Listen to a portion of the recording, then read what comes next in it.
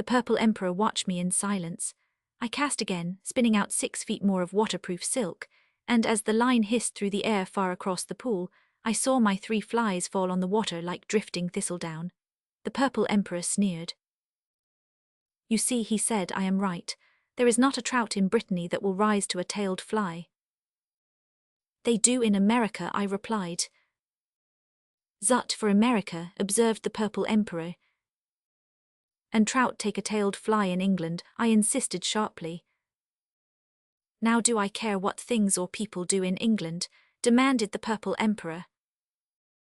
"You do not care for anything except yourself and your wriggling caterpillars," I said, more annoyed than I had yet been.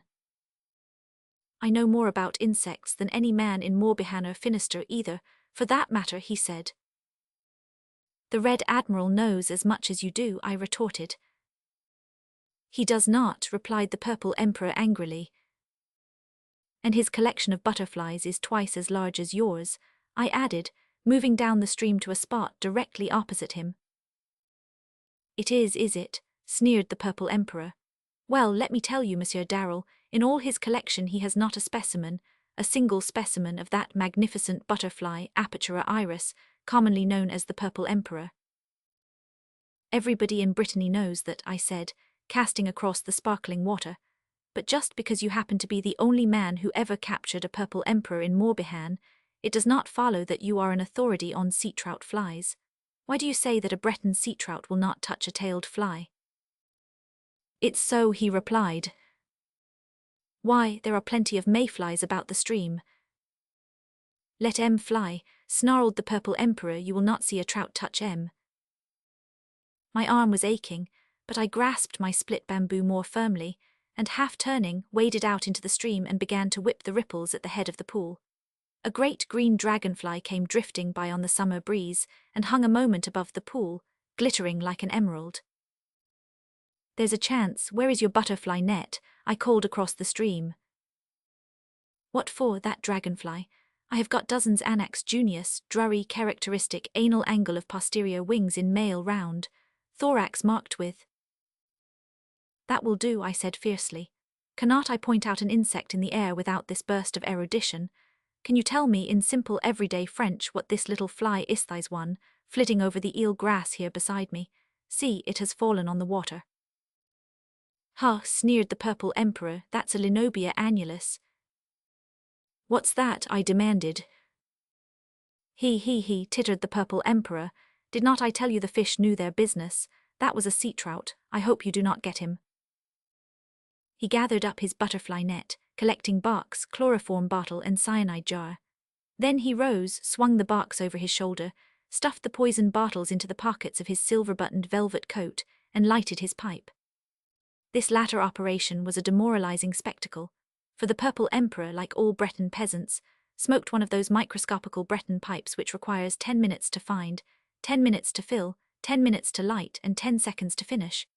With true Breton stolidity he went through this solemn rite, blew 3 puffs of smoke into the air, scratched his pointed nose reflectively, and waddled away, calling back an ironical au revoir and bad luck to all Yankees.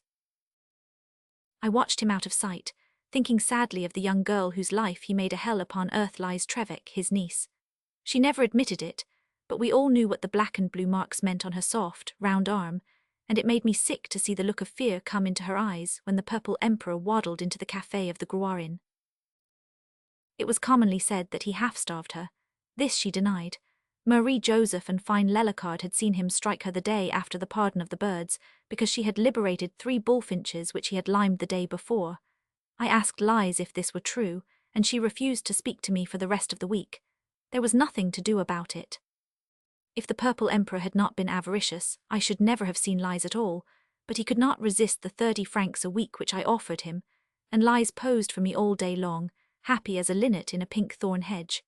Nevertheless, the Purple Emperor hated me, and constantly threatened to send Lies back to her dreary flax spinning.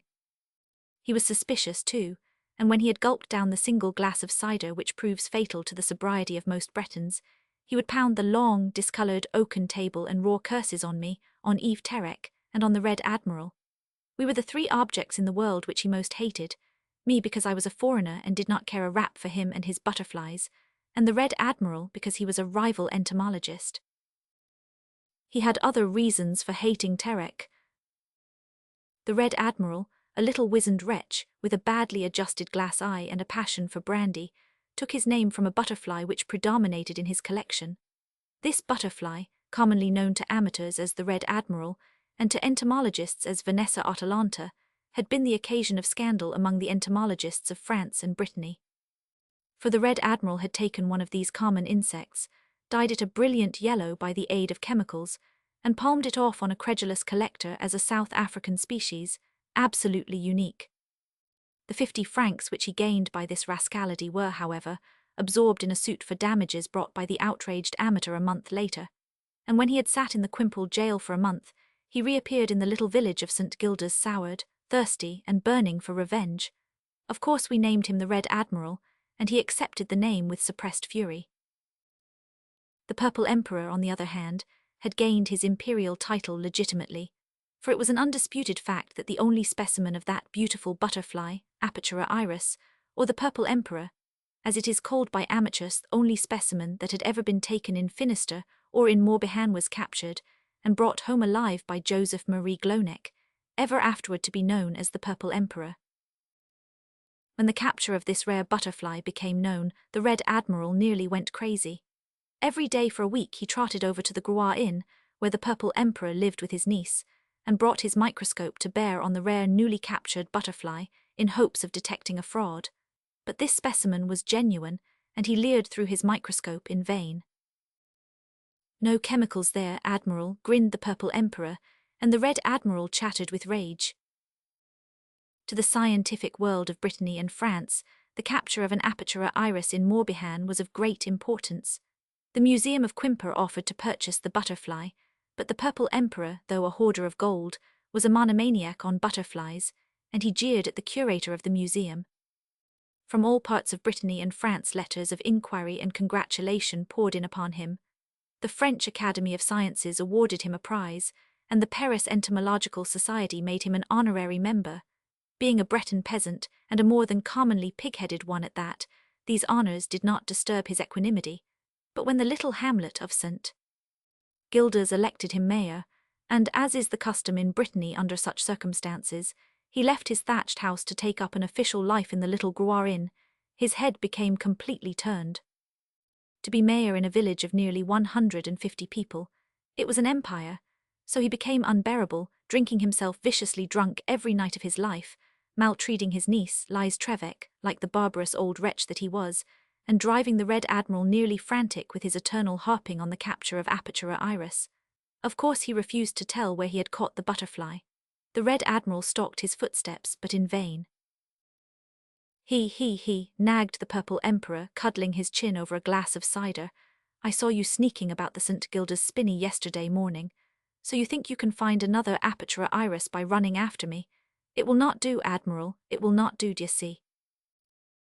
The Red Admiral turned yellow with mortification and envy, but the next day he actually took to his bed, for the Purple Emperor had brought home not a butterfly but a live chrysalis, which, if successfully hatched, would become a perfect specimen of the invaluable Apatura iris. This was the last straw. The Red Admiral shut himself up in his little stone cottage, and for weeks now he had been invisible to everybody except fine Lellicard, who carried him a loaf of bread and a mullet or langouste every morning. The withdrawal of the Red Admiral from the Society of St. Gildas excited first the derision, and finally the suspicion of the Purple Emperor. What deviltry could he be hatching? Was he experimenting with chemicals again, or was he engaged in some deeper plot, the object of which was to discredit the Purple Emperor? Roux, the postman who carried the mail on foot once a day from Banyulik, a distance of 15 miles each way, had brought several suspicious letters, bearing English stamps, to the Red Admiral, and the next day the Admiral had been observed at his window grinning up into the sky and rubbing his hands together. A night or two after this apparition, the postman left 2 packages at the Groix Inn for a moment while he ran across the way to drink a glass of cider with me. The Purple Emperor, who was roaming about the café, snooping into everything that did not concern him, came upon the packages and examined the postmarks and addresses. One of the packages was square and heavy and felt like a book. The other was also square but very light and felt like a pasteboard box. They were both addressed to the Red Admiral, and they bore English stamps. When Rue the postman came back, the Purple Emperor tried to pump him, but the poor little postman knew nothing about the contents of the packages, and after he had taken them around the corner to the cottage of the Red Admiral, the Purple Emperor ordered a glass of cider, and deliberately fuddled himself until Lies came in and tearfully supported him to his room. Here he became so abusive and brutal that Lies called to me, and I went and settled the trouble without wasting any words. This also the Purple Emperor remembered, and waited his chance to get even with me. Lies had posed for me all the week, and today being Saturday and I lazy, we had decided to take a little relaxation, she to visit and gossip with her little black-eyed friend Yvette in the neighbouring hamlet of St. Julien, and I to try the appetites of the Breton trout with the contents of my American fly book. I had thrashed the stream very conscientiously for 3 hours, but not a trout had risen to my cast, and I was piqued. I had begun to believe that there were no trout in the St. Gildas stream, and would probably have given up had I not seen the sea trout snap the little fly which the Purple Emperor had named so scientifically. That set me thinking. Probably the Purple Emperor was right, for he certainly was an expert in everything that crawled and wriggled in Brittany. So I matched from my American fly book the fly that the sea trout had snapped up, and withdrawing the cast of 3, knotted a new leader to the silk and slipped a fly on the loop. It was a queer fly. It was one of those unnameable experiments which fascinate anglers in sporting stores, and which generally prove utterly useless. Moreover, it was a tailed fly, but of course I easily remedied that with a stroke of my penknife. Then I was all ready, and I stepped out into the hurrying rapids and cast straight as an arrow to the spot where the sea trout had risen. Lightly as a plume, the fly settled on the bosom of the pool. Then came a startling splash, a gleam of silver, and the line tightened from the vibrating rod tip to the shrieking reel. Almost instantly I checked the fish, and as he floundered for a moment, making the water boil along his glittering sides, I sprang to the bank again, for I saw that the fish was a heavy one and I should probably be in for a long run down the stream. The 5-ounce rod swept in a splendid circle, quivering under the strain. "Oh, for a gaff hook," I cried aloud, for I was now firmly convinced that I had a salmon to deal with, and no sea trout at all. Then as I stood, bringing every ounce to bear on the sulking fish, a lithe, slender girl came hurriedly along the opposite bank calling out to me by name. "Why, Lies," I said, glancing up for a second, "I thought you were at St. Julien with Yvette." "Yvette has gone to Banyulik. I went home and found an awful fight going on at the Gruar Inn, and I was so frightened that I came to tell you." The fish dashed off at that moment, carrying all the line my reel held, and I was compelled to follow him at a jump. Lies, active and graceful as a young deer, in spite of her Pont Aven sabots, followed along the opposite bank until the fish settled in a deep pool, shook the line savagely once or twice, and then relapsed into the sulks. "Fight at the Gruar Inn," I called across the water. "What fight?" "Not exactly fight," quavered Lies, "but the Red Admiral has come out of his house at last, and he and my uncle are drinking together and disputing about butterflies. I never saw my uncle so angry, and the Red Admiral is sneering and grinning. Oh, it is almost wicked to see such a face." "But Lies," I said, scarcely able to repress a smile, "your uncle and the Red Admiral are always quarrelling and drinking." "I know, dear me, but this is different, Monsieur Darrell. The Red Admiral has grown old and fierce since he shut himself up 3 weeks ago, and, oh dear, I never saw such a look in my uncle's eyes before. He seemed insane with fury. His eyes, I cannot speak of it." And then Terek came in. "Oh," I said more gravely, "that was unfortunate. What did the Red Admiral say to his son?" Lies sat down on a rock among the ferns, and gave me a mutinous glance from her blue eyes. Yves Terek, loafer, poacher, and son of Louis-Jean Terek, otherwise the Red Admiral, had been kicked out by his father, and had also been forbidden the village by the Purple Emperor in his majestic capacity of mayor. Twice the young ruffian had returned, once to rifle the bedroom of the Purple Emperor in unsuccessful enterprise, and another time to rob his own father. He succeeded in the latter attempt, but was never caught, although he was frequently seen roving about the forests and moors with his gun. He openly menaced the Purple Emperor, vowed that he would marry Lies in spite of all the gendarmes in Quimperle, and these same gendarmes he led many a long chase through briar-filled swamps and over miles of yellow gorse. What he did to the Purple Emperor, what he intended to do, disquieted me but little, but I worried over his threat concerning Lies. During the last 3 months this had bothered me a great deal, for when Lies came to St. Gilda's from the convent, the first thing she captured was my heart. For a long time I had refused to believe that any tie of blood linked this dainty blue-eyed creature with the Purple Emperor. Although she dressed in the velvet-laced bodice and blue petticoat of Finister, and wore the bewitching white coif of St. Gilda's, it seemed like a pretty masquerade. To me she was as sweet and as gently bred as many a maiden of the noble Faubourg who danced with her cousins at a Louis Roman 15 fete champeter.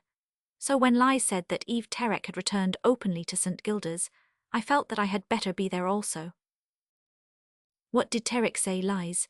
I asked, watching the line vibrating above the placid pool. The wild rose colour crept into her cheeks. Oh, she answered with a little toss of her chin, you know what he always says. That he will carry you away. Yes. In spite of the Purple Emperor, the Red Admiral and the gendarmes. Yes. And what do you say, Lies? I owe nothing. Then let me say it for you. Lies looked at her delicate pointed sabots, the sabots from Pont Aven made to order. They fitted her little foot. They were her only luxury. Will you let me answer for you, Lies? I asked. You, Monsieur Darrell. Yes, will you let me give him his answer? Mon dear, why should you concern yourself, Monsieur Darrell? The fish lay very quiet, but the rod in my hand trembled. Because I love you, Lies. The wild rose colour in her cheeks deepened. She gave a gentle gasp, then hid her curly head in her hands. I love you, Lies. Do you know what you say? She stammered. Yes, I love you. She raised her sweet face and looked at me across the pool. I love you, she said, while the tears stood like stars in her eyes. Shall I come over the brook to you? 2. That night Eve Terek left the village of St. Gilda's vowing vengeance against his father, who refused him shelter. I can see him now standing in the road, his bare legs rising like pillars of bronze from his straw-stuffed sabots, his short velvet jacket torn and soiled by exposure and dissipation, and his eyes, fierce, roving, bloodshot, while the Red Admiral squeaked curses on him and hobbled away into his little stone cottage. I will not forget you, cried Eve Terek, and stretched out his hand toward his father with a terrible gesture. Then he whipped his gun to his cheek and took a short step forward, but I caught him by the throat before he could fire, and a second later we were rolling in the dust of the Banyulik road. I had to hit him a heavy blow behind the ear before he would let go, and then, rising and shaking myself, I dashed his muzzle-loading fowling piece to bits against a wall and threw his knife into the river. The Purple Emperor was looking on with a queer light in his eyes. It was plain that he was sorry Terek had not choked me to death. He would have killed his father, I said, as I passed him, going toward the Groire Inn. That's his business, snarled the Purple Emperor. There was a deadly light in his eyes. For a moment I thought he was going to attack me, but he was merely viciously drunk, so I shoved him out of my way and went to bed, tired and disgusted. The worst of it was I could not sleep, for I feared that the Purple Emperor might begin to abuse Lies. I lay restlessly tossing among the sheets until I could stay there no longer. I did not dress entirely. I merely slipped on a pair of chaussons and sabots, a pair of knickerbockers, a jersey and a cap. Then, loosely tying a handkerchief about my throat, I went down the worm-eaten stairs and out into the moonlit road. There was a candle flaring in the Purple Emperor's window, but I could not see him. He's probably dead drunk, I thought, and looked up at the window where, 3 years before, I had first seen Lies. Asleep, thank heaven, I muttered and wandered out along the road. Passing the small cottage of the Red Admiral, I saw that it was dark but the door was open. I stepped inside the hedge to shut it, thinking in case Eve Terek should be roving about, his father would lose whatever he had left. Then, after fastening the door with a stone, I wandered on through the dazzling Breton moonlight. A nightingale was singing in a willow swamp below, and from the edge of the mere among the tall swamp grasses, myriads of frogs chanted a bass chorus. When I returned, the eastern sky was beginning to lighten, and across the meadows on the cliffs, outlined against the paling horizon, I saw a seaweed gatherer going to his work among the curling breakers on the coast. His long rake was balanced on his shoulder, and the sea wind carried his song across the meadows to me. St. Gildas, pray for us, shelter us who toil in the sea. Passing the shrine at the entrance of the village, I took off my cap and knelt in prayer to Our Lady of Fayuet, and if I neglected myself in that prayer, surely I believed Our Lady of Fayuet would be kinder to lies. It is said that the shrine casts white shadows. I looked, but saw only the moonlight. Then very peacefully I went to bed again, and was only awakened by the clank of sabres and the trample of horses in the road below my window. Good gracious, I thought it must be 11 o'clock, for there are the gendarmes from Quimperle. I looked at my watch. It was only 8:30, and as the gendarmes made their rounds every Thursday at 11, I wondered what had brought them out so early to St. Gildas. Of course I grumbled, rubbing my eyes, they are after Terek, and I jumped into my limited bath.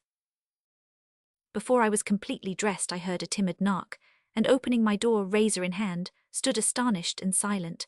Lies, her blue eyes wide with terror, leaned on the threshold. My darling, I cried, what on earth is the matter? But she only clung to me, panting like a wounded sea-gull.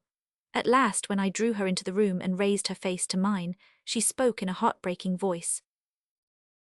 Oh, Dick, they are going to arrest you, but I will die before I believe one word of what they say. No, do not ask me, and she began to sob desperately. When I found that something really serious was the matter, I flung on my coat and cap, and slipping one arm about her waist, went down the stairs and out into the road. 4 gendarmes sat on their horses in front of the café door. Beyond them, the entire population of St. Gildas gaped, 10 deep. Hello, Durand, I said to the brigadier, what the devil is this I hear about arresting me? It's true, mon ami, replied Durand with sepulchral sympathy. I looked him over from the tip of his spurred boots to his sulphur-yellow sabre belt, then upward, button by button, to his disconcerted face. What for? I said scornfully. Do not try any cheap sleuth work on me. Speak up, man, what's the trouble? The Purple Emperor, who sat in the doorway staring at me, started to speak, but thought better of it and got up and went into the house. The gendarmes rolled their eyes mysteriously and looked wise. Come, Durand, I said impatiently, what's the charge? Murder, he said in a faint voice. What? I cried incredulously. Nonsense. Do I look like a murderer? Get off your horse, you stupid, and tell me who's murdered. Durand got down, looking very silly, and came up to me, offering his hand with a propitiatory grin. It was the Purple Emperor who denounced you. See, they found your handkerchief at his door. Why, the Red Admiral's? The Red Admiral's? What has he done? Nothing's only been murdered. I could scarcely believe my senses, although they took me over to the little stone cottage and pointed out the blood-spattered room. But the horror of the thing was that the corpse of the murdered man had disappeared, and there only remained a nauseating lake of blood on the stone floor, in the center of which lay a human hand. There was no doubt as to whom the hand belonged, for everybody who had ever seen the Red Admiral knew that the shriveled bit of flesh which lay in the thickening blood was the hand of the Red Admiral. To me, it looked like the severed claw of some gigantic bird. Well, I said, there's been murder committed. Why do not you do something? What? Asked Durand. I do not know. Send for the commissaire. He's at Quimperle, I telegraphed. Then send for a doctor, and find out how long this blood has been coagulating.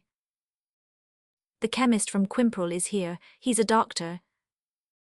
What does he say? He says that he does not know. I do not know, said the brigadier solemnly. You are denounced by the Purple Emperor because he found your handkerchief at the door when he went out this morning. Just like a pig-headed Breton, I exclaimed, thoroughly angry. Did he not mention Eve Terek? No. Of course not, I said. He overlooked the fact that Terek tried to shoot his father last night, and that I took away his gun. All that counts for nothing when he finds my handkerchief at the murdered man's door. Come into the café, said Durand, much disturbed. We can talk it over there. Of course, Monsieur Darrell, I have never had the faintest idea that you were the murderer. The 4 gendarmes and I walked across the road to the Groix Inn and entered the café. It was crowded with Bretons, smoking, drinking and jabbering in half a dozen dialects, all equally unsatisfactory to a civilized ear, and I pushed through the crowd to where little Max Fortin, the chemist of Quimperle, stood smoking a vile cigar. "This is a bad business," he said, shaking hands and offering me the mate to his cigar, which I politely declined. The Purple Emperor started and turned pale, and I pointed at him triumphantly. "See what a sudden question will do. Look how embarrassed he is, and yet I do not charge him with murder. And I tell you, gentlemen, that man there knows as well as I do who was the murderer of the Red Admiral." "I do not," bawled the Purple Emperor. "You do," I said. "It was Eve Terek." "I do not believe it," he said obstinately, dropping his voice. "Of course not, being pig-headed." "I am not pig-headed," he roared again, "but I am mayor of St. Gildas, and I do not believe that Eve Terek killed his father." "You saw him try to kill him last night."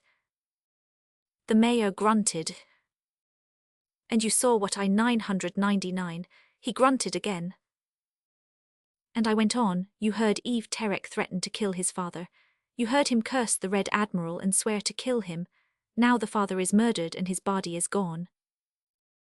"And your handkerchief," sneered the Purple Emperor. "I dropped it, of course." "And the seaweed gatherer who saw you last night lurking about the Red Admiral's cottage," grinned the Purple Emperor. I was startled at the man's malice. "That will do," I said. "It is perfectly true that I was walking on the Banglik Road last night, and that I stopped to close the Red Admiral's door, which was ajar, although his light was not burning. After that I went up the road to the Dinez Woods, and then walked over by St. Julian, whence I saw the seaweed gatherer on the cliffs. He was near enough for me to hear what he sang. What of that?" "What did you do then?" "Then I stopped at the shrine and said a prayer, and then I went to bed and slept until Brigadier Durand's gendarmes awoke me with their clatter." "Now, Monsieur Darrell," said the Purple Emperor, lifting a fat finger and shooting a wicked glance at me, "now, Monsieur Darrell, which did you wear last night on your midnight stroll, sabots or shoes?" I thought a moment. "Shoes, no sabots. I just slipped on my chaussons and went out in my sabots." "Sabots, you fool." "Are these your sabots?" he asked, lifting up a wooden shoe with my initials cut on the instep. "Yes," I replied. "Then how did this blood come on the other one?" He shouted and held up a sabot, the mate to the first, on which a drop of blood had spattered. "I have not the least idea," I said calmly, but my heart was beating very fast and I was furiously angry. "You blockhead," I said, controlling my rage. "I will make you pay for this when they catch Eve Terek and convict him. Brigadier Durand, do your duty if you think I am under suspicion. Arrest me, but grant me one favor. Put me in the Red Admiral's cottage, and I will see whether I cannot find some clue that you have overlooked. Of course, I will not disturb anything until the commissaire arrives." "Bah, you all make me very 99. He's hardened," observed the Purple Emperor, wagging his head. "What motive had I to kill the Red Admiral?" I asked them all scornfully, and they all cried. "None. Eve Terek is the man."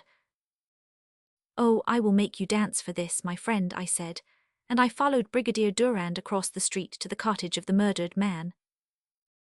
3. They took me at my word, and placed a gendarme with a bared sabre at the gateway by the hedge. "Give me your parole," said poor Durand, "and I will let you go where you wish." But I refused and began prowling about the cottage looking for clues. I found lots of things that some people would have considered most important, such as ashes from the Red Admiral's pipe, footprints in a dusty vegetable bin, bottles smelling of pudu cider and dusto, lots of dust. But I was not an expert, only a stupid, everyday amateur. So I defaced the footprints with my thick shooting boots, and I declined to examine the pipe ashes through a microscope, although the Red Admiral's microscope stood on the table close at hand. At last I found what I had been looking for, some long wisps of straw, curiously depressed and flattened in the middle, and I was certain I had found the evidence that would settle Eve Terek for the rest of his life.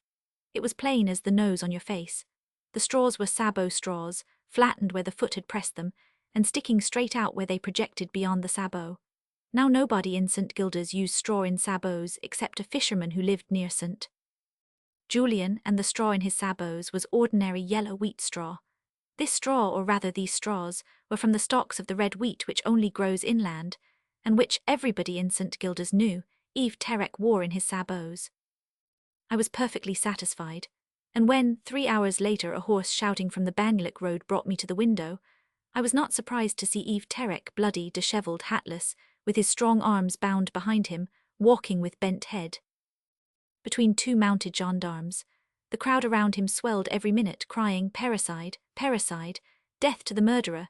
As he passed my window, I saw great clots of mud on his dusty sabots, from the heels of which projected wisps of red wheat straw. Then I walked back into the Red Admiral's study, determined to find what the microscope would show on the wheat straws. I examined each one very carefully, and then, my eyes aching, I rested my chin on my hand and leaned back in the chair. I had not been as fortunate as some detectives, for there was no evidence that the straws had ever been used in a sabot at all. Furthermore, directly across the hallway stood a carved Breton chest, and now I noticed for the first time that from beneath the closed lid, dozens of similar red wheat straws projected, bent exactly as mine were bent by the weight of the 549. I yawned in disgust. It was apparent that I was not cut out for a detective, and I bitterly pondered over the difference between clues in real life and clues in a detective story. After a while I rose, walked over to the chest, and opened the 549. The interior was wadded with the red wheat straws, and on this wadding lay 2 curious glass jars, 2 or 3 small vials, several empty bottles labelled chloroform, a collecting jar of cyanide of potassium, and a book. In a farther corner of the chest were some letters bearing English stamps, and also the torn coverings of 2 parcels, all from England, and all directed to the Red Admiral under his proper name of Sir Louis-Jean Terec, St. Gildas, Parmolan, Finister. All these traps I carried over to the desk, shut the lid of the chest, and sat down to read the letters.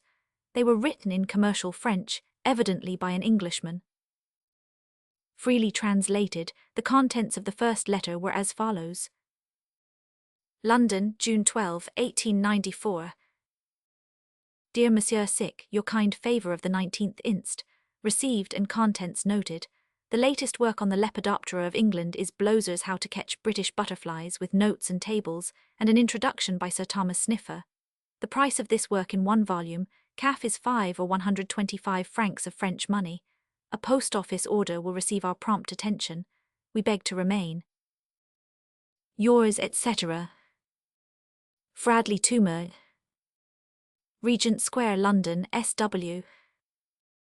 The next letter was even less interesting. It merely stated that the money had been received and the book would be forwarded. The third engaged my attention, and I shall quote it, the translation being a free one. Dear Sir, your letter of the 1st of July was duly received, and we at once referred it to Mr. Fradley himself. Mr. Fradley, being much interested in your question, sent your letter to Professor Schweinery of the Berlin Entomological Society, whose note Blozer refers to on page 630 in his How to Catch British Butterflies. We have just received an answer from Professor Schweinery, which we translate into French enclosed slip. Professor Schweinery begs to present to you 2 jars of sithal, prepared under his own supervision. We forward the same to you, trusting that you will find everything satisfactory. We remain. Yours sincerely, Fradley Toomer. Messrs. Fradley Toomer. Gentlemen, sithaline, a complex hydrocarbon, was first used by Professor Schnoot of Antwerp a year ago. I discovered an analogous formula about the same time and named it sithil. I have used it with great success everywhere. It is as certain as a magnet.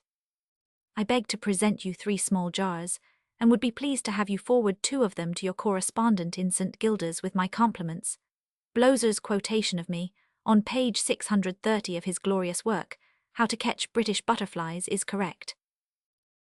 Yours, etc. Heinrich Schweinery. PH 500 500 500 500 S 1000 S. When I had finished this letter, I folded it up and put it into my pocket with the others.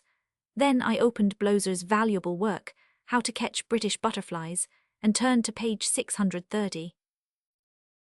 Now, although the Red Admiral could only have acquired the book very recently, and although all the other pages were perfectly clean, this particular page was thumbed black, and heavy pencil marks enclosed a paragraph at the bottom of the page. This is the paragraph. Professor Schweinery says, of the two old methods used by collectors for the capture of the swift-winged, high-flying apertura iris or purple emperor, the first, which was using a long-handled net, proved successful once in 1,000 times, and the second, the placing of bait upon the ground, such as decayed meat, dead cats, rats, etc., was not only disagreeable, even for an enthusiastic collector, but also very uncertain. Once in 500 times would the splendid butterfly leave the tops of his favorite oak trees to circle about the fetid bait offered. I have found Scythel a perfectly sure bait to draw this beautiful butterfly to the ground, where it can be easily captured. An ounce of Scythel placed in a yellow saucer under an oak tree will draw to it every apertura iris within a radius of 20 miles. So, if any collector who possesses a little Scythel, even though it be in a sealed bottle in his pocketiff, such a collector does not find a single apertura iris fluttering close about him within an hour, let him be satisfied that the apertura iris does not inhabit his country. When I had finished reading this note, I sat for a long while thinking hard. Then I examined the two jars. They were labelled Scythel. One was full, the other nearly full. The rest must be on the corpse of the Red Admiral, I thought, no matter if it is in a corked bottle. I took all the things back to the chest, laid them carefully on the straw, and closed the 549. The gendarme sentinel at the gate saluted me respectfully as I crossed over to the Groix Inn. The inn was surrounded by an excited crowd, and the hallway was choked with gendarmes and peasants. On every side they greeted me cordially, announcing that the real murderer was caught, but I pushed by them without a word and ran upstairs to find Lize. She opened her door when I knocked and threw both arms about my neck. I took her to my breast and kissed her. After a moment I asked her if she would obey me no matter what I commanded, and she said she would, with a proud humility that touched me. Then go at once to Yvette in St. Julian, I said. Ask her to harness the dog-cart and drive you to the convent in Quimperle. Wait for me there. Will you do this without questioning me, my darling? She raised her face to mine. Kiss me, she said innocently. The next moment she had vanished.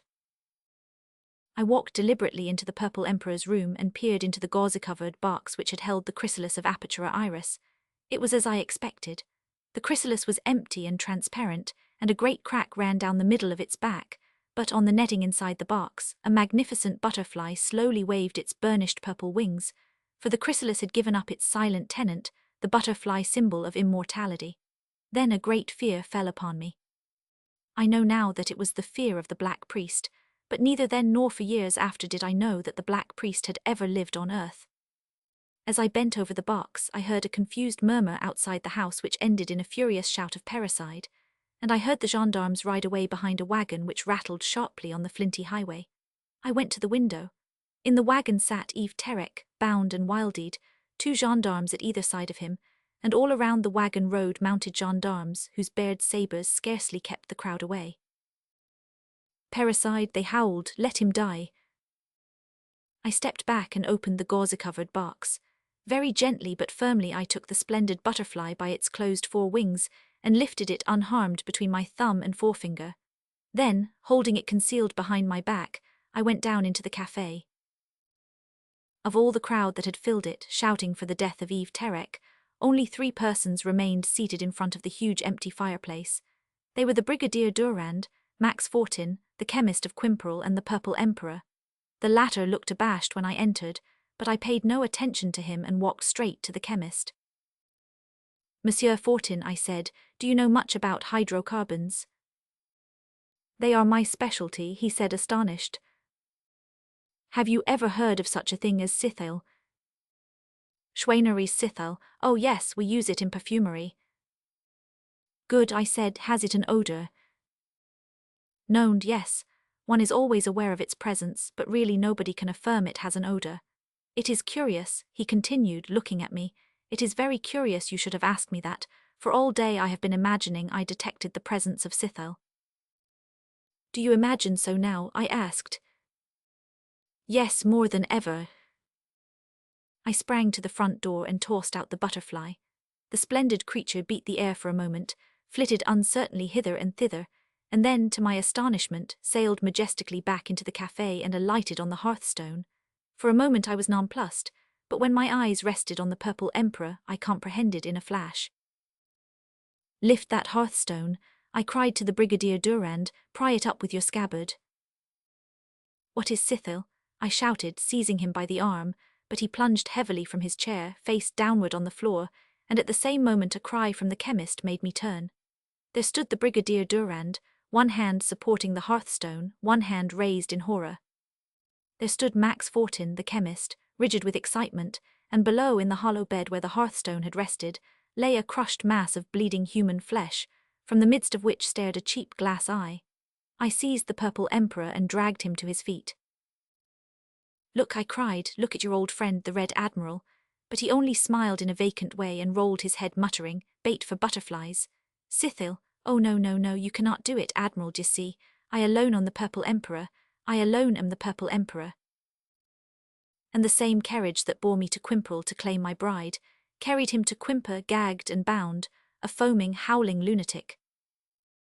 This, then, is the story of the Purple Emperor. I might tell you a pleasanter story if I chose, but concerning the fish that I had hold of, whether it was a salmon, a grilse, or a sea trout, I may not say, because I have promised lies, and she has promised me, that no power on earth shall wring from our lips the mortifying confession that the fish escaped. Performative. A wind-swept sky.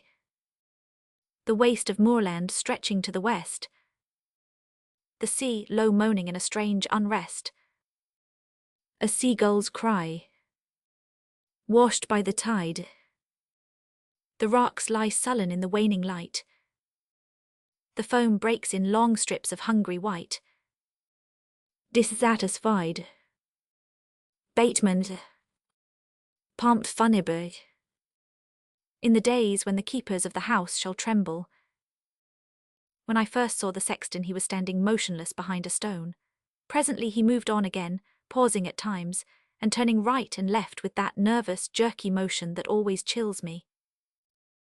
His path lay across the blighted moss and withered leaves scattered in moist layers along the bank of the little brown stream, and I, wondering what his errand might be, followed, passing silently over the rotting forest mould. Once or twice he heard me, for I saw him stop short, a blot of black and orange in the sombre woods, but he always started on again, hurrying at times as though the dead might grow impatient. For the sexton that I followed through the November forest was one of those small creatures that God has sent to bury little things that die alone in the world. Undertaker, sexton, mute and gravedigger in one, this thing, robed in black and orange, buries all things that die unheeded by the world. And so they call Ithi's little beetle in black and orangeth sexton. How he hurried! I looked up into the grey sky where ashen branches, interlaced, swayed in unfelt winds, and I heard the dry leaves rattle in the tree-tops and the thud of acorns on the mould. A sombre bird peered at me from a heap of brush, then ran pattering over the leaves. The sexton had reached a bit of broken ground and was scuffling over sticks and gullies toward a brown tuft of withered grass above. I dared not help him. Besides, I could not bring myself to touch him. He was so horribly absorbed in his errand. I halted for a moment. The eagerness of this live creature to find his dead and handle it, the odour of death and decay in this little forest world, where I had waited for spring when lies moved among the flowering gorse, singing like a throstle in the windle, this troubled me, and I lagged behind. The sexton scrambled over the dead grass, raising his seared eyes at every wave of wind. The wind brought sadness with it, the scent of lifeless trees, the vague rustle of gorse buds, yellow and dry as paper flowers. Along the stream, rotting water plants, scorched and frost-blighted, lay massed above the mud. I saw their pallid stems swaying like worms in the listless current. The sexton had reached a mouldering stump, and now he seemed undecided. I sat down on a fallen tree, moist and bleached, that crumbled under my touch, leaving a stale odour in the air. Overhead a crow rose heavily and flapped out into the moorland. The wind rattled the stark blackthorns. A single drop of rain touched my cheek. I looked into the stream for some sign of life. There was nothing except a shapeless creature that might have been a blindworm, lying belly upward on the mud bottom. I touched it with a stick. It was stiff and dead. The wind among the sham paper-like gorse buds filled the woods with a silken rustle. I put out my hand and touched a yellow blossom. It felt like an immortelle on a funeral pillow. The sexton had moved on again.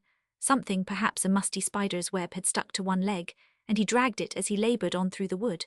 Some little field mouse torn by weasel or kestrel, some crushed mole, some tiny dead pile of fur or feather lay not far off, stricken by god or man or brother creature.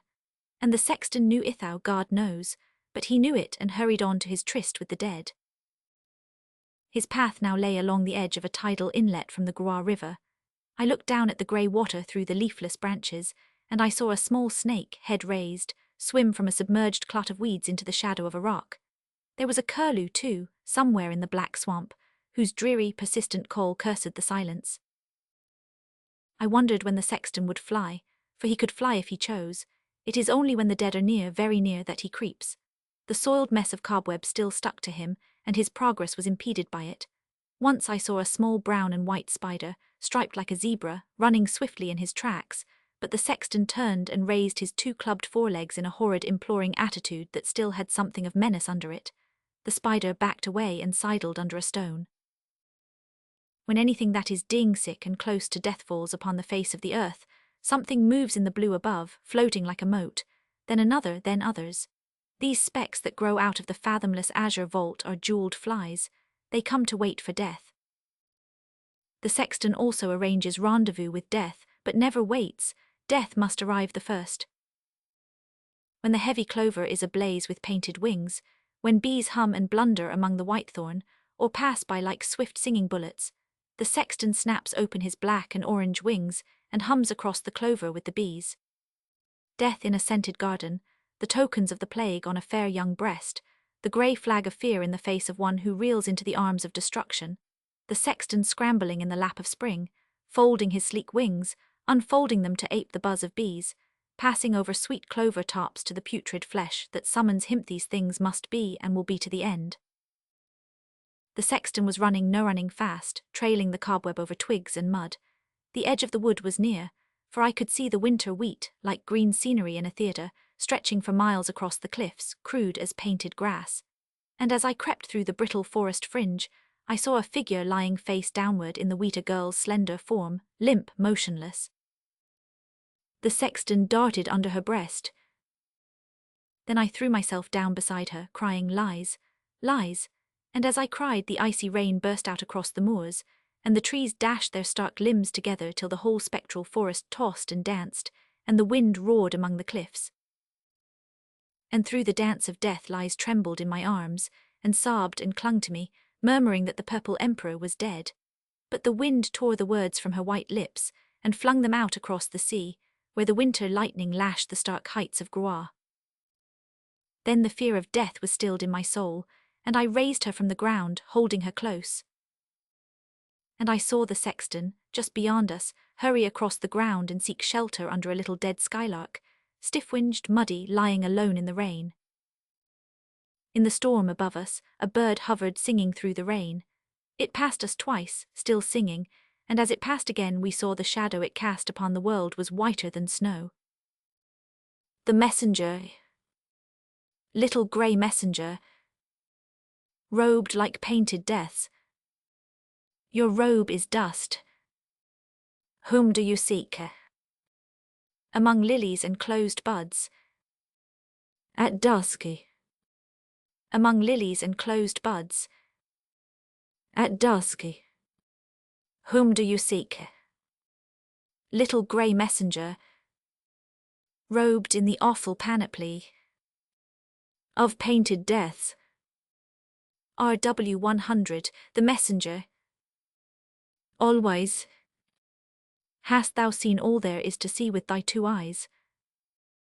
Dost thou know all there is to know, and so omniscient? Darest thou still to say thy brother lies? RW 100. The bullet entered here, said Max Fortin, and he placed his middle finger over a smooth hole exactly in the centre of the forehead. I sat down upon a mound of dry seaweed and unslung my fowling piece. The little chemist cautiously felt the edges of the shot hole, first with his middle finger, then with his thumb. Let me see the skull again, said one.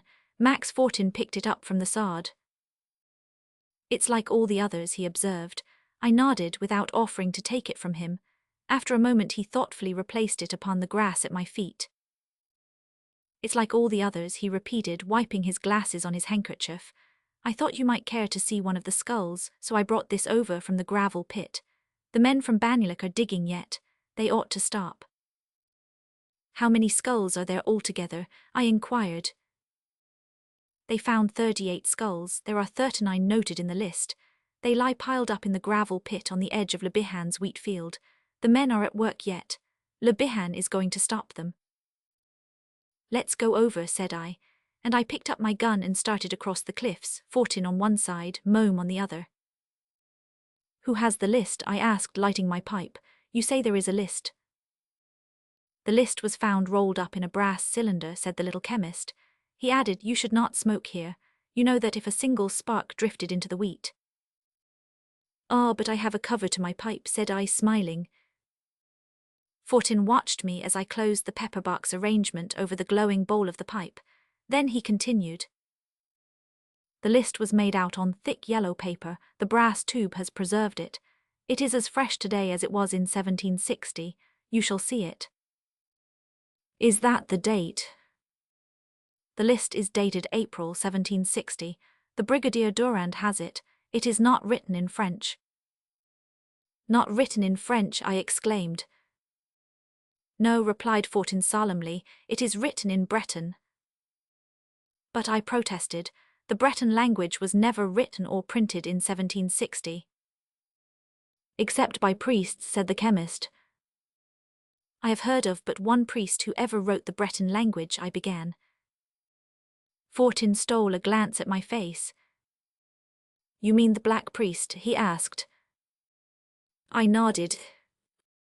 Fortin opened his mouth to speak again, hesitated, and finally shut his teeth obstinately over the wheat stem that he was chewing. And the Black Priest, I suggested encouragingly, but I knew it was useless, for it is easier to move the stars from their courses than to make an obstinate Breton talk. We walked on for a minute or two in silence. Where is the Brigadier Durand? I asked, motioning Mome to come out of the wheat, which he was trampling as though it were heather. As I spoke, we came in sight of the farther edge of the wheat field and the dark, wet mass of cliffs beyond. Durand is down there, you can see him. He stands just behind the mayor of St. Gildas. I see, said I, and we struck straight down, following a sun-baked cattle path across the heather. When we reached the edge of the wheat field, Le Bihan, the mayor of St. Gildas, called to me, and I tucked my gun under my arm and skirted the wheat to where he stood. 38 skulls, he said in his thin, high-pitched voice. There is but one more and I am opposed to further search. I suppose Fortin told you. I shook hands with him and returned the salute of the Brigadier Durand. I am opposed to further search, repeated Le Bihan, nervously picking at the mass of silver buttons which covered the front of his velvet and broadcloth jacket like a breastplate of scale armor. Durand pursed up his lips, twisted his tremendous mustache, and hooked his thumbs in his sabre belt. As for me, he said, I am in favor of further search. Further search for what? For the 39th skull? I asked.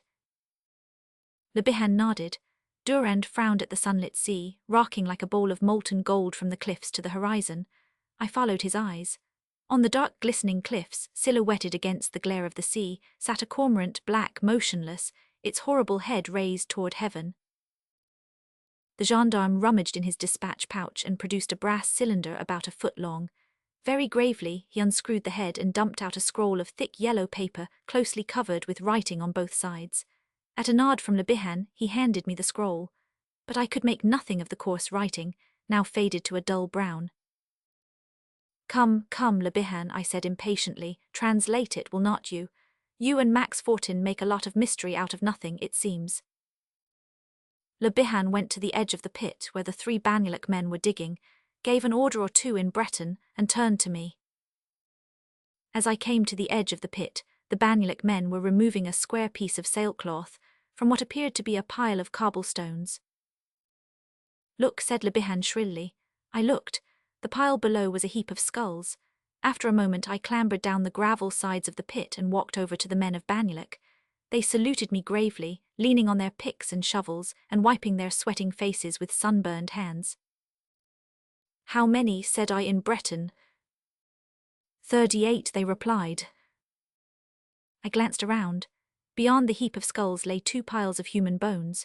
Beside these was a mound of broken, rusted bits of iron and steel. Looking closer, I saw that this mound was composed of rusty bayonets, saber blades, scythe blades, with here and there a tarnished buckle attached to a bit of leather hard as iron. I picked up a couple of buttons and a belt plate. The buttons bore the royal arms of England.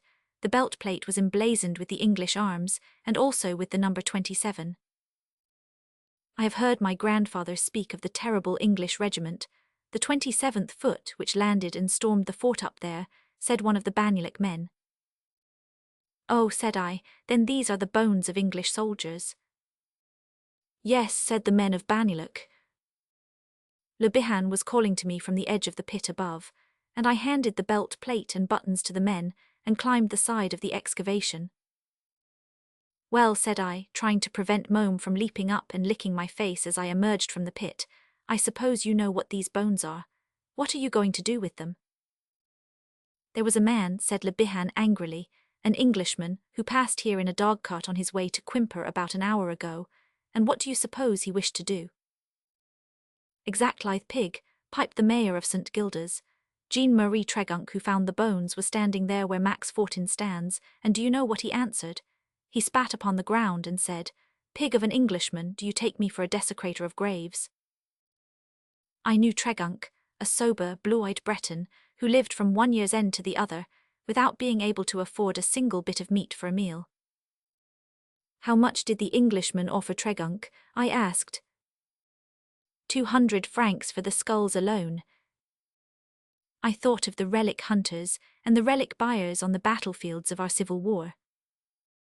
1760 is long ago, I said.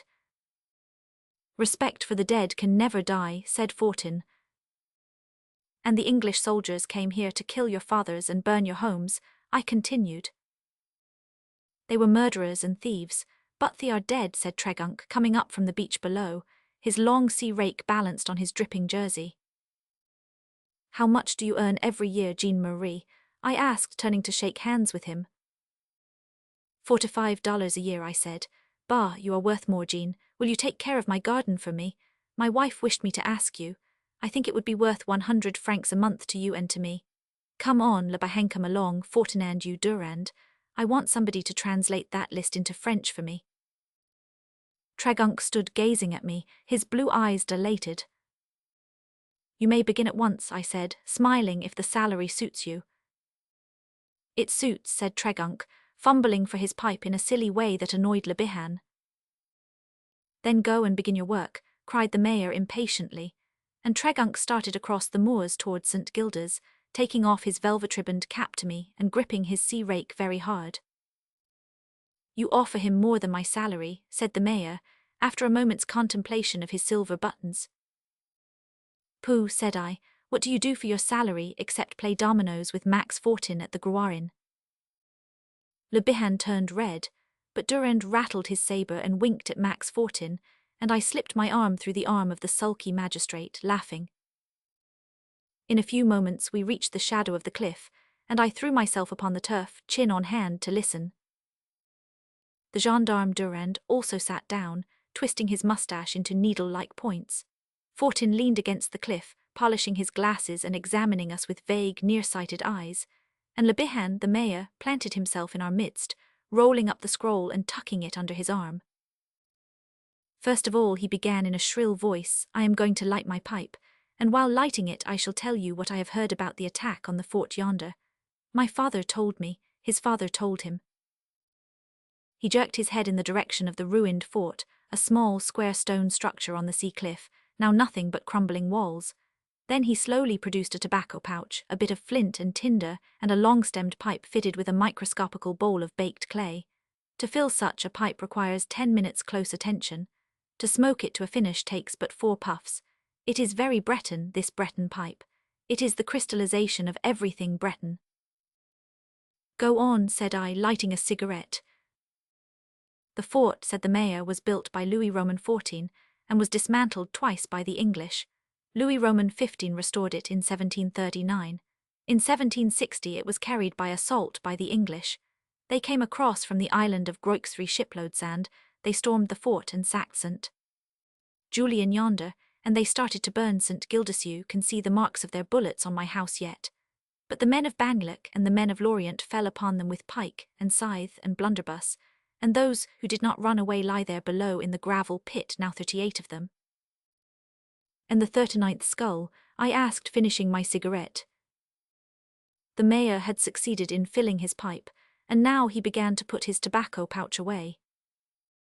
The 39th skull, he mumbled, holding the pipestem between his defective teeth. 39th skull is no business of mine. I have told the Banyulik men to cease digging.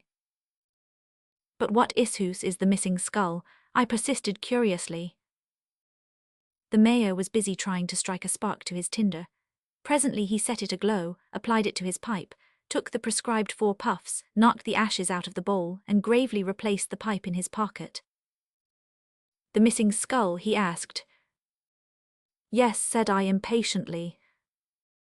The mayor slowly unrolled the scroll and began to read, translating from the Breton into French, and this is what he read. On the cliffs of St. Gildas, April 13, 1760.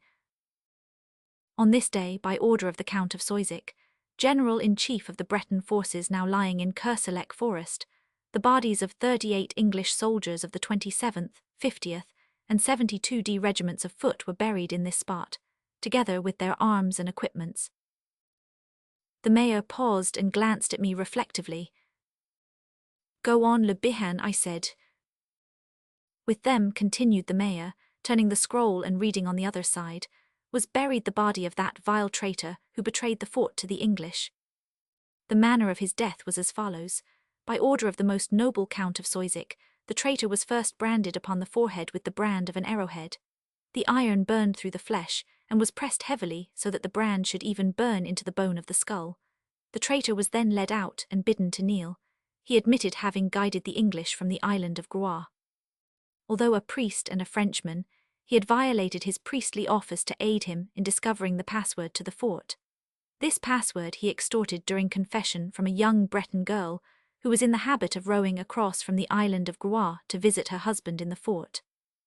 When the fort fell, this young girl, crazed by the death of her husband, sought the Count of Soisic and told how the priest had forced her to confess to him all she knew about the fort. The priest was arrested at St. Gildas as he was about to cross the river to Lorient. When arrested, he cursed the girl, Marie Trevec. What? I exclaimed. Marie Trevec. Marie Trevec, repeated Le Bihan. The priest cursed Marie Trevec and all her family and descendants. He was shot as he knelt, having a mask of leather over his face, because the Bretons who composed the squad of execution refused to fire at a priest unless his face was concealed. The priest was Elab Sorg, commonly known as the Black Priest on account of his dark face and swarthy eyebrows. He was buried with a stake through his heart. Le Bihan paused, hesitated, looked at me, and handed the manuscript back to Durand. The gendarme took it and slipped it into the brass cylinder. So said I, the 39th skull is the skull of the Black Priest. Yes, said Fortin, I hope they will not find it. I have forbidden them to proceed, said the mayor querulously. You heard me, Max Fortin. I rose and picked up my gun. Môme came and pushed his head into my hand. That's a fine dog, observed Durand, also rising. Why do not you wish to find his skull? I asked Le Bihan. It would be curious to see whether the arrow brand really burned into the bone. There is something in that scroll that I did not read to you, said the mayor grimly. Do you wish to know what it is? Of course, I replied in surprise. Give me the scroll again, Durand, he said. Then he read from the bottom.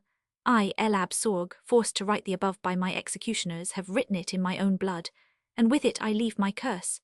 My curse on St. Gildas, on Marie Trevec, and on her descendants. I will come back to St. Gildas when my remains are disturbed. Woe to that Englishman whom my branded skull shall touch. What rot, I said. Do you believe it was really written in his own blood? I am going to test it, said Fortin at the request of Monsieur le Maire. I am not anxious for the job, however. See, said Le Bihan, holding out the scroll to me. It is signed Elab Sorg. I glanced curiously over the paper. No, said the mayor obstinately, it shall be buried in the pit below where the rest of the Black Priest lies. I looked at him and recognized that argument would be useless, but still I said, it will be a loss to history, Monsieur le Bihan. All the worse for history, then, said the enlightened mayor of St. Gildas. We had sauntered back to the gravel pit while speaking. The men of Banyulik were carrying the bones of the English soldiers toward the St. Gildas cemetery, on the cliffs to the east, where already a knot of white-coifed women stood in attitudes of prayer, and I saw the sombre robe of a priest among the crosses of the little graveyard. They were thieves and assassins, they are dead now, muttered Max Fortin.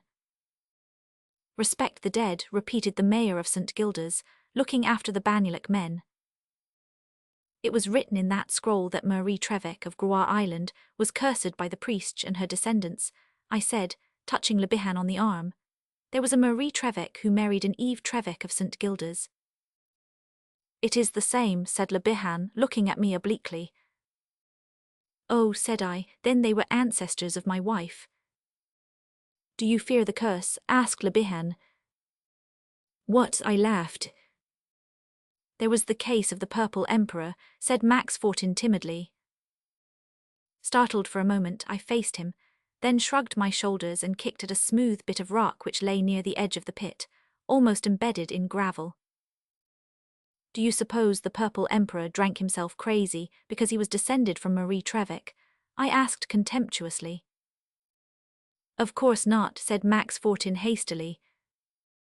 Of course not, piped the mayor, I only hello, what's that you are kicking? What, said I, glancing down, at the same time involuntarily giving another kick. The smooth bit of rock dislodged itself and rolled out of the loosened gravel at my feet. The 39th skull, I exclaimed. By Jingo, it's the noddle of the Black Priest. See, there is the arrowhead branded on the front. The mayor stepped back. Max Fortin also retreated. There was a pause during which I looked at them and they looked anywhere but at me. I do not like it, said the mayor at last in a husky, high voice. I do not like it. The scroll says he will come back to St. Gildas when his remains are disturbed. I do not like it, Monsieur Darrell. Bosh, said I, the poor wicked devil is where he cannot get out. For heaven's sake, Le Bihan, what is this stuff you are talking in the year of grace 1896? The mayor gave me a look. And he says, Englishman, you are an Englishman, Monsieur Darrell, he announced. You know better, you know I am an American. It's all the same, said the mayor of St. Gildas obstinately. No, it is not, I answered, much exasperated, and deliberately pushed the skull till it rolled into the bottom of the gravel pit below. Cover it up, said I. Bury the scroll with it too, if you insist, but I think you ought to send it to Paris.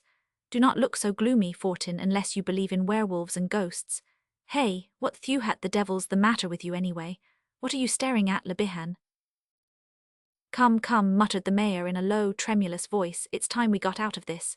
Did you see, Fortin? The two men were almost running across the sunny pasture now, and I hastened after them, demanding to know what was the matter. Matter, chattered the mayor, gasping with exasperation and terror. The skull is rolling uphill again, and he burst into a terrified gallop. Max Fortin followed close behind. I watched them stampeding across the pasture, then turned toward the gravel pit, mystified, incredulous. The skull was lying on the edge of the pit, exactly where it had been before I pushed it over the edge. For a second I stared at it. A singular chilly feeling crept up my spinal column, and I turned and walked away, sweat starting from the root of every hair on my head.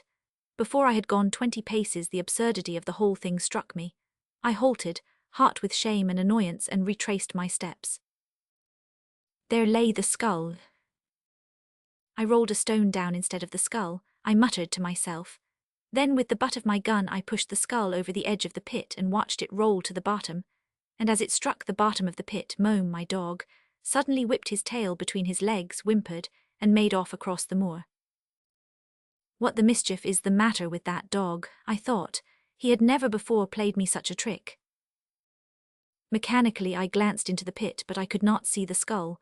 I looked down. The skull lay at my feet again, touching them. Good heavens, I stammered and struck at it blindly with my gunstock.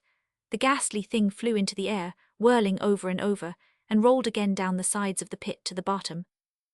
Breathlessly I stared at it, then, confused and scarcely comprehending, I stepped back from the pit, still facing it 1, 10, 20 paces, my eyes almost starting from my head, as though I expected to see the thing roll up from the bottom of the pit under my very gaze. At last I turned my back to the pit and strode out across the gorse-covered moorland toward my home. As I reached the road that winds from St. Gilda's to St. Julian, I gave one hasty glance at the pit over my shoulder. The sun shone hot on the sod about the excavation. There was something white and bare and round on the turf at the edge of the pit. It might have been a stone. There were plenty of them lying about. 2. When I entered my garden, I saw Mome sprawling on the stone doorstep. He eyed me sideways and flopped his tail. "Are you not mortified, you idiot dog?" I said, looking about the upper windows for lies. Mome rolled over on his back and raised one deprecating forepaw, as though to ward off calamity. "Do not act as though I was in the habit of beating you to death," I said, disgusted. I had never in my life raised whip to the brute. "But you are a fool dog," I continued. "No, you needn't come to be bobbied and wept over. Lies can do that if she insists, but I am ashamed of you, and you can go to the devil." Mome slunk off into the house and I followed, mounting directly to my wife's boudoir. It was empty. "Where has she gone?" I said, looking hard at Mome, who had followed me. "Oh, I see you do not know. Do not pretend you do. Come off that lounge. Do you think Lies wants tan-coloured hairs all over her lounge?" I rang the bell for Catherine and Fine, but they did not know where Madame had gone. So I went into my room, bathed, exchanged my somewhat grimy shooting clothes for a suit of warm, soft knickerbockers, and after lingering some extra moments over my toilette fur, I was particular. Now that I had married Lies, I went down to the garden and took a chair out under the fig trees. Where can she be? I wondered. Mome came sneaking out to be comforted, and I forgave him for Lies's sake, whereupon he frisked. "You bounding cur," said I, "now what on earth started you off across the moor? If you do it again, I will push you along with a charge of dust shot." As yet I had scarcely dared think about the ghastly hallucination of which I had been a victim, but now I faced it squarely, flushing a little with mortification at the thought of my hasty retreat from the gravel pit. "To think," I said aloud, "that those old women's tales of Max Fortin and Le Bihan should have actually made me see what did not exist at all. I lost my nerve like a schoolboy in a dark bedroom, for I knew now that I had mistaken a round stone for a skull each time, and had pushed a couple of big pebbles into the pit instead of the skull itself. By Jingo, said I am nervous. My liver must be in a devil of a condition if I see such things when I am awake. Lies will know what to give me. I felt mortified and irritated and sulky, and thought disgustedly of Le Bihan and Max Fortin. But after a while I ceased speculating, dismissed the mayor, the chemist, and the skull from my mind, and smoked pensively, watching the sun low dipping in the western ocean. As the twilight fell for a moment over ocean and moorland, a wistful, restless happiness filled my heart, the happiness that all men know all men who have loved. Slowly the purple mist crept out over the sea, the cliffs darkened, the forest was shrouded. Suddenly the sky above burned with the afterglow, and the world was alight again. Cloud after cloud caught the rose dye, the cliffs were tinted with it, moor and pasture, heather and forest burned and pulsated with the gentle flush. I saw the gulls turning and tossing above the sandbar, their snowy wings tipped with pink. I saw the sea swallows shearing the surface of the still river, stained to its placid depths with warm reflections of the clouds. The twitter of drowsy hedge birds broke out in the stillness. A salmon rolled its shining side above tidewater. The interminable monotone of the ocean intensified the silence. I sat motionless, holding my breath as one who listens to the first low rumour of an organ. All at once the pure whistle of a nightingale cut the silence, and the first moonbeam silvered the wastes of misthung waters. I raised my head. When we had kissed each other, we linked arms and moved up and down the gravel walks, watching the moonbeams sparkle on the sandbar as the tide ebbed and ebbed. The broad beds of white pinks about us were a-tremble with hovering white moths. The October roses hung all abloom, perfuming the salt wind. "Sweetheart," I said, "where is Yvonne? Has she promised to spend Christmas with us?" "Yes, Dick, she drove me down from Plowgate this afternoon. She sent her love to you. I am not jealous. What did you shoot?" a hare and 4 partridges. They are in the gun room. I told Catherine not to touch them until you had seen them. Now I suppose I knew that Lies could not be particularly enthusiastic over game or guns, but she pretended she was, and always scornfully denied that it was for my sake, and not for the pure love of sport. So she dragged me off to inspect the rather meagre game bag, and she paid me pretty compliments and gave a little cry of delight and pity as I lifted the enormous hare out of the sack by his ears. "He will eat no more of our lettuce," I said, attempting to justify the assassination. "Unhappy little bunny, and what a beauty. Oh, Dick, you are a splendid shot, are you not?" I evaded the question and hauled out a partridge. "We will have them broiled," I said guardedly. "Tell Catherine." Catherine came in to take away the game, and presently fine Lellicard, Lies's maid, announced dinner and Lies tripped away to her boudoir. I stood an instant contemplating her blissfully, thinking, my boy, you are the happiest fellow in the world, you are in love with your wife. I walked into the dining room, beamed at the plates, walked out again, met Tregunk in the hallway, beamed on him, glanced into the kitchen, beamed at Catherine and went upstairs, still beaming. Before I could knock at Lies's door it opened, and Lies came hastily out. When she saw me she gave a little cry of relief and nestled close to my breast. "There is something peering in at my window," she said. "What?" I cried angrily. "A man, I think, disguised as a priest, and he has a mask on. He must have climbed up by the bay tree." I was down the stairs and out of doors in no time. The moonlit garden was absolutely deserted. Tregunk came up, and together we searched the hedge and shrubbery around the house and out to the road. "Jean-Marie," said I at length, "loose my bulldog nose, yon, take your supper on the porch where you can watch. My wife says the fellow is disguised as a priest, and wears a mask." Tregunk showed his white teeth in a smile. "He will not care to venture in here again, I think, Monsieur Darrell." I went back and found Lies seated quietly at the table. "The soup is ready, dear," she said. "Do not worry, it was only some foolish lout from Banyulik. No one in St. Gildas or St. Julian would do such a thing." I was too much exasperated to reply at first, but Lies treated it as a stupid joke, and after a while I began to look at it in that light. Lies told me about Yvonne, and reminded me of my promise to have Herbert Stewart down to meet her. "You wicked diplomat," I protested. "Herbert is in Paris and hard at work for the Salon. Do not you think he might spare a week to flirt with the prettiest girl in Finisterre?" inquired Lies innocently.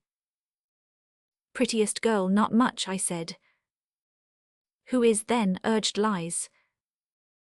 I laughed a trifle sheepishly. "Now I bore you, do not I?" "Bore me? Ah, no, Dick." After coffee and cigarettes were served I spoke about Tregunk, and Lies approved. "Poor Jean, he will be glad, will not he? What a dear fellow you are." "Nonsense," said I. "We need a gardener, you said so yourself, Lies." But Lies leaned over and kissed me, and then bent down and hugged Mome, who whistled through his nose in sentimental appreciation. "I am a very happy woman," said Lies. "Mome was a very bad dog today," I observed. "Poor Mome," said Lies, smiling. When dinner was over, and Mome lay snoring before the blaze-fire, the October nights are often chilly in Finisterre, Lies curled up in the chimney corner with her embroidery, and gave me a swift glance from under her drooping lashes. "You look like a schoolgirl, Lies," I said teasingly. "I do not believe you are 16 yet." She pushed back her heavy burnished hair thoughtfully. Her wrist was as white as surf foam. "Have we been married 4 years? I do not believe it," I said. "I see," said I, also smiling at the embroidered garment. "Do you think it will fit?" "Fit," repeated Lies, then she laughed. And I persisted, "Are you perfectly sure that we shall need it?" "Perfectly," said Lies. A delicate colour touched her cheeks and neck. She held up the little garment, all fluffy with misty lace and wrought with quaint embroidery. "It is very gorgeous," said I. "Do not use your eyes too much, dearest. May I smoke a pipe?" "Of course," she said, selecting a skein of pale blue silk. For a while I sat and smoked in silence, watching her slender fingers among the tinted silks and thread of gold. Presently she spoke. "What did you say your crest is, Dick?" "My crest, oh, something or other rampant on a something or other." "Dick, dearest, do not be flippant." "But I really forget. It's an ordinary crest, everybody in New York has them, no family should be without 'em." "Are you going to put that crest on the whatever it is?" "I am, and my own crest too." I thought of the Purple Emperor and wondered a little. "You did not know I had one, did you?" She smiled. "What is it?" I replied evasively. "You shall see. Ring for Josephine." I rang, and when Fine appeared, Lize gave her some orders in a low voice, and Josephine trotted away, bobbing her white-coiffed head with a "Bien, madame." After a few minutes she returned, bearing a tattered, musty volume, from which the gold and blue had mostly disappeared. I took the book in my hands and examined the ancient emblazoned covers. "Lilies," I exclaimed. "Fleur-de-lis," said my wife demurely. "Oh," said I, astonished, and opened the book. "You have never before seen this book?" asked Lize with a touch of malice in her eyes. "You know I have not. Hello, what's this? Oh ho, so there should be a de before Trevec, Lize de Trevec, then why in the world did the Purple Emperor?" "Dick," cried Lize. "He dropped the de and the Trevec since then have been Republicans," said Lize, all except me. "That's quite right," said I. "It is time that we Republicans should agree upon some feudal system. My dear, I drink to the king," and I raised my wineglass and looked at Lize. "To the king," said Lize, flushing. She smoothed out the tiny garment on her knees, she touched the glass with her lips, her eyes were very sweet. I drained the glass to the king. After a silence I said, "I will tell the king stories. His Majesty shall be amused." "His Majesty," repeated Lize softly. "Or hers," I laughed, "who knows?" "Who knows," murmured Lize with a gentle sigh. "I know some stories about Jack the Giant Killer," I announced. "Do you, Lize?" "You are very wise," said one. "I shall teach His Majesty English." "And I Breton," cried Lize jealously.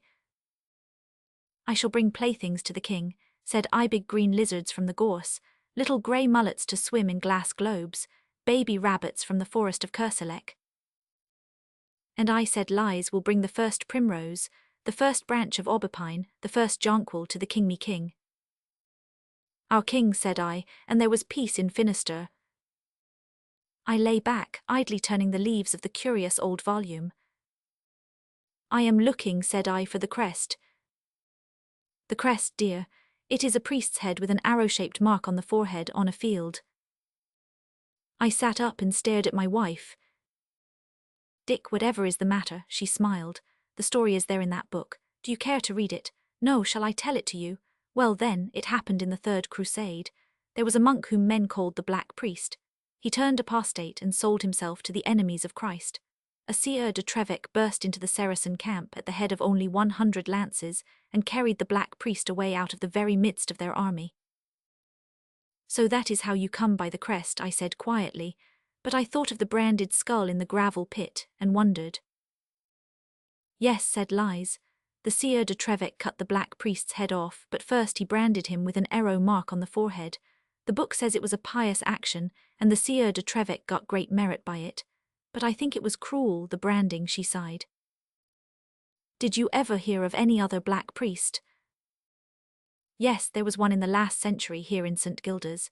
He cast a white shadow in the sun. He wrote in the Breton language. Chronicles, too, I believe. I never saw them. His name was the same as that of the old chronicler and of the other priest, Jacques Sorgue. Some said he was a lineal descendant of the traitor. Of course, the first Black Priest was bad enough for anything, but if he did have a child, it need not have been the ancestor of the last Jacques Sorgue. They say this one was a holy man. They say he was so good he was not allowed to die, but was caught up to heaven one day," added Lize with believing eyes. I smiled. "But he disappeared," persisted Lize. "Lize," I urged tenderly, "that was only some clumsy clown's trick. You said so yourself. You are not superstitious, my dear. Her eyes were on mine. She slowly drew the little gold cross from her bosom and kissed it, but her lips trembled as they pressed the symbol of faith. 3. About 9 o'clock the next morning, I walked into the Groix Inn and sat down at the long, discoloured oaken table, nodding good day to Marian Briar, who in turn bobbed her white coif at me. My clever Banulik maid, said I, what is good for a stirrup cup at the Groix Inn? Schist, she inquired in Breton. With a dash of red wine, then, I replied. She brought the delicious Quimperle cider, and I poured a little Bordeaux into it. Marian watched me with laughing black eyes. What makes your cheeks so red, Marian? I asked. Has Jean-Marie been here? Ah, since when has Jean-Marie Tregunc lost his head? His head, oh, Monsieur Darrel, his heart, you mean. So I do, said one. Jean-Marie is a practical fellow. It is all due to your kindness, began the girl, but I raised my hand and held up the glass. It's due to himself, to your happiness, Marian, and I took a hearty draught of the schist. Now, said I, tell me where I can find Le Bihan and Max Fortin. Monsieur Le Bihan and Monsieur Fortin are above in the broad room. I believe they are examining the Red Admiral's effects. To send them to Paris. Oh, I know, may I go up, Marian? And God go with you, smiled the girl. When I knocked at the door of the broad room above, little Max Fortin opened it. Dust covered his spectacles and nose. His hat, with the tiny velvet ribbons fluttering, was all awry. Come in, Monsieur Darrel, he said. The mayor and I are packing up the effects of the Purple Emperor and of the poor Red Admiral. The collections? I asked, entering the room. You must be very careful in packing those butterfly cases. The slightest jar might break wings and antennae, you know. Le Bihan shook hands with me and pointed to the great pile of boxes. They are all cork-lined, he said, but Fortin and I are putting felt around each box. The Entomological Society of Paris pays the freight. The combined collections of the Red Admiral and the Purple Emperor made a magnificent display. I lifted and inspected case after case set with gorgeous butterflies and moths, each specimen carefully labelled with the name in Latin.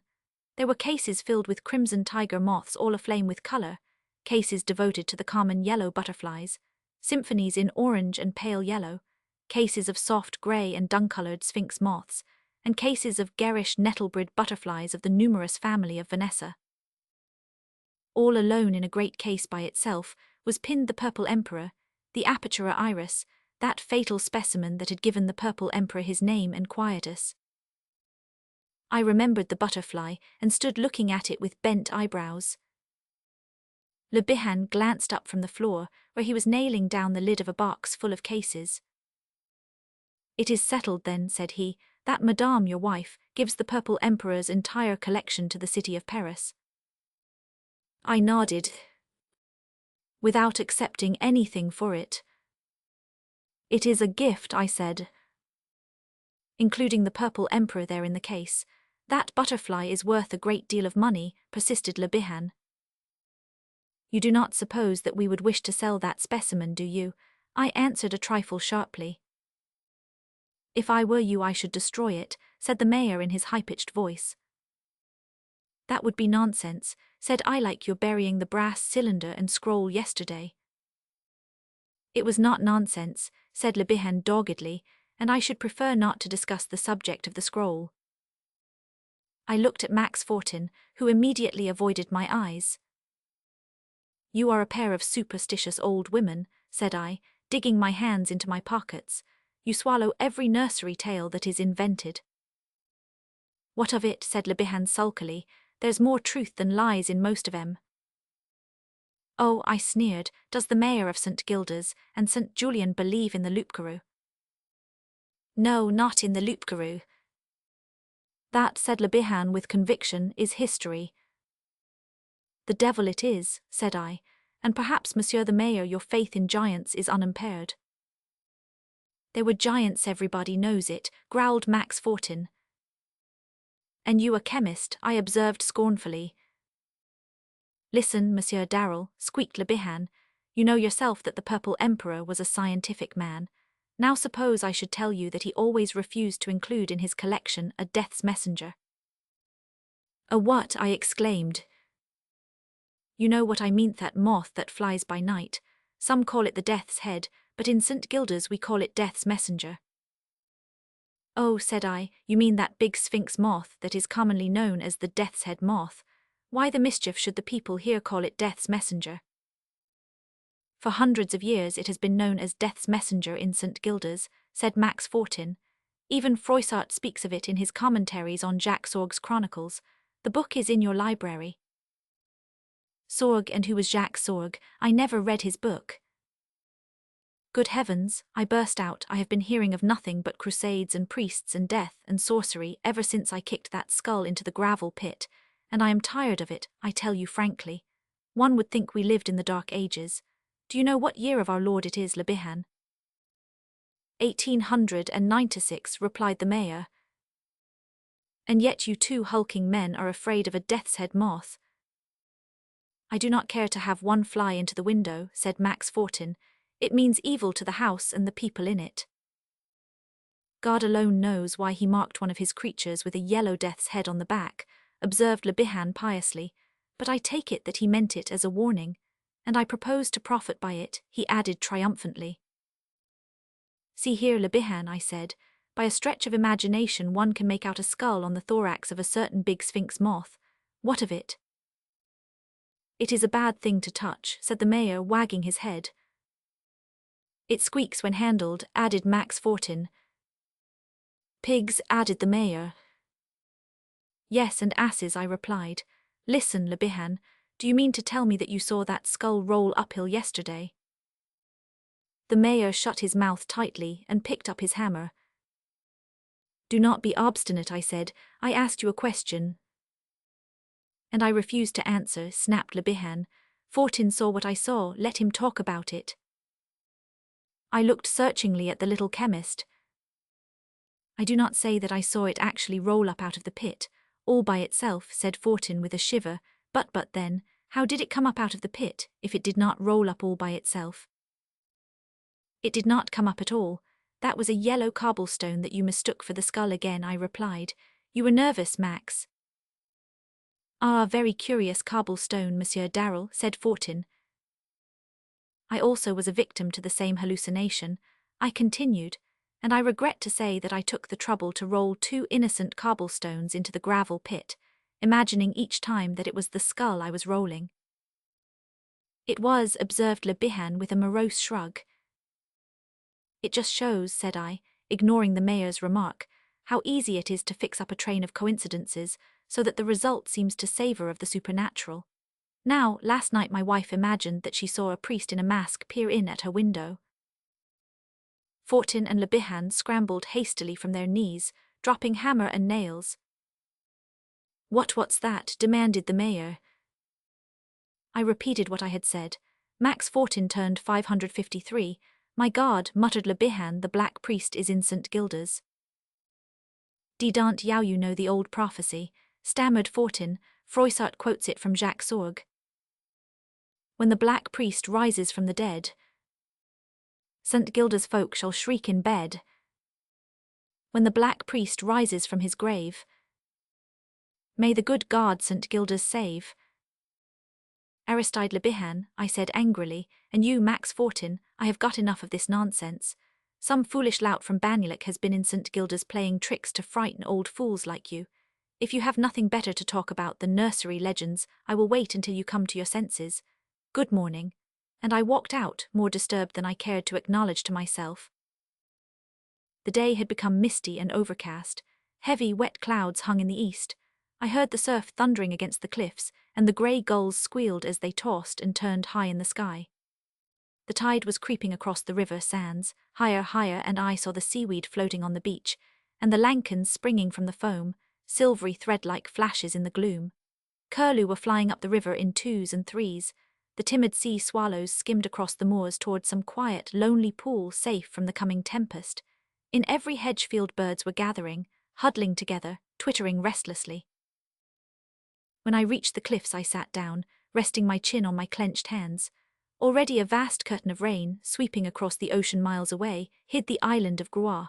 To the east, behind the white semaphore on the hills, black clouds crowded up over the horizon. After a little the thunder boomed, dull, distant, and slender skeins of lightning unraveled across the crest of the coming storm. Under the cliff at my feet, the surf rushed foaming over the shore, and the lankens jumped and skipped and quivered until they seemed to be but the reflections of the meshed lightning. I turned to the east. It was raining over Groix, it was raining at St. Barbe, it was raining now at the semaphore.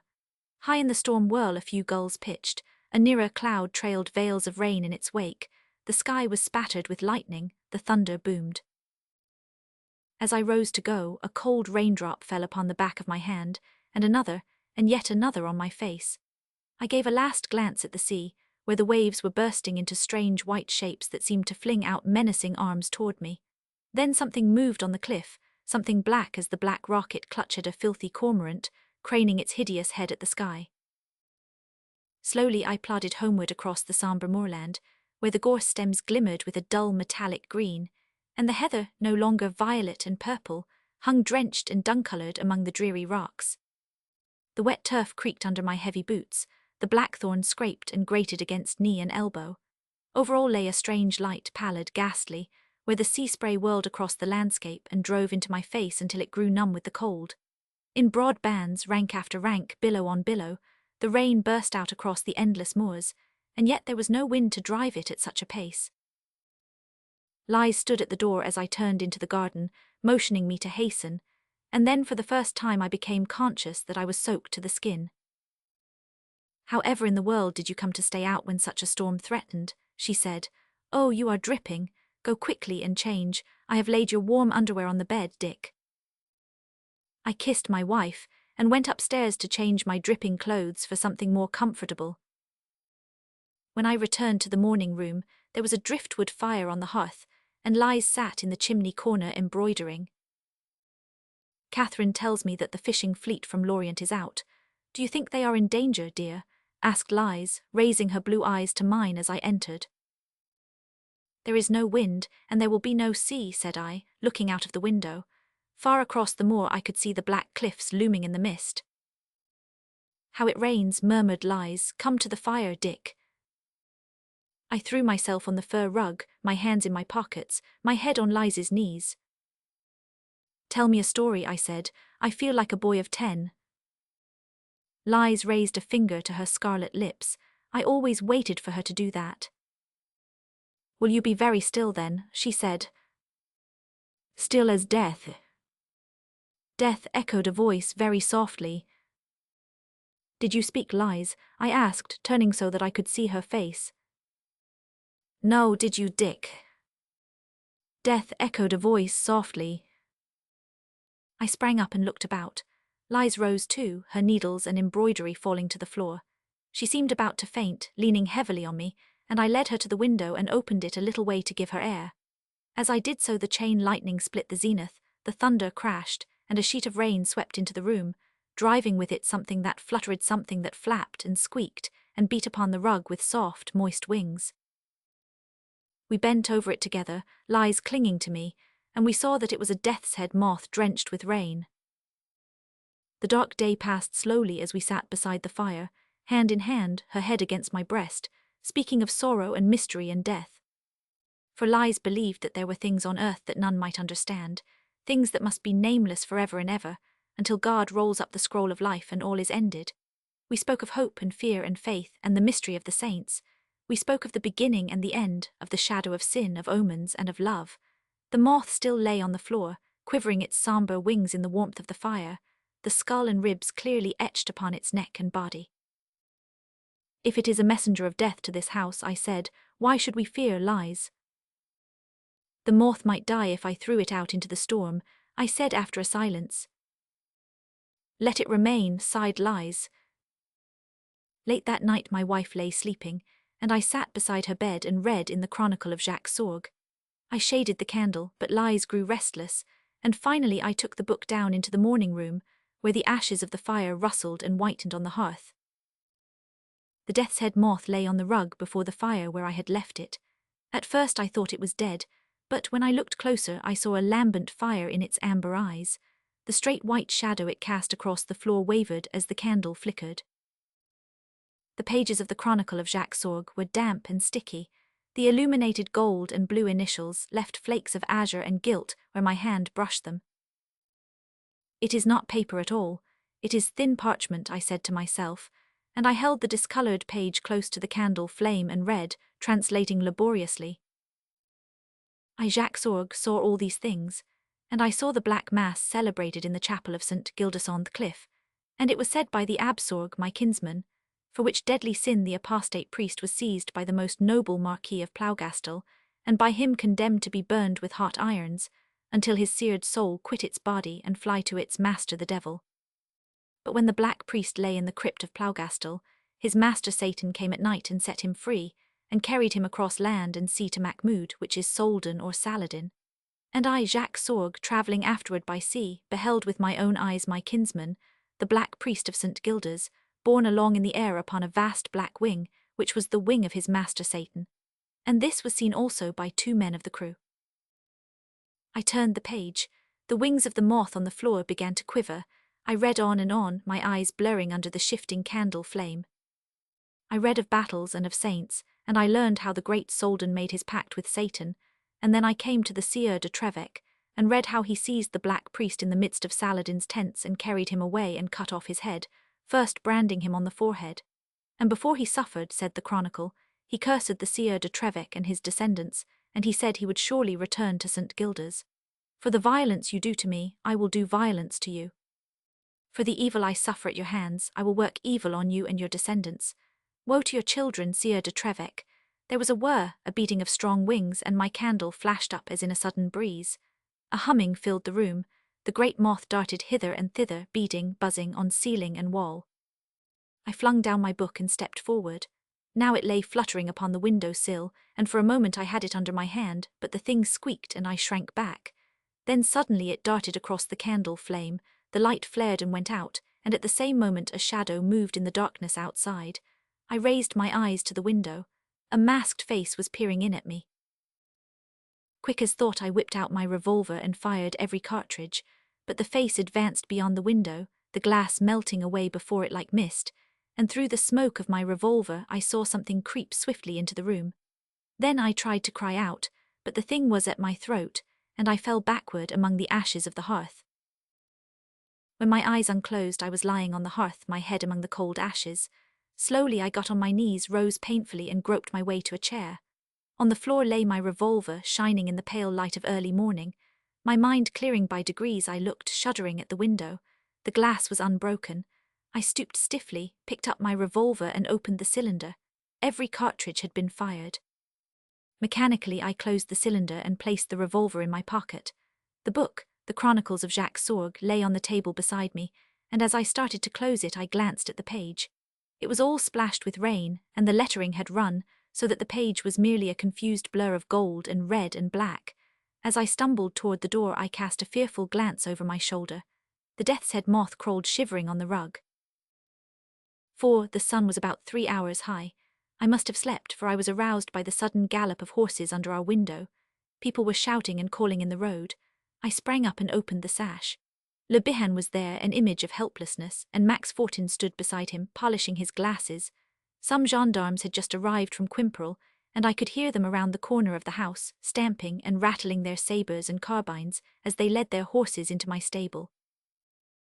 Lise sat up, murmuring half-sleepy, half-anxious questions. "I do not know," I answered. "I am going out to see what it means." "It is like the day they came to arrest you," Lise said, giving me a troubled look. But I kissed her and laughed at her until she smiled too. Then I flung on coat and cap and hurried down the stairs. The first person I saw standing in the road was the Brigadier Durand. "Hello," said I, "have you come to arrest me again? What the devil is all this fuss about anyway?" "We were telegraphed for an hour ago," said Durand briskly, "and for a sufficient reason, I think. Look there, Monsieur Darrell." He pointed to the ground almost under my feet. "Good heavens," I cried, "where did that puddle of blood come from?" "That's what I want to know, Monsieur Darrell. Max Fortin found it at daybreak. See, it's splashed all over the grass too. A trail of it leads into your garden, across the flower beds to your very window, the one that opens from the morning room. There is another trail leading from this spot across the road to the cliffs, then to the gravel pit, and thence across the moor to the forest of Kerselec. We are going to mount in a minute and search the bascase. Will you join us, barn dear? But the fellow bled like an ox. Max Fortin says it's human blood, or I should not have believed it. The little chemist of Quimperle came up at that moment, rubbing his glasses with a coloured handkerchief. Yes, it is human blood, he said, but one thing puzzles me. The corpuscles are yellow. I never saw any human blood before with yellow corpuscles, but your English Dr. Thompson asserts that he has. Well, it's human blood anyway, isn't it? Insisted Durand impatiently. Yes, admitted Max Fortin. Then it's my business to trail it, said the big gendarme, and he called his men and gave the order to mount. Did you hear anything last night? Asked Durand of me. I heard the rain. I wonder the rain did not wash away these traces. They must have come after the rain ceased. See this thick splash, how it lies over and weighs down the wet grass blades. Pa. It was a heavy, evil-looking clot, and I stepped back from it, my throat closing in disgust. My theory, said the brigadier, is this. Some of those Biribai fishermen, probably the Icelanders, got an extra glass of cognac into their hides and quarrelled on the road. Some of them were slashed and staggered to your house. But there is only one trail, and yet, how could all that blood come from only one person? Well, the wounded man, let us say, staggered first to your house and then back here, and he wandered off, drunk and dying, God knows where. That's my theory. A very good one, said I calmly, and you are going to trail him? Yes. When? At once will you come? Not now, I will gallop over by and by. You are going to the edge of the Kerselec forest. Yes, you will hear us calling. Are you coming, Max Fortin? And you, Le Bihan? Good, take the dog-cart. The big gendarme tramped around the corner to the stable, and presently returned mounted on a strong grey horse. His sabre shone on his saddle. His pale yellow and white facings were spotless. The little crowd of white-coiffed women with their children fell back, as Durand touched spurs and clattered away, followed by his 2 troopers. Soon after, Le Bihan and Max Fortin also departed in the mayor's dingy dog-cart. Are you coming? Piped Le Bihan shrilly. In a quarter of an hour, I replied, and went back to the house. When I opened the door of the morning room, the death's head moth was beating its strong wings against the window. For a second I hesitated, then walked over and opened the sash. The creature fluttered out, whirred over the flower beds a moment, then darted across the moorland toward the sea. I called the servants together and questioned them. Josephine, Catherine, Jean-Marie Tregunk, not one of them had heard the slightest disturbance during the night. Then I told Jean-Marie to saddle my horse, and while I was speaking lies came down. Dearest, I began, going to her. You must tell me everything you know, Dick, she interrupted, looking me earnestly in the face. But there is nothing to tell, only a drunken brawl, and someone wounded. And you are going to ride where, Dick? Well, over to the edge of Kerselec forest. Durand and the mayor and Max Fortin have gone on, following our trail. What trail? Some blood. Where did they find it? Out in the road there. Lies crossed herself. Does it come near our house? Yes. How near it? It comes up to the morning-room window, said I, giving in. So did I, but I thought of the empty cartridges in my revolver, and stopped. I dreamed that you were in great danger, and I could not move hand or foot to save you, but you had your revolver, and I called out to you to fire. I did fire, I cried excitedly. Yow, you fired. I took her in my arms. My darling, I said, something strange has happened, something that I cannot understand as yet. But of course there is an explanation. Last night I thought I fired at the Black Priest. Ah, gasped Lies. Is that what you dreamed? Yes, that was it. I begged you to fire. And I 999. Her heart was beating against my breast. I held her close in silence. Dick, she said at length, perhaps you killed that thing. If it was human I did not miss, I answered grimly. And it was human, I went on, pulling myself together, ashamed of having so nearly gone to pieces. Of course it was human, the whole affair is plain enough. Not a drunken brawl, as Durand thinks. It was a drunken lout's practical joke for which he has suffered. I suppose I must have filled him pretty full of bullets, and he has crawled away to die in Kerselec Forest. It's a terrible affair. I am sorry I fired so hastily. But that idiot Le Bihan and Max Fortin have been working on my nerves till I am as hysterical as a schoolgirl, I ended angrily. You fired, but the window glass was not shattered, said Lies in a low voice. Well, the window was open then. And as for the rest, I've got nervous indigestion, and a doctor will settle the Black Priest for me, Lies. I glanced out of the window at Tregunk waiting with my horse at the gate. Dearest, I think I had better go to join Durand and the others. I will go too. Oh no. Yes, Dick. Do not, Lies. I shall suffer every moment you are away. The ride is too fatiguing, and we cannot tell what unpleasant sight you may come upon. Lies, you do not really think there is anything supernatural in this affair? Dick, she answered gently, I am a Breton. With both arms around my neck, my wife said, death is the gift of God. I do not fear it when we are together. But Alono, my husband, I should fear a God who could take you away from me. We kissed each other soberly, simply, like two children. Then Lies hurried away to change her gown, and I paced up and down the garden waiting for her. She came, drawing on her slender gauntlets. I swung her into the saddle, gave a hasty order to Jean-Marie, and mounted. Now to quail under thoughts of terror on a morning like this, with Lies in the saddle beside me, no matter what had happened or might happen, was impossible. Moreover, Mome came sneaking after us. I asked Tregunk to catch him, for I was afraid he might be brained by our horse's hoofs if he followed, but the wily puppy dodged and bolted after Lies, who was trotting along the highroad. Never mind, I thought, if he's hit he will live, for he has no brains to lose. Lies was waiting for me in the road beside the shrine of Our Lady of St. Gildas when I joined her. She crossed herself, I doffed my cap, then we shook out our bridles and galloped toward the forest of Kerselec. We said very little as we rode. I always loved to watch Lies in the saddle. Her exquisite figure and lovely face were the incarnation of youth and grace. Her curling hair glistened like threaded gold. Out of the corner of my eye, I saw the spoiled puppy Mome come bounding cheerfully alongside, oblivious of our horses' heels. Our road swung close to the cliffs. A filthy cormorant rose from the black rocks and flapped heavily across our path. Lies's horse reared, but she pulled him down and pointed at the bird with her riding crop. I see, said I, it seems to be going our way. Curious to see a cormorant in a forest, is not it? It is a bad sign, said Lies. You know the Morbihan proverb, when the cormorant turns from the sea, death laughs in the forest, and wise woodsmen build boats. I wish, said I sincerely, that there were fewer proverbs in Brittany. We were in sight of the forest now. Across the gorse I could see the sparkle of gendarme's trappings, and the glitter of Le Bihan's silver-buttoned jacket. The hedge was low, and we took it without difficulty, and trotted across the moor to where Le Bihan and Durand stood gesticulating. They bowed ceremoniously to Lies as we rode up. The trail is Horriblate is a river, said the mayor in his squeaky voice. Monsieur Darrell, I think perhaps Madame would scarcely care to come any nearer.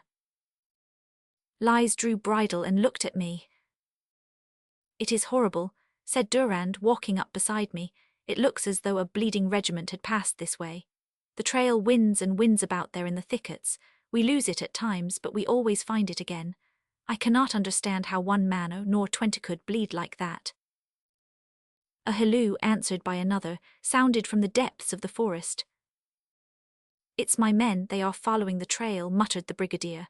God alone knows what is at the end. Shall we gallop back, Lies? I asked. No, let us ride along the western edge of the woods and dismount. The sun is so hot now, and I should like to rest for a moment, she said. The western forest is clear of anything disagreeable, said Durand. Very well, I answered. Call me Le Bihan if you find anything. Lies wheeled her mare, and I followed across the springy heather, Mome trotting cheerfully in the rear. We entered the sunny woods, about a quarter of a kilometre from where we left Durand. I took Lize from her horse, flung both bridles over a limb, and giving my wife my arm, aided her to a flat mossy rock which overhung a shallow brook gurgling among the beech trees. Lize sat down and drew off her gauntlets. Mome pushed his head into her lap, received an undeserved caress, and came doubtfully toward me. I was weak enough to condone his offence, but I made him lie down at my feet, greatly to his disgust. I rested my head on Lize's knees, looking up at the sky through the crossed branches of the trees. "I suppose I have killed him," I said. "It shocks me terribly, Lize." "You could not have known, dear. He may have been a robber, and if not, have you ever fired your revolver since that day 4 years ago, when the Red Admiral's son tried to kill you? But I know you have not." "No," said I, wondering. "It's a fact I have not. Why?" "And do not you remember that I asked you to let me load it for you the day when Eve went off, swearing to kill you and his father?" "Yes, I do remember. Well, I took the cartridges first to St. Gilda's chapel and dipped them in holy water." "You must not laugh, Dick," said Lize gently, laying her cool hands on my lips. "Laugh, my darling." Overhead the October sky was pale amethyst, and the sunlight burned like orange flame through the yellow leaves of beech and oak. Gnats and midges danced and wavered overhead. A spider dropped from a twig halfway to the ground and hung suspended on the end of his gossamer thread. "Are you sleepy, dear?" asked Lize, bending over me. "I am a little. I scarcely slept 2 hours last night," I answered. "You may sleep if you wish," said Lize, and touched my eyes caressingly. "Is my head heavy on your knees?" "No, Dick." I was already in a half-doze. Still, I heard the brook babbling under the beeches and the humming of forest flies overhead. Presently even these were stilled. The next thing I knew, I was sitting bolt upright, my ears ringing with a scream, and I saw Lize cowering beside me, covering her white face with both hands. As I sprang to my feet, she cried again and clung to my knees. I saw my dog rush growling into a thicket, then I heard him whimper, and he came backing out, whining, ears flat, tail down. I stooped and disengaged Lize's hand. "Do not go, Dick," she cried. "Oh God, it's the Black Priest." In a moment I had leaped across the brook and pushed my way into the thicket. It was empty. I stared about me. I scanned every tree trunk, every bush. Suddenly I saw him. He was seated on a fallen log, his head resting in his hands, his rusty black robe gathered around him. For a moment my hair stirred under my cap. Sweat started on forehead and cheekbone. Then I recovered my reason and understood that the man was human and was probably wounded to death. Aye, to death, for there at my feet lay the wet trail of blood, over leaves and stones, down into the little hollow, across to the figure in black resting silently under the trees. I saw that he could not escape even if he had the strength, for before him, almost at his very feet, lay a deep, shining swamp. As I stepped forward, my foot broke a twig. At the sound the figure started a little, then its head fell forward again. Its face was masked. Walking up to the man, I bade him tell where he was wounded. Durand and the others broke through the thicket at the same moment and hurried to my side. "Who are you who hide a masked face in a priest's robe?" said the gendarme loudly. There was no answer. "See the stiff blood all over his robe," muttered Le Bihan to Fortin.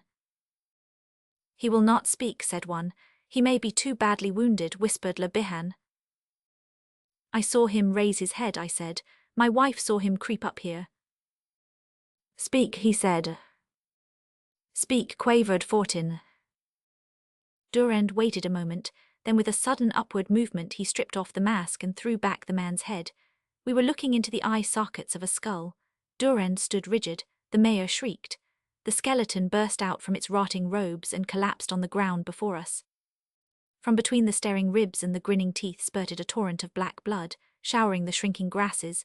Then the thing shuddered and fell over into the black ooze of the bog.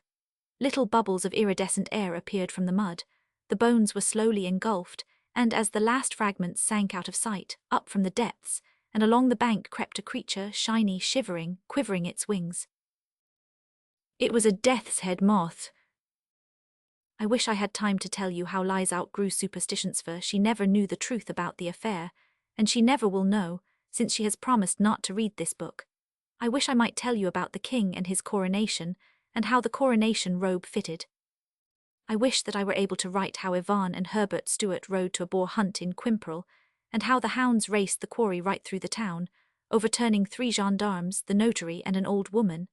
But I am becoming garrulous, and Lies is calling me to come and hear the king say that he is sleepy, and his highness shall not be kept waiting. The King's Cradle Song. Seal with a seal of gold, the scroll of a life unrolled. Swathe him deep in his purple stole, ashes of diamonds, crystalled coal, drops of gold in each scented fold. Crimson wings of the little death, stir his hair with your silken breath. Flaming wings of sins to be, splendid pinions of prophecy. Smother his eyes with hues and dyes, while the white moon spins and the winds arise, and the stars drip through the skies. Wave, O wings of the little death, seal his sight and stifle his breath. Cover his breast with the gemmed shroud pressed, from north to north, from west to west. Wave, O wings of the little death, till the white moon reels in the cracking skies, and the ghosts of God arise. The white shadow. We are no other than a moving row of magic shadow shapes that come and go, round with this soon-illumined lantern held in midnight by the master of the show. A moment's halter, momentary taste of being from the well amid the waste. And lo, the phantom caravan has reached the nothing it set out from. Oh, make haste. Ah, love, could you and I with him conspire to grasp this sorry scheme of things entire? Would not we shatter it to bits and then remold it nearer to the heart's desire? Fitzgerald. The white shadow. Listen then, love, and with your white hand clear your forehead from its cloudy hair. 3 great hulking cousins, said she, closing her grey eyes disdainfully. We accepted the rebuke in astonished silence. Presently she opened her eyes and seemed surprised to see us there yet. Oh, she said, if you think I am going to stay here until you make up your minds. I have made up mine, said Donald. We will go to the links, you may come. I shall not, she announced. Walter, what do you propose? Walter looked at his cartridge belt, and then at the little breechloader standing in a corner of the arbour. Oh, I know, she said, but I will not, I will not, I will not. The uncles and aunts on the piazza turned to look at us. Her mother arose from a steamer chair and came across the lawn. Mama, Walter wants me to shoot, and Don wants me to play golf and Ewant. She does not know what she wants, said one. Do not I, she said, flushing with displeasure. Her mother might suggest something, hazarded Donald. We looked at our aunt. Sweetheart is spoiled, said that lady decisively. If you children do not go away at once and have a good time, I shall find employment for her. Algebra, I asked maliciously. How dare you, cried Sweetheart, sitting up. Oh, is not he mean, is not he ignoble, and I have done my algebra, have not I, Mamma? But your French, I began. Donald laughed, and so did Walter. As for Sweetheart, she arose in all the dignity of 16 years, closed her eyes with superb insolence, and, clasping her mother's waist with one round white arm, marched out of the arbour. We tease her too much, said Donald. She's growing up fast. We ought not to call her Sweetheart when she puts her hair up, added Walter. She's going to put it up in October, when she goes back to school, said Donald. Jack, she will hate you if you keep reminding her of her algebra and French. Then I will stop, said I, suddenly conscious what an awful thing it would be if she hated me. Donald's 2 pointers came frisking across the lawn from the kennels, and Donald picked up his gun. Here we go again, said one. Darnie's going to the coverts after grouse, Walter's going up on the hill with his dust chart and arsenic, and I am going across the fields after butterflies. Why the deuce cannot we all go together, just for once? And take sweetheart. She would like it if we all went together, said Walter. She is tired of seeing Jack net butterflies. Collecting birds and shooting grouse are two different things, began Donald. You spoil my dogs by shooting your confounded owls and humming birds. Oh, your precious dogs, I cried. Shut up, Darnie, and give sweetheart a good day's tramp. It's a pity if three cousins cannot pool their pleasures for once. Donald nodded uncertainly. Come on, said Walter, we will find sweetheart. Jack, you get your butterfly togs and come back here. I nodded and watched my two cousins sauntering across the lawn, big, clean-cut fellows, resembling each other enough to be brothers instead of cousins. We all resembled each other more or less, Donald, Walter, and one. As for sweetheart, she looked like none of us. It was all very well for her mother to call her sweetheart, and for her aunts to echo it in chorus, but the time was coming when we saw we should have to stop. A girl of 16 with such a name is ridiculous, and sweetheart was nearly 17, and her hair was going up and her gowns were coming down in October. Her own name was pretty enough. I do not know that I ought to tell it, but I will. It was the same as her mother's. We called her sweetheart sometimes the Aspen Beauty. Donald had given her that name from a butterfly in my collection, the Vanessa Pandora, commonly known as the Aspen Beauty, from its never having been captured in America except in our village of Aspen. Here in the north of New York State, we four cousins spent our summers in the family house. There was not much to do in Aspen. We used the links, we galloped over the sandy roads, we also trotted our several hobbies, Donald, Walter, and one. Sweetheart had no hobby. To make up for this, however, she owned a magnificent team of bêtes noires, algebra, and French. I thought of these things as I sat in the sun-flecked arbor, watching the yellow elm leaves flutter down from the branches. I thought, too, of sweetheart, and wondered how she would look with her hair up. And while I sat there smoking, watching the yellow leaves drifting across the lawn, a sharp explosion startled me, and I raised my head. Sweetheart was standing on the lawn, gazing dreamily at the smoking debris of a large firecracker. "What's that for?" I asked. "It proclaims my independence," said Sweetheart, "me independence forever. Hereafter my cousins will ask to accompany me on my walks. They need no longer charitably permit me to accompany them. Are you three boys going to ride your hobbies?" "We are," I said. "Then goodbye, I am going to walk." "Cannot we come too?" I asked, laughing. "May we bring our guns?" asked Donald from the piazza. "May I bring my net?" I added, half amused, half annoyed. She made a gesture, indifferent, condescending. "Dear me," murmured the aunts in chorus from the piazza as we trooped after the Aspen Beauty. "Sweetheart is growing very fast." I smiled vaguely at Sweetheart. I was wondering how she would look in long frocks and coiled hair. 2. In the fall of the year, the meadows of Aspen glimmer in the sunlight like crumpled sheets of beaten gold, for Aspen is the land of goldenrod, of yellow earth and gilded fern. There the crisp oaks rustle, every leaf a blot of yellow. There the burnished pines sound, tremble and resound, like gilt-stringed harps a-quiver in the wind. Sweet fern, sundried, bronzed, fills all the hills with incense, vague and delicate, as the white down drifting from the frothy milkweed. And where the meadow brook prattled, limpid, filtered with sunlight, Sweetheart stood knee-deep in fragrant mint, watching the aimless minnows swimming in circles. On a distant hill, dark against the blue, Donald moved with his dogs, and I saw the sunglint on his gun, and I heard the distant heon, long after he disappeared below the brown hill's brow.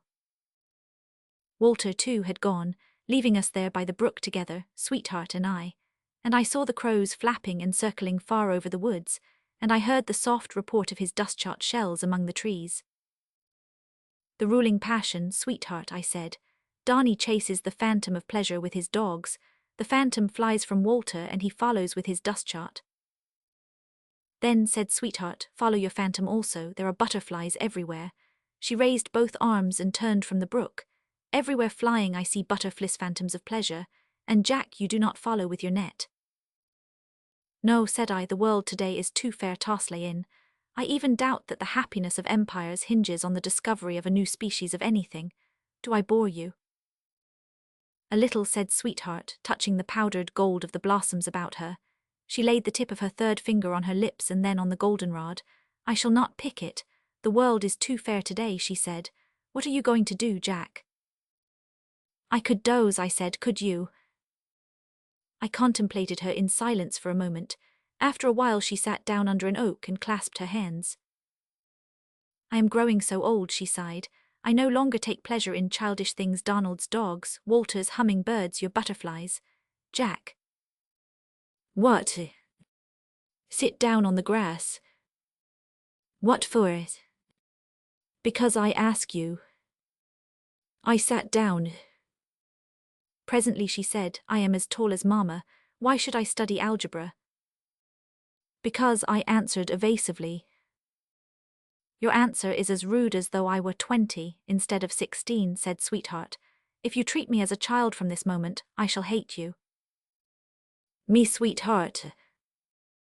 And that name, it is good for children and kittens. I looked at her seriously. It is good for women, too, and it is time, I said. I prophesy that one day you will hear it again. As for me, I shall not call you by that name if you dislike it. I am a woman, oh, she said. Oh, at 16. Tomorrow I am to be 17. The oak leaves began to rustle in the hill winds, the crows cawed from the woods. Oui, c'est moi, she said at length. I shall never call you Sweetheart again, I said, smiling. Who knows, she laughed and leaned over to pick a blade of wild wheat. She coloured faintly a moment later and said, I did not mean that, Jack. And so Sweetheart took her first step across that threshold of mystery, the temple of idols. And of the gilded idols within the temple, one shall turn to living flesh at the sound of a voice. And lo, where a child had entered, a woman returned with the key to the temple of gilded idols. Jack, said Sweetheart, you are wrong. No day is too fair to kill in. I shall pick my arms full of flowers. Over the yellow fields, red with the stalks of the buckwheat, crowned with a glimmering cloud of the dusty gold of the goldenrod, Sweetheart passed, pensive, sedate, awed by the burden of 16 years. I followed. Over the curling fern and windstard grasses the silken milkweed seeds sailed, and the great red-brown butterflies drifted above, ruddy as autumn leaves aglow in the sun. On the sandcliff there are marigolds, said Sweetheart. I looked at the mass of wild flowers in her arms. Her white polished skin reflected the blaze of colour, warming like ivory under their glow. Marigolds, I repeated, we will get some. The sand slides on the face of the cliff. You must be careful, she said. And I may see one of those rare cliff butterflies. I have not any good examples. I fancy she was not listening. The crows were clamouring above the beech woods. The hill winds filled our ears with a sound like the sound of the sea on shoals. Her grey eyes, touched with the sky's deep blue and the blue of the misty hills, looked out across the miles of woods and fields, and saw a world, not a world old, scarred, rock-ribbed and salt with tears, but a new world, youthful, ripe, sunny, hazy with the splendour of wonders hidden behind the horizona world jewelled with gems, spanned by rose-mist rainbows, a world of 16 years. We are already at the cliff's edge, I said. She stepped to the edge and looked over. I drew her back. The sand started among the rocks, running with a sound like silver water. Then you shall not go either, she said. I do not care for marigolds. But I was already on the edge, stooping for a blossom. The next instant I fell. There was a whistle of sand, a flurry and a rush of wind, a blur of rock, fern, dead grass as a cry. For I remember as I fell, falling I called Sweetheart, and again Sweetheart, then my body struck the rocks below. 3. Of all the seconds that tick the whole year through, of all the seconds that have slipped onward marking the beat of time since time was loosed, there is one brief moment, steeped in magic and heavy with oblivion, that sometimes lingers in the soul of man, annihilating space and time. If at the feet of God a year is a second passed unnoted, this magic second, afloat on the tide of time, moves on and on till, caught in the vortex of some life's whirl, it sinks into the soul of a being near to death. And in that soul the magic second glows and lingers, stretching into minutes, hours, days and days, till if the magic hold, the calm years crowd on one by one. And yet it all is but a second, that magic moment that comes on the tide of time that came to me and was caught up in my life's whirl as I fell, dropping there between sky and earth.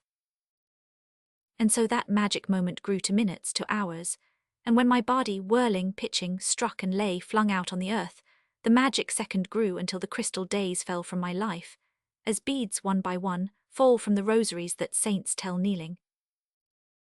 Those days of a life that I have lived, those years that linger still aglow in the sun behind me, dim yet splendid as dust-dimmed jewels, they also have ended not in vague night, but in the sunburst of another second, such a second as ticks from my watch as I write, quick, sharp, joyous, irrevocable. So of that magic second or day or year I shall tell I as I was, standing beside my body flung there across the earth. I looked at my body lying in a heap, then turned to the sand cliff smiling. "Sweetheart," I called. But she was already at my side. We walked on through fragrant pastures, watching the long shadows stretch from field to field, speaking of what had been and of all that was to be. It was so simply everything was clear before us. Had there been doubts, fears, sudden alarms, startled heartbeats? If there had been, now they were ended forever.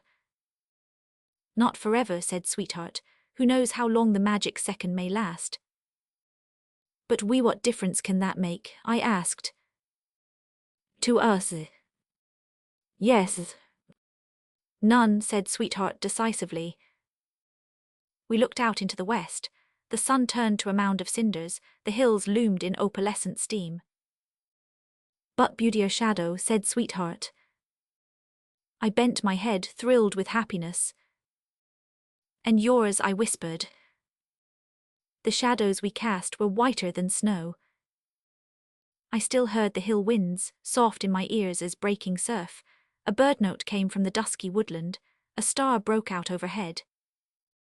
"What is your pleasure, Sweetheart, now all is said?" I asked. "The world is all so fair," she sighed. "Is it fairer beyond the hills, Jack?" "It is fair where you pass by, north, south, and from west to west again. In France the poplars are as yellow as our oaks. In Morbihan the gorse gilds all the hills, yellow as goldenrod. Shall we go?" "But in the spring let us wait until spring." "Where's?" "Here's." "Until spring." "It is written that time shall pass as a shadow across the sea. What is that book there under your feet, that iron-bound book, half embedded like a stone in the grass?" "I did not see it." "Bring it to me." I raised the book. It left a bare mark in the sod as a stone that is turned. Then, holding it on my knees, I opened it, and Sweetheart, leaning on my shoulder, read. The tall stars flared like candles, flooding the page with diamond light. The earth, perfumed with blossoms, stirred with the vague vibration of countless sounds, tiny voices swaying breathless in the hidden surge of an endless harmony. "The white shadow is the shadow of the soul," she read. Even the winds were hushed as her sweet lips moved. "And what shall make thee to understand what hell is? When the sun shall be folded up as a garment that is laid away, when the stars fall and the seas boil, and when souls shall be joined again to their bodies, and when the girl who hath been buried alive shall be asked for what crime, when books shall be laid open, when hell shall burn fiercely, and when paradise shall be brought very near. Every soul shall know what it hath wrought." I closed my eyes. The splendor of the starlight on the page was more than my eyes could bear. But she read on, for what can dim her eyes? "O man, verily labouring, thou labourest to meet thy Lord. And thou shalt meet him when the earth shall be stretched like a skin, and shall cast forth that which is therein. By the heaven adorned with signs, by the witness and the witnessed, by that which appeareth by night, by the daybreak and the 10 nights, the 10 nights. The night of Al-Qadr is better than 1,000 months. Praise be to God, the Lord of all creatures, the most merciful, the King of the day of judgment. Thee do we worship, and of thee do we beg assistance. Direct us in the right way, in the way of those to whom thou hast been gracious, not of those against whom thou art incensed, nor of those who go astray." In the sudden silence that spread across earth and heaven, I heard the sound of a voice under the earth, calling, calling, calling.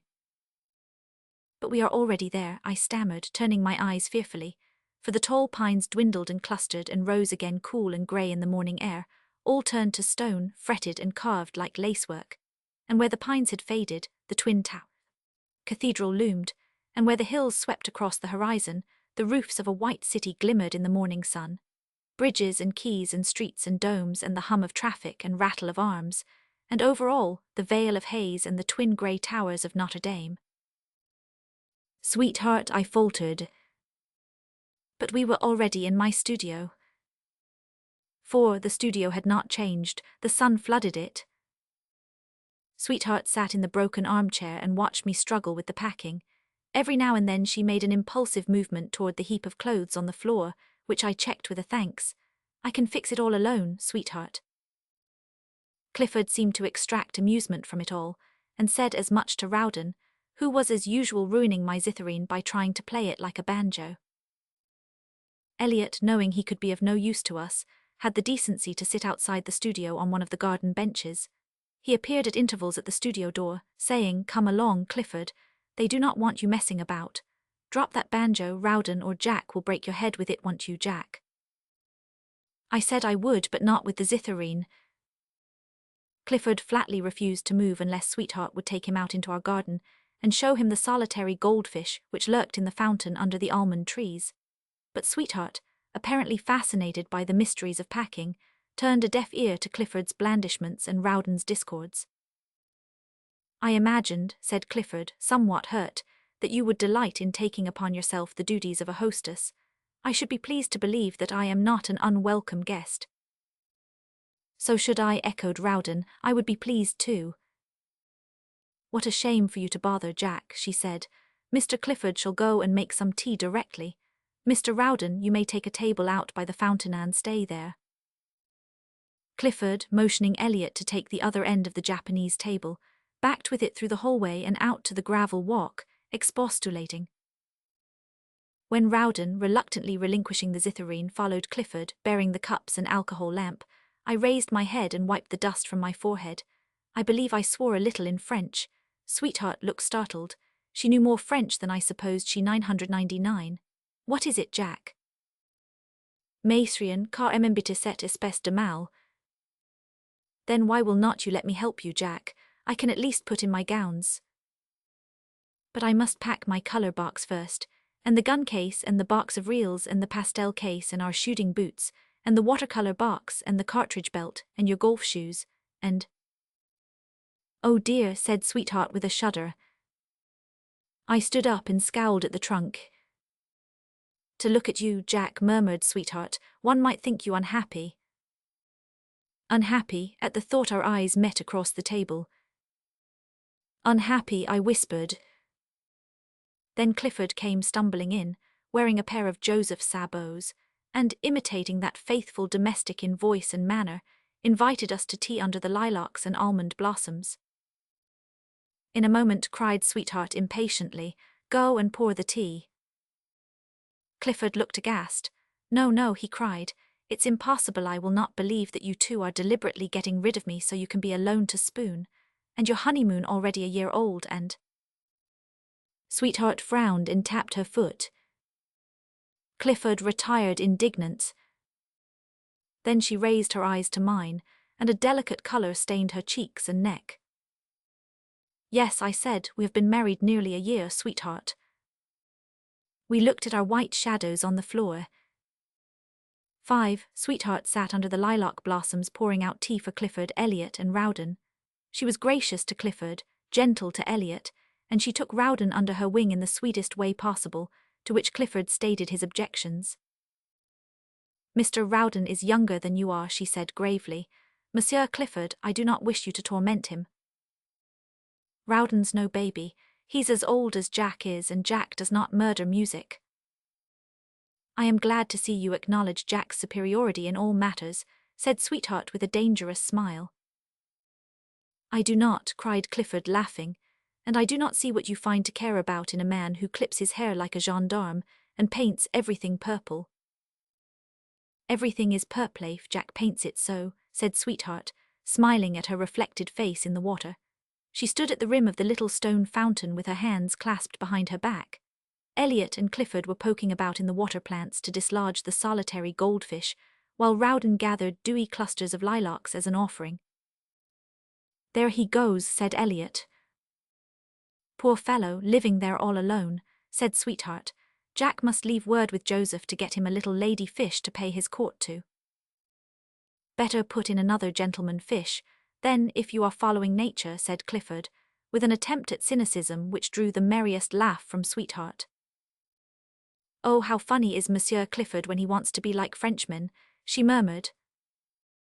"Jack," said Elliot, as I came from the studio and picked up a cup of tea grown cold, "Clifford's doing the world-worn disenchanted row." "You would better look out, Jack," said Clifford darkly, and pretended to sulk until Sweetheart sent him off to buy the bonbons she would need for the train. "They are packed," I said, "every trunk of them." Sweetheart was enchanted. "All my new gowns and the shoes from Rix's, oh Jack, you did not forget the shoesand, the bath-robesand." "All packed," I said, swallowing the tea with a wry face. "Oh," she cried reproachfully, "do not drink that. Here, I will have some hot tea in a moment," and she ran over and perched on the arm of the garden bench while I lighted the alcohol lamp, and then a cigarette. Rowden came up with his offering of lilacs, and she decorated each of us with a spray. It was growing late. The long shadows fell across the gravel walks and flecked the white walls of the sculptor's studio opposite. "It's the 9 o'clock train, is not it?" said Elliot. "We will meet you at the station at 8:30, added Rowden. "You do not mind, do you, our dining alone?" said Sweetheart shyly. "It's our last day, Jackson, mine in the old studio." We all sat silent for a moment.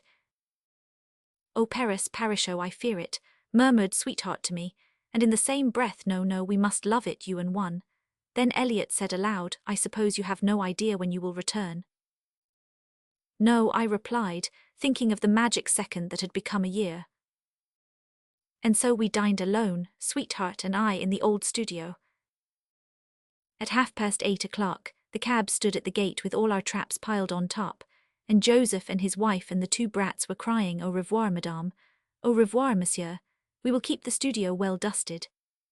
Bon voyage, and all of a sudden my arm was caught by Sweetheart's little gloved hand, and she drew me back through the long ivy-covered alley to the garden where the studio stood, its doorway closed and silent, the hollow windows black and grim. Truly the light had passed away with the passing of Sweetheart. Her hand slipped from my arm, and she went and knelt down at the threshold and kissed it.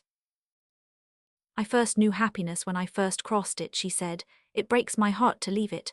Only that magic second, but it seems years that we have lived here." Goodbye, dear, dear old studio," she cried. "Oh, if Jack is always the same to me as he has been here, if he will be faithful and true in that new home." The new home was to be in a strange land. Sweetheart was a little frightened, but was dying to go there.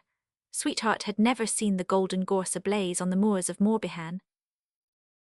6. I went inside the brass railing and waited my turn to buy the tickets. When it came, I took 2 first class to Quimperle, for it was to be an all-night ride, and there was no sleeping car. Clifford had taken charge of the baggage, and I went with him to have it registered, leaving Sweetheart with Elliot and Rowden. All the traps were there, the big trunks, the big valises, my sketching kit, the zitherine in a leather case, 2 handbags, a bundle of umbrellas and canes, and a huge package of canvases. The toilet case and the rugs and waterproofs we took with us into the compartment. The compartment was empty. Sweetheart nestled into one corner, and when I had placed our traps in the racks overhead, I sat down opposite, while Clifford handed in our sandwiches, a bottle of red wine, and Sweetheart's box of bonbons. We did not say much, most had been said before starting. Clifford was more affected than he cared to show, I know, by the way he grasped my hand. They are dear fellows, every one. We did not realize that we were actually going perhaps forever. She laughed and chatted and made fun of Clifford, and teased Rowden, aided and abetted by Elliot, until the starting gong clanged and a warning whistle sounded along the gaslit platform. "Jack," cried Clifford, leaning in the window, God bless you both." Elliot touched her hand and wrung mine, and Rowden risked his neck to give us both one last cordial grasp. Count on me on us, cried Clifford, speaking in English if you are troubled. By what, my poor Clifford?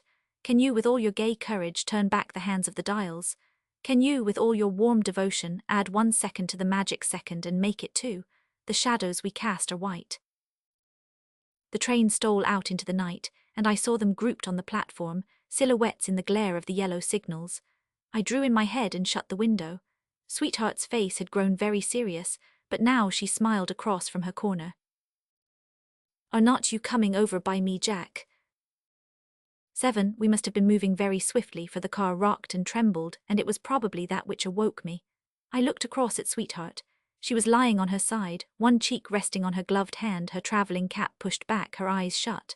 I smoothed away the curly strands of hair which straggled across her cheeks and tucked another rug well about her feet. Her feet were small as a child's. I speak as if she were not a child. She was 18 then. The next time I awoke we lay in a long gaslit station. Some soldiers were disembarking from the forward carriages, and a gendarme stalked up and down the platform. I looked sleepily about for the name of the station. It was painted in blue over the buffet pétissant. Eve, is it possible we are in Brittany? I thought. Then the voices of the station hands who were hoisting a small boat upon the forward carriage settled my doubts. Allens, tire hardiment Jean Louis, Metz le canot débout. Arrête toi Eve, dousement, sacré garce. Somewhere in the darkness a mellow bell tolled. I settled back to slumber, my eyes on Sweetheart. She slept. 8. I awoke in a flood of brightest sunshine. From our window I could look into the centre of a most enchanting little town, all built of white limestone and granite. The June sunshine slanted on thatched roof and painted gable, and fairly blazed on the little river slipping by under the stone bridge in the square. The streets and the square were alive with rosy-faced women in white headdresses. Everywhere the constant motion of blue skirts and spotless coifs, the twinkle of varnished socks, the clump of sabots. Like a black shadow a priest stole across the square. Above him the cross on the church glowed like a live cinder, flashing its reflection along the purple-slated roof, from the eaves of which a cloud of ash-grey pigeons drifted into the gutter below. I turned from the window to encounter Sweetheart's eyes. Her lips moved a little, her long lashes heavy with slumber drooped lower, then with a little sigh she sat bolt upright. When I laughed, as I always did, she smiled, a little confused, a little ashamed, murmuring, "Bonjour, mon chéri, quelle heure est-il?" That was always the way Sweetheart awoke. "Oh dear, I am so rumpled," she said. "Jack, get me the satchel this minute, and do not look at me until I ask you to." "Sweetheart," I said over my shoulder, "I believe there are trout in this stream." "Mr. Elliot says that whenever you see a puddle you always say that," she replied. "What does he know about it?" I answered, for I am touchy on the subject. "He does not know a catfish from dogfish." "Neither do I, Jack dear, but I am going to learn. Do not be cross." She had finished her toilet and came over to the window, leaning out over my shoulder. "Where are we?" she cried in startled wonder at the little white town and the acres of swaying clover. "Oh, Jack, is this the country?" A man in uniform passing under our window looked up surprised. "What are you doing here?" he demanded. Then, seeing Sweetheart, he took off his gold-laced cap and added with a bow, "This carriage goes no farther, monsieur madame." "Merci," exclaimed Sweetheart, "we wish to go to Quimperle." "And we have tickets for Quimperle," I insisted. It was true. There was the name written over the end of the station, and looking ahead, I saw that our car had been detached and was standing in stately seclusion under the freight shed. How long it had been standing so heaven alone knows, but they evidently had neglected to call us, and there we were inhabiting a detached carriage in the heart of Quimperle. I managed to get a couple of porters, and presently we found all our traps piled up on the platform, and a lumbering vehicle with a Breton driver waiting to convey us to the hotel. "Which," said I to the docile Breton, "is the best hotel in Quimperle?" "The Hotel Lion d'Or," he replied. "How do you know?" I demanded. "Because," said he mildly, "it is the only hotel in Quimperle." Sweetheart observed that this ought to be convincing, even to me, and she tormented me all the way to the square, where I got even by pretending to be horrified at her dishevelled condition, incident to a night's railway ride in a stuffy compartment. Do not, Jack, people will look at us. Let em. Oh, this is cruel. Oh, I will pay you for this.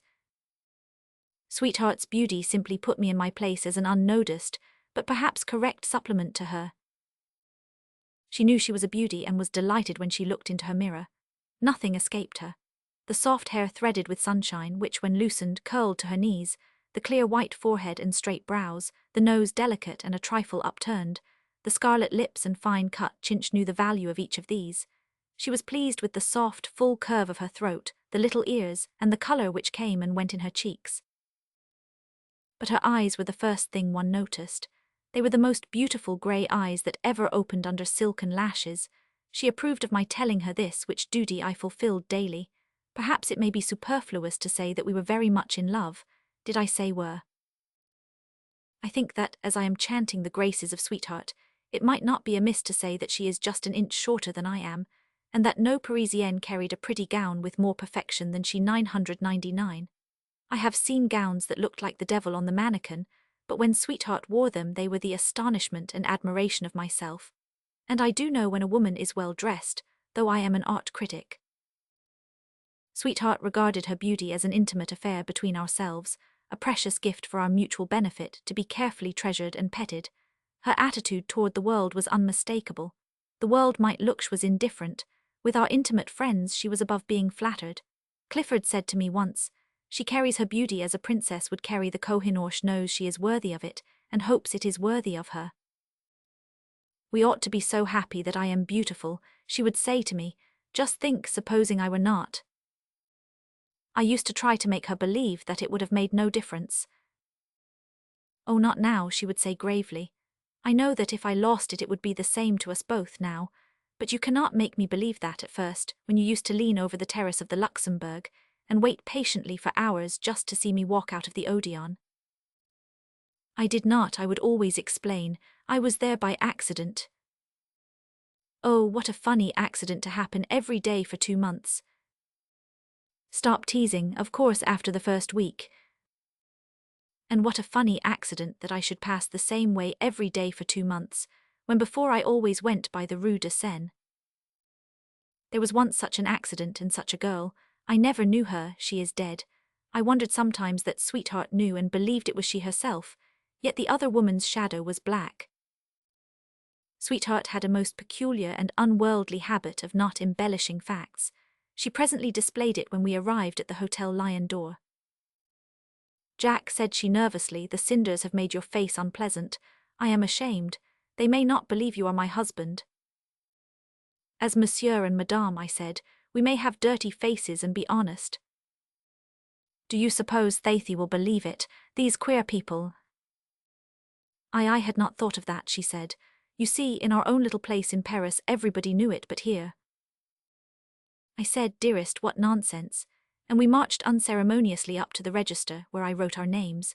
Then, with a hasty little squeeze of her gloved hand, she turned to the maid and tripped off to inspect our quarters. While I was pumping the fat-headed old proprietor about the trout fishing in the vicinity, the maid returned with the request that I mount to the room above. I followed her along the tiled passages and found Sweetheart sitting on a trunk. "It's charming, charming," she said. "Just look at the roses outside and the square and the river. And oh, Jack, the funny little Breton cattle and the old man with knee breeches. It's charming." And as she caught sight of the enraptured and fascinated my dand, "You are charming, with your red cheeks and white coif," she said. "Oh, how pretty." "Oh, madame," murmured the servant in dire confusion. I said, "Dearest, that will do. Nobody speaks of my peculiar charms and I wish to be noticed." The presence of the maid prevented Sweetheart from making amends, so we told her we were satisfied, and we would spare her life if she prepared breakfast in 17 seconds. She accepted the gift of existence with a dazed courtesy and vanished. It was refreshing to get hold of a sponge and cold water after 14 hours in a cramped compartment. Hunger drove us to hurry a thing we rarely did in the morning, and the way we splashed cold water about would have been fatal to any but a tiled floor. "Dear," I said, "you have not yet seen me in my Tyrolese knickerbockers and beautiful shooting jacket. You have never beheld my legs clothed in Tyrolese stockings, at 20 francs a pair. The legs, she inquired from the depths of a bathrobe. I ignored the question and parted my hair with care. Then I sat down on the window and whistled. Of course I was ready first. Sweetheart's hair had got into a tangle and needed to be all combed out. "Oh, I know you are impatient, because you are whistling the chant du depart," she said from the door of her toilet room. "As usual," I said, "I am ready first." "If you say that again," she threatened. I said it and dodged a sponge. Presently I was requested to open the trunk and select a gown for her. Dear little sweetheart, she loved to pretend that she had so many it needed long consultation to decide which. "The dark blue?" I inquired. "Do not you think it is too warm?" "The pale blue, thinner the pink and white."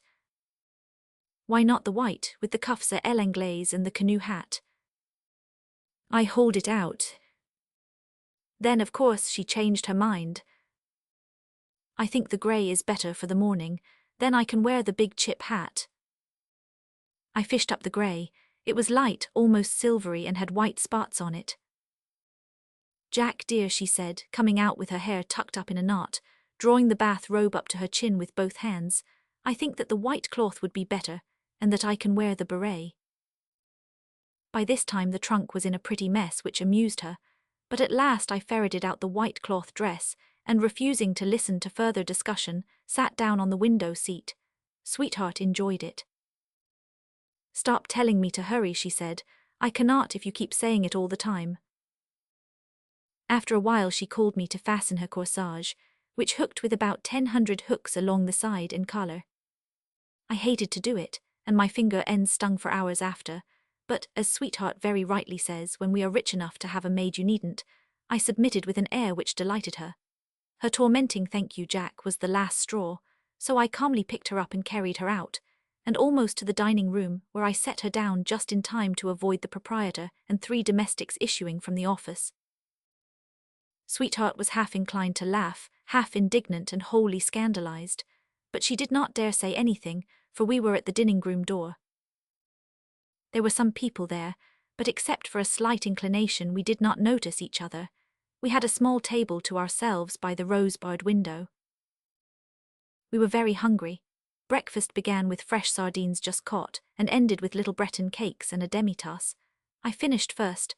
I always do, because the wretched habit of bolting my food, contracted while studying under Bouguereau at Julien's, clings to me yet. Oh, I shall have a merry time paying for it when I am 40. I began, as usual, to tease Sweetheart. "If you continue to eat like this, dear, you will never be able to wear your new frocks. This one seems a trifle too tight now." Sweetheart, who prided herself as much on her figure as on her lovely face, repelled the insult with disdain and nibbled her Breton biscuit defiantly. When at last she condescended to rise, we strolled out under the trees in front of the hotel and sat down on the low stone wall surrounding the garden. The noon sun hung in the zenith, flooding the town with a dazzling downpour. Sunbeams glanced and danced on the water, sunbeams filtered through the foliage, sunbeams stole under Sweetheart's big straw hat, searching the depths of the grey eyes. Sunbeams played merry mischief with my ears and neck, which were beginning to sting in the first sunburn of the year. Through the square the white-coifed women passed and repassed. Small urchins with silver-buckled hatbands roamed about the bridge and marketplace, until collected and trooped off to school by a black-robed Jesuit friar. And in the shade of the trees, a dozen sprawling men in Breton costume smoked their microscopical pipes and watched the water. "They are an industrious race," said I with fine irony, watching a happy inebriate pursuing a serpentine course toward the café opposite. Sweetheart, who was as patriotic a little girl as ever hummed the Marseillaise, and adopted France as long as she lived in it, was up in arms in an instant. "I have read," she said with conviction, "that the Bretons are a brave, industrious race. They are French." "They are French," repeated Sweetheart, with an inflection which decided me to shun the subject until I could unpack my guidebook.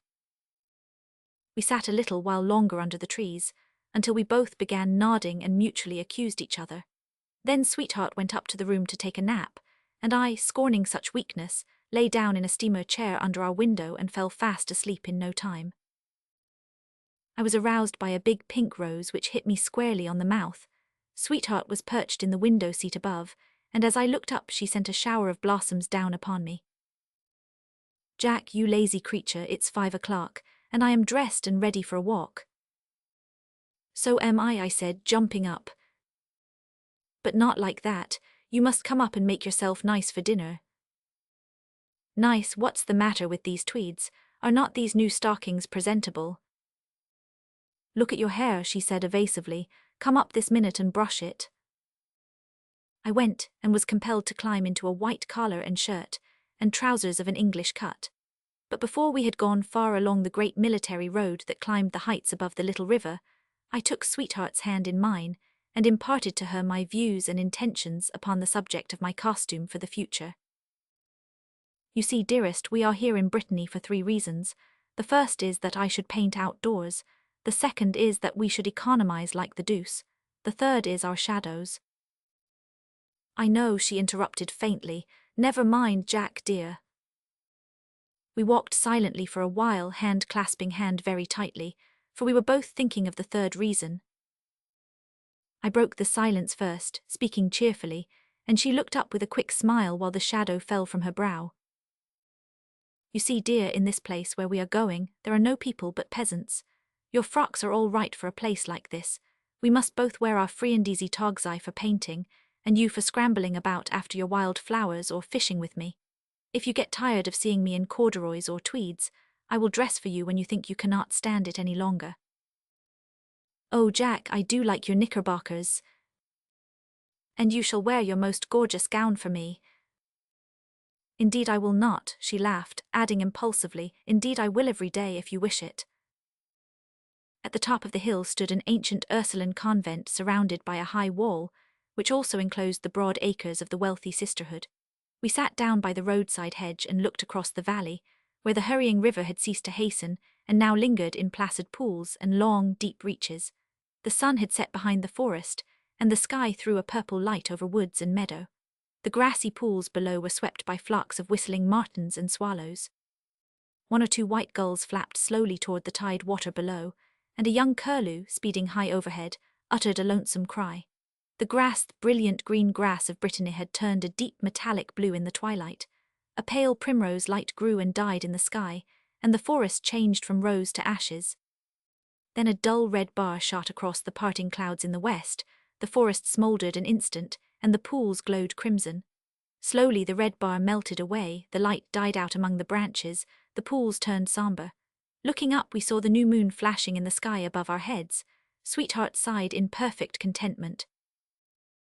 "It's beautiful," I said with another sigh. "Ah, yes," she murmured, "beautiful to you, and to me, Jack, who have never before seen this land of Morbihan." After a while she said, "And the ocean, oh, how I long to see it. Is it near us, Jack?" "The river runs into it 20 kilometers below. We feel the tide at Quimperle." I did not add Baedeker. "I wonder," I said presently, "what are the feelings of a little American who sees this real country for the first time?" "I suppose you mean me," she said. "I do not know, I do not think I understand it yet, but I know I shall love it and never want to go back." "Perhaps we never shall," I said. "The magic second may stretch into years that end at last as all ends." Then our hands met in that sudden nervous clasp, which seemed to help and steady us when we were thinking of the real world, so long forgotten.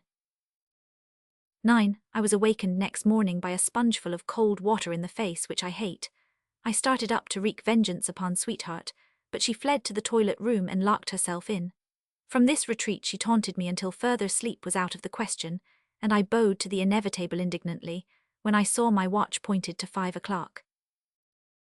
Sweetheart was perfectly possessed to row, so when I had bolted my coffee and sat watching her placidly sip hers, we decided to go down to the bank of the little stream and hire a boat. The boat was a wretched, shapeless affair, with 2 enormous oars and the remnants of rowlocks. It was the best boat in town, so we took it. I managed to get away from the bank and, conscious of Sweetheart's open admiration, pulled boldly down the stream. It was easy work, for the tide was ebbing. The river up to the bridge was tidal, but above the bridge it leaped and flowed, a regular salmon stream. Sweetheart was so impatient to take the oars that I relinquished them and picked up my rod. The boat swung down the stream and under the high stone viaduct, where I insisted on anchoring and whipping the promising-looking water. The water was likely enough, and the sudden splash of a leaping grilse added to its likelihood. I was in hopes a grilse might become entangled with one of the flies, but though a big one shot up out of the water within 5 feet of Sweetheart, causing her to utter a suppressed scream, neither grilse nor trout rose to the beautiful lures I trailed about, and I only hooked 2 or 3 enormous dace, which came up like logs and covered the bottom of the boat with their coarse scales. "They are splendid fish," she repeated. "You are unreasonable." There was an ancient Breton squatting on the bank. From his sulky attitude, I took him to be a poacher visiting his infernal set lines and snares, but I hailed him pleasantly with a bonjour, which he returned civilly enough. "Are there trout in this stream?" "About the bridge," he replied cautiously. "Have you caught any?" "I ain't fishing," he said, much alarmed. "What's that?" I demanded, pointing to as plump a trout as ever I saw, floating on the end of a string under the bank. "Where?" he asked, looking about him with affected concern. "There." He looked around, everywhere except where I pointed. He examined the horizon and the tree tops as though he expected a fish on every twig. I poled the boat up to the bank and pointed out the fish. "Mardui," he exclaimed, "there is a fish." "Yes, a trout," I said. "Trout," he burst into a forced laugh. "Trout, ha ha, why, monsieur, that is a dace, a poor little dace." He hastily jerked it up with a long home-made gaff which lay off course quite by accident at his feet. "A poor little dace," he mumbled. "Of course monsieur would not care to claim such a poor, coarse little fish, but I am only too glad to eat it, yes, only too glad." "You see," said Sweetheart impulsively, "that you are wrong. Give him our fish, that will make 4 dace for the poor fellow." I placed the 3 dace across the blade of my oar and held it out to the poacher. He took them as if he were really glad to get them. Then I said, "These are dace, and they do not have red spots." He stood as if ready to bolt, but I laughed and settled back on my oars, saying, "You are a poacher, but I do not care a continental, and you can poach all day in this confounded country, where there is about 1 trout to the kilometre. Do not look scared. What do I care? Only do not tell me I am unable to distinguish a trout when I can see the tip of his nose." I then sailed majestically out into the stream. Sweetheart wanted to know whether that was really a real poacher. She had read about them. Her ideal poacher was a young, stalwart, eagle-eyed giant with a tangle of hair and a disposition toward assassination. The reality shocked her. We returned to the landing place with difficulty, for the tide was still on the ebb, and we got aground more than once. My hands were in a fine condition when at last I drove that wretched scow into the mud and lifted Sweetheart out to the firm bank. The ever-lead old man who rented us the boat glanced sardonically at my rod and blistered hands, and I was glad enough to pay him all he asked and break away for the hotel. We had an hour to lunch in, pack, and be ready for the trap which was to bear us to our destination, the distant village of Fayuet in Morbihan. 10. A long drive on a smooth white road, acres of gorse and broom, beech woods and oak thickets, and the hue, aloe, allens, en route, of the Breton driver. These are my recollections of the ride to Fayuet. There are others, tooth hedges heavy with bloom, the perfume of the wild honeysuckle, the continual bird chorus from every grove and every bramble patch, and Sweetheart's veil flying into my face. We have spoken of it since together, but she has few recollections of that journey. She only remembers it as her first steps into our heritage. And so we entered into our heritage, Sweetheart and I, and our heritage was very fair, for it lay everywhere about us. It was a world which we alone inhabited. Men said, "This land is Glonex, this is Gurneylex, this is Curdex." They spoke of my woods and his meadows and their pastures. And how we laughed, for when we passed together through their lands around us far as the eye could reach, our heritage lay in the sunshine. 11. One day, when Sweetheart had been weeping for, we were thinking of the end to the magic second I spoke of our heritage, which swept far as the eye could reach across the moors of Fayuet. She said, "The past is ours, Jack, the present is ours, the future." We tried to smile, but our hearts were like lead. Yet we know that the future will also be ours. I know it as I write. 12. The letter from St. Gildas, bringing with it a breath of salt air, lay on the table before us. Sweetheart clasped her hands and looked at me. The first was a study of Sweetheart under the trees of the ancient orchard in the convent grounds. What trouble I had had with that canvas! I remembered the morning that the old gardener came over and stood behind me as I painted, and when I had replied to his good morning, I recalled the pang his next words gave me. I am so sorry, monsieur, but it is forbidden to enter the convent grounds.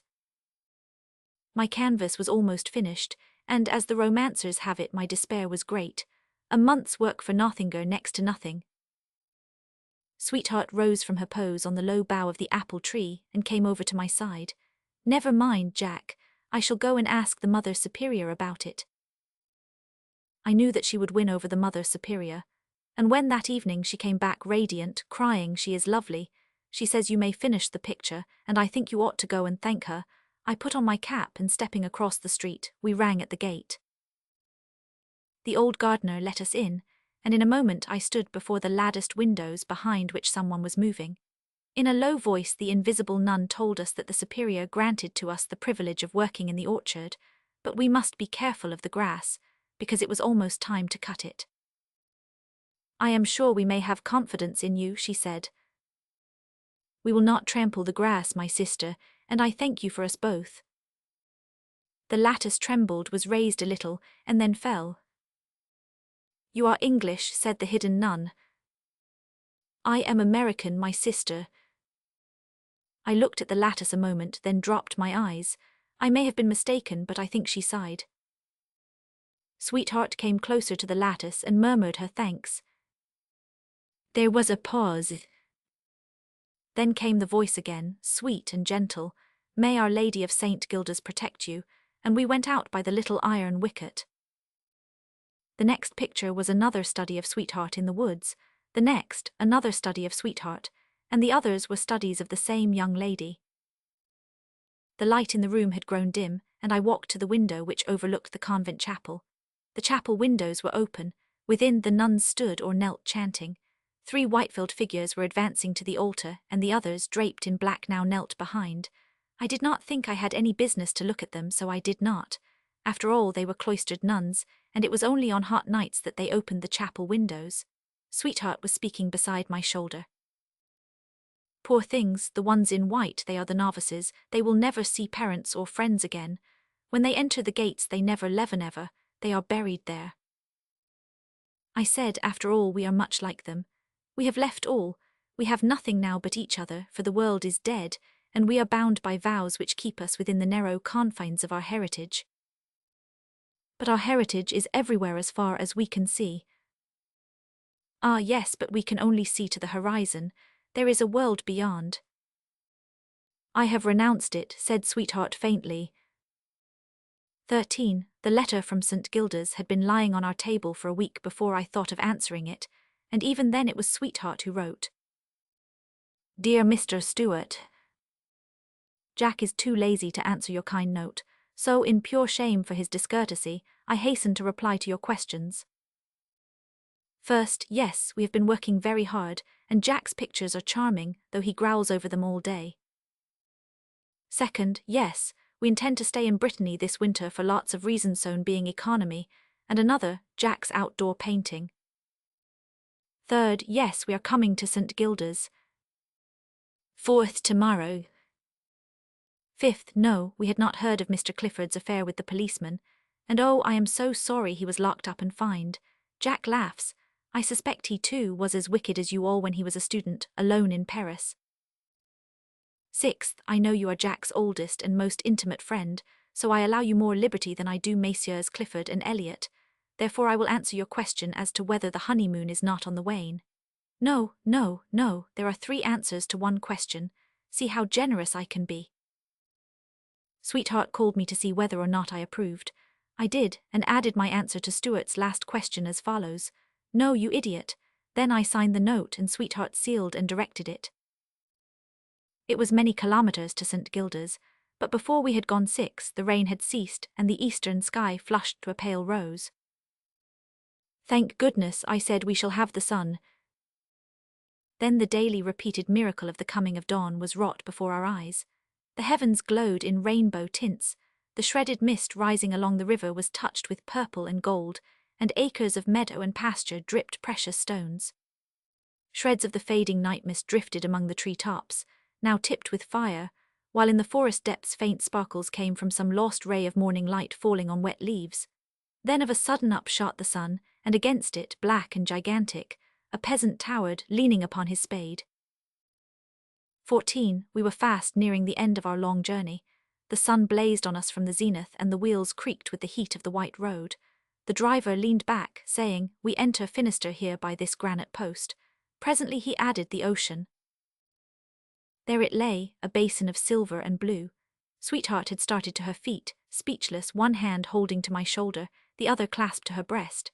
And now, as the road wound through the hills and down to the coast, long stretches of white sand skirted the distant cliffs, and over the cliffs waved miles and miles of yellow gorse.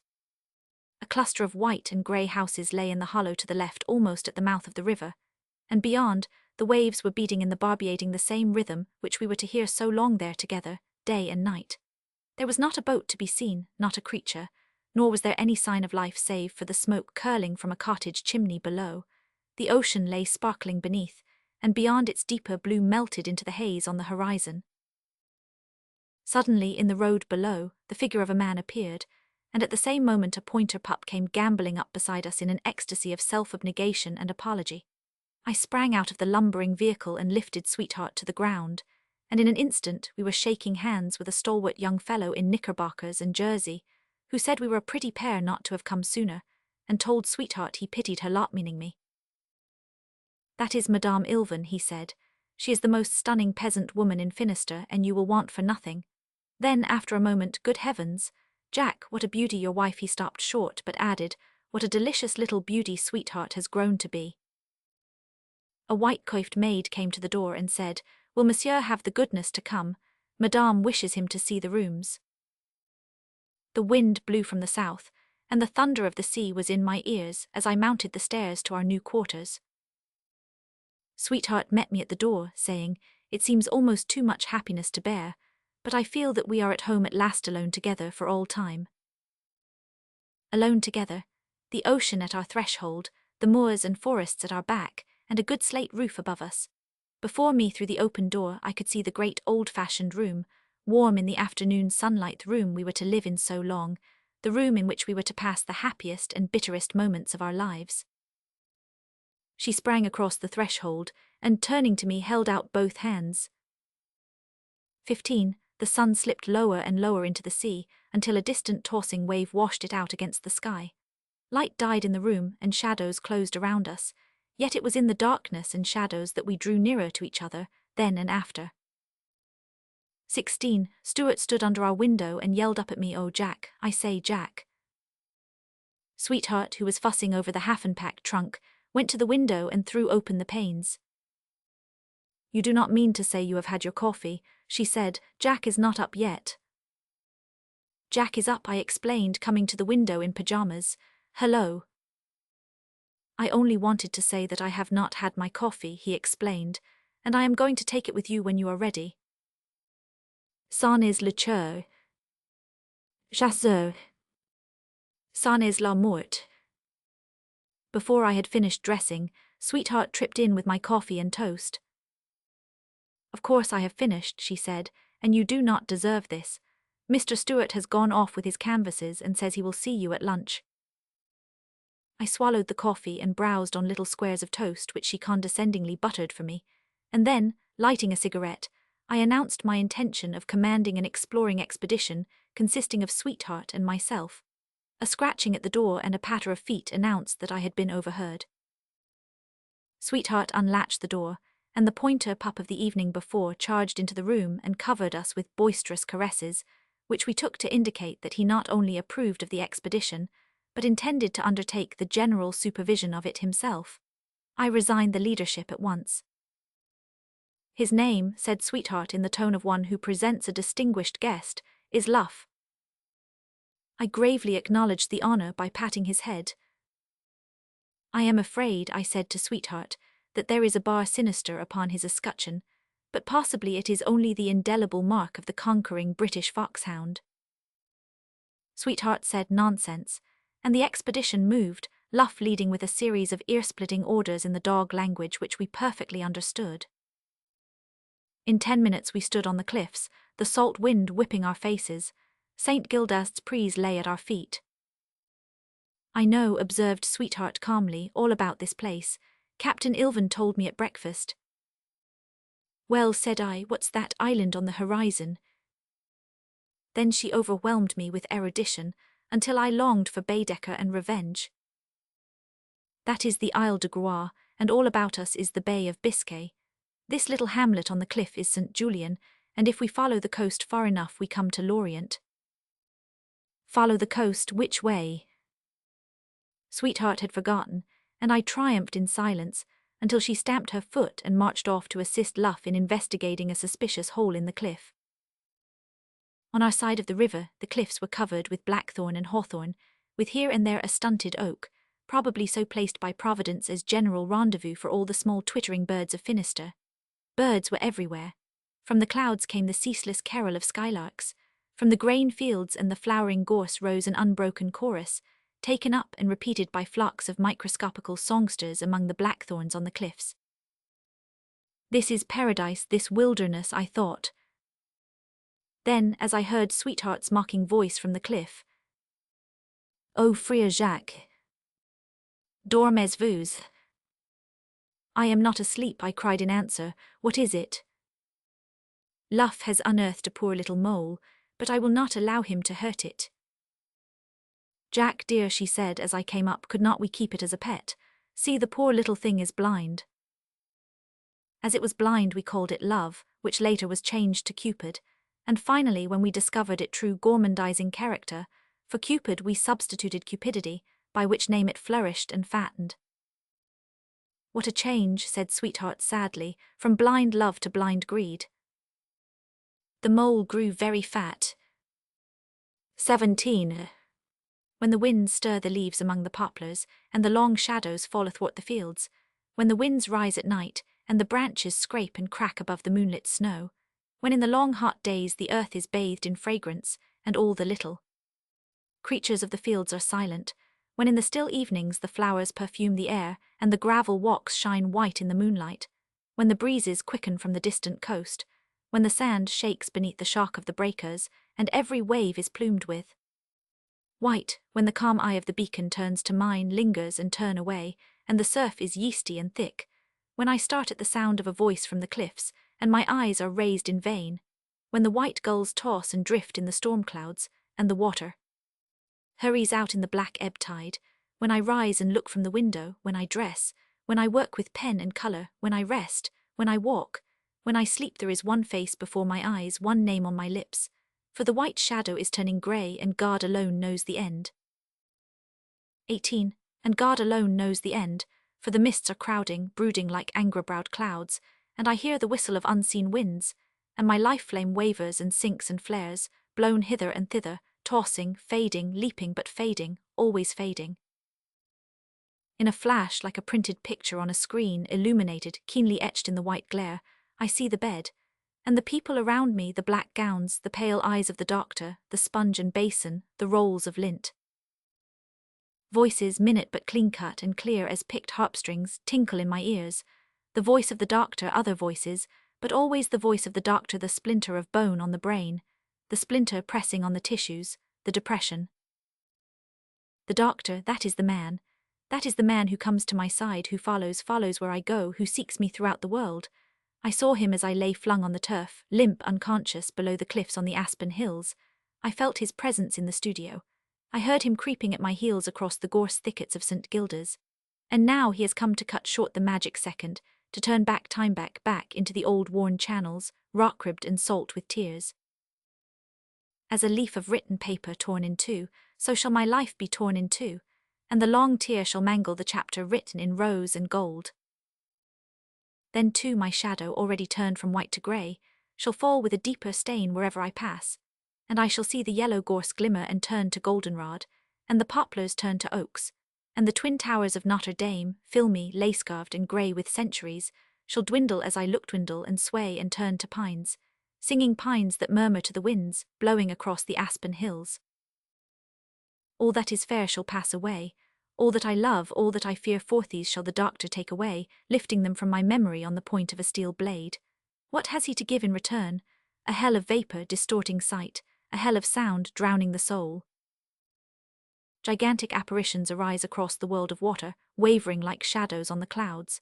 Steel-clad, clothed in skins, casqued in steel, their winged heads bend and nod and move against the clouds, and even they are changing as clouds change shape. I see steel limbs turn red and naked. I see winged casques trail to the earth, feathered, painted in colors of earth. Iho inart ito eho. The bridge of stars spans the vast lake of air. The sun and the moon travel over it. My shadow is turning dark. I can scarcely see the doctor, but now God have mercy, I can touch him. All the high spectres are stooping from the clouds, bending above me to watch. I know them and their eyes of shadow, I know them now. Harpen that was to Chask what Harpstina shall be to Hapta, and Harka shall come after all with the voice of winter winds. Ache you. But the magic second shall never return. Markant Maisker. Now they leave my bed, the people who crowded there under the shadowy forms of the spectres. Now the doctor bends over, I see and feel him. His hands are tangled in the threads of time, he is cutting a thread, he. 19. When I spoke to him first I spoke in the French language. Before he answered, the scream of a blue jay in the elms outside set my nerves a-quiver, and I called for Donald and Walter. As I lay there I could see the aspen hills from the window, heaps of crumpled gold bathed in sunshine. Over them sailed the froth from the silken milkweed. Over them drifted the big brown-red butterflies, luminous as richest autumn leaves. Someone closed the door softly. The doctor had gone. The sunlight poured into the window, etching my shadow on the wall behind. Lying very still there I saw it motionless beside me. The shadow was black. Somebody said in the next room, "Will he die?" "Die," I said aloud. A bird twittered outside my window. The door opened again noiselessly. "Sweetheart," I whispered. "Yes, Jack." After a moment I said, "When do you go back to school?" I finished school a year ago." "Come nearer." "I am here, Jack." "Time stopped a year ago." "A year ago today." The same grey eyes, the same face, paler perhaps. "We have journeyed far," I sighed, "always together, but in those days our shadows were white as snow. Am I going to die? There are tears in your eyes." They fell on my cheek. Her arms fell too, closer, closer around my neck. "Life has begun," she said. "A year of death to me." Ah, but her soul knows of a life in death, and she shall know it too when her shadow turns whiter than snow. For the temple of idols has closed its doors at the sound of a voice, and an idol of guilt has turned to flesh and blood. Iho. So shall she know of the life in death when her soul and her body are one. Passur. O friends, I have served ye food and bed. O friends, the mist is rising wet. Then bide a moment, O my dead. Where lonely I must linger yet. Passur. Because man goeth to his long home, and the mourners go about the streets. When he had finished his pipe, he tapped the briar bowl against the chimney until the ashes powdered the charred logs smouldering across the andirons. Then he sank back in his chair, absently touching the hot pipe bowl with the tip of each finger until it grew cool enough to be dropped into his coat pocket. Twice he raised his eyes to the little American clock ticking upon the mantel. He had half an hour to wait. The 3 candles that lighted the room might be trimmed to advantage. This would give him something to do. A pair of scissors lay open upon the bureau, and he rose and picked them up. For a while he stood dreamily shutting and opening the scissors, his eyes roaming about the room. There was an easel in the corner, and a pile of dusty canvases behind it. Behind the canvases there was a shadow that grey, menacing shadow that never moved. When he had trimmed each candle, He wiped the smoky scissors on a paint rag and flung them on the bureau again. The clock pointed to 10. He had been occupied exactly 3 minutes. The bureau was littered with neckties, pipes, combs and brushes, matches, reels and flybooks, collars, shirt studs, a new pair of Scotch shooting stockings, and a woman's work basket. He picked out all the neckties, folded them once, and hung them over a bit of twine that stretched across the looking-glass. The shirt studs he shoveled into the top drawer along with brushes, combs and stockings. The reels and flybooks he dusted with his handkerchief and placed methodically along the mantel shelf. Twice he stretched out his hand toward the woman's work basket, but his hand fell to his side again, and he turned away into the room staring at the dying fire. Outside the snow-zilled window a shutter broke loose and banged monotonously, until he flung open the panes and fastened it. The soft, wet snow that had choked the window panes all day was frozen hard now, and he had to break the polished crust before he could find the rusty shutter hinge.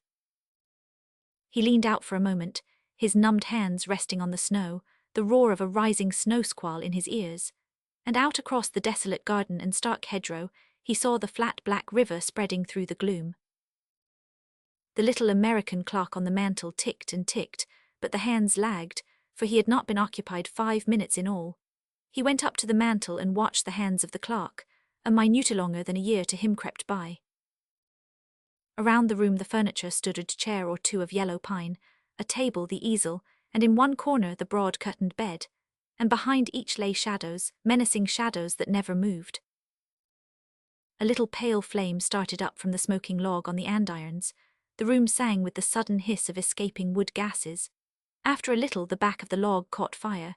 Jets of blue flared up here and there with mellow sounds like the lighting of gas burners in a row, and in a moment a thin sheet of yellow flame wrapped the whole charred log.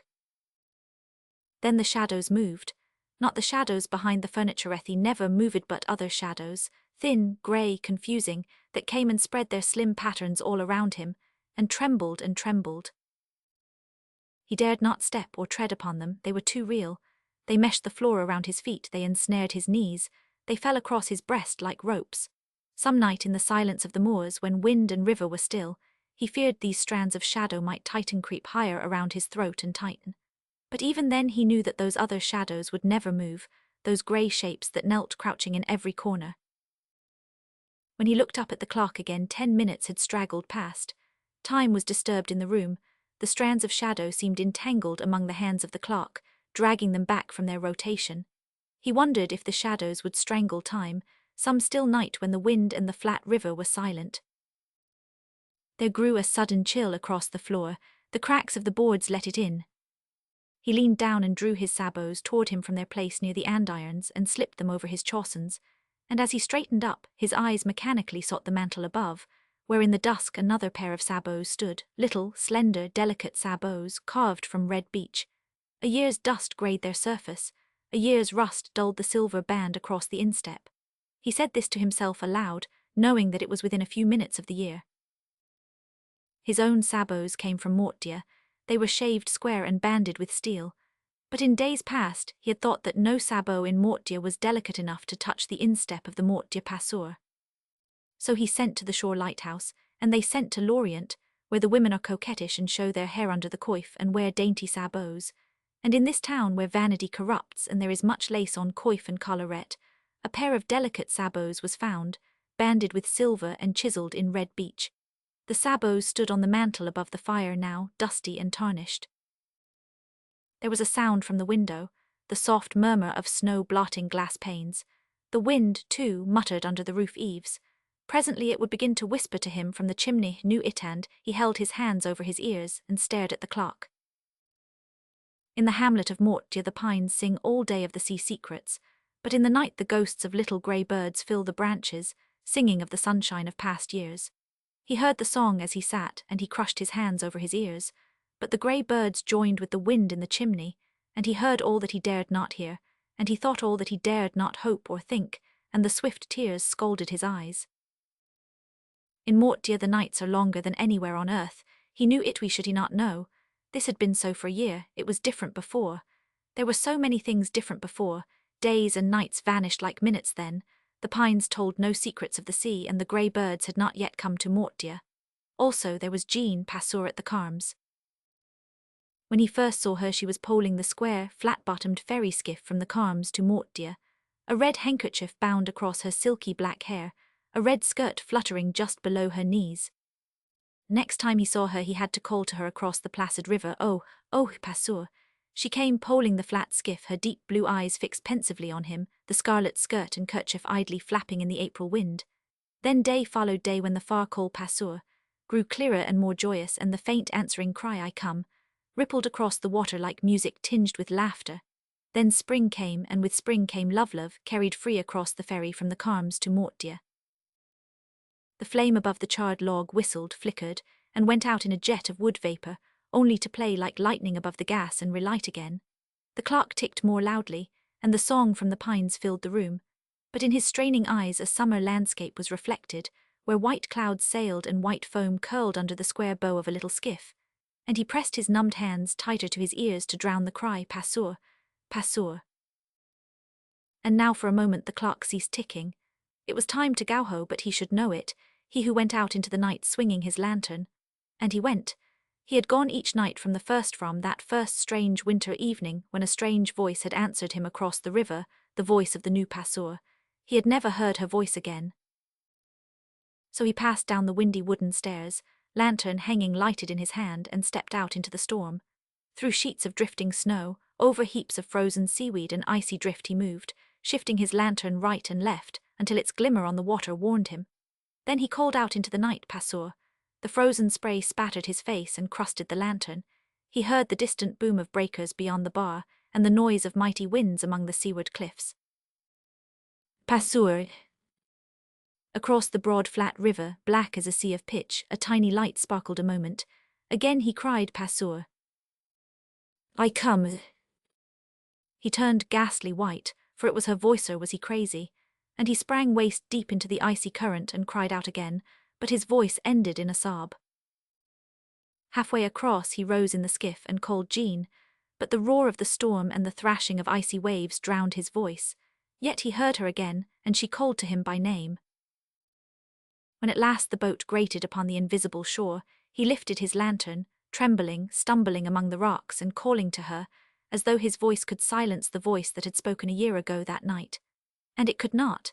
He sank shivering upon his knees and looked out into the darkness, where an ocean rolled across a world. Then his stiff lips moved, and he repeated her name, but the hand of the ferryman fell gently upon his head. And when he raised his eyes, he saw that the ferryman was Death. The key to grief. The moving finger writes, and having writ, moves on, nor all your piety nor wit shall lure it back to cancel half a line, nor all your tears wash out a word of it. Fitzgerald. The key to grief. The wild hawk to the windswept sky, the deer to the wholesome wold, and the heart of a man to the heart of a maid, as it was in the days of old. Kipling. They were doing their work very badly. They got the rope around his neck and tied his wrists with moosebush withes, but again he fell, sprawling, turning, twisting over the leaves, tearing up everything around him like a trapped panther. He got the rope away from them, he clung to it with bleeding fists. He set his white teeth in it until the jute strands relaxed, unraveled and snapped, gnawed through by his white teeth. Twice Tully struck him with a gum hook. The dull blows fell on flesh rigid as stone.